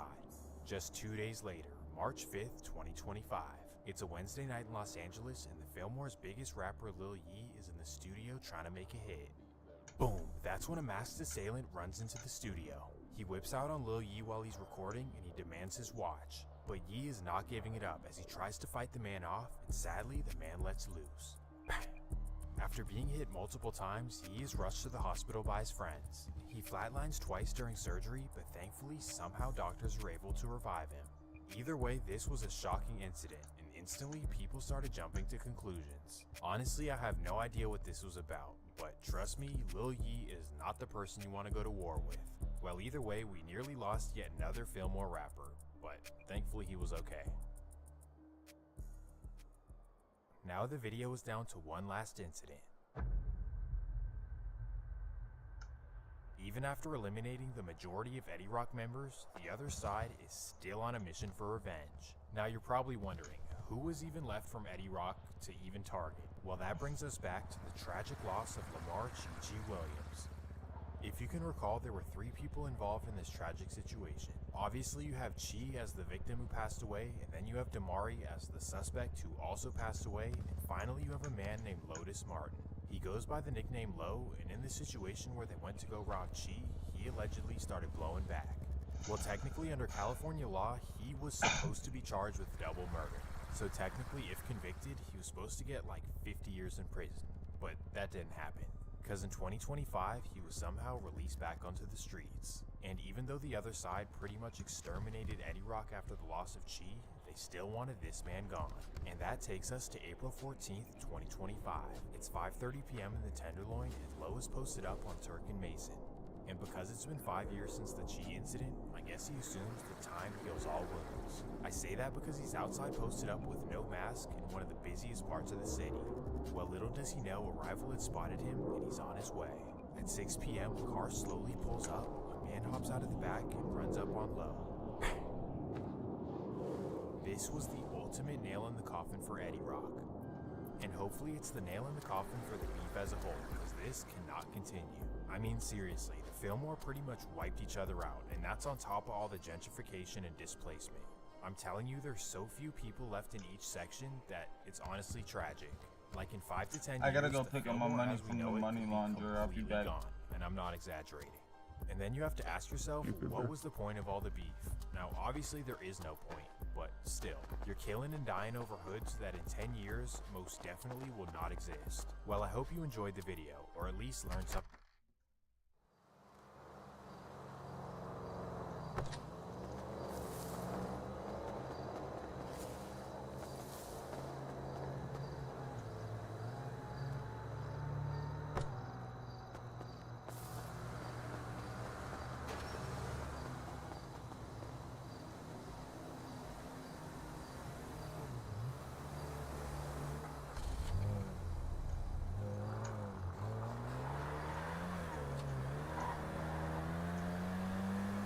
I'm wearing my seatbelt.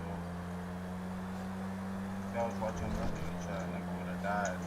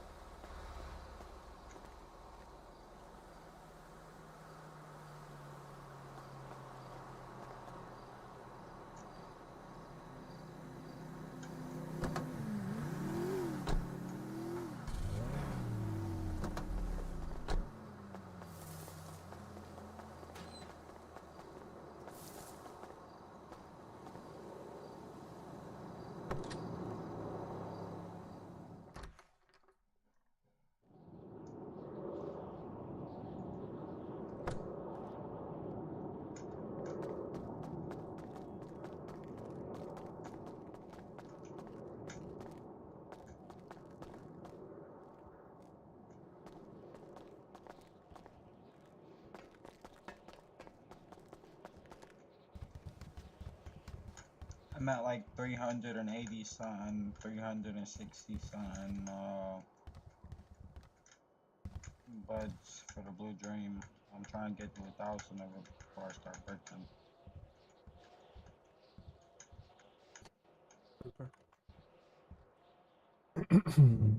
I've gotta start over. Ended up selling all my shit. Yeah. I'm probably about to fly out after I help you get these punch.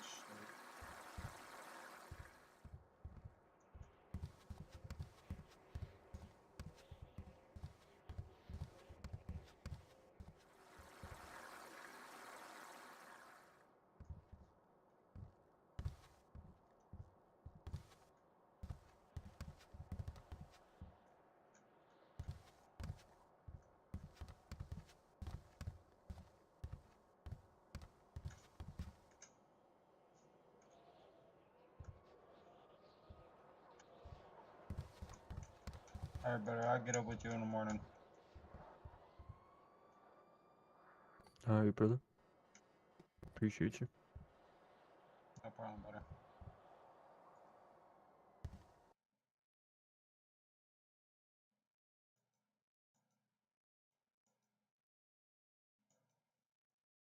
Alright, chat.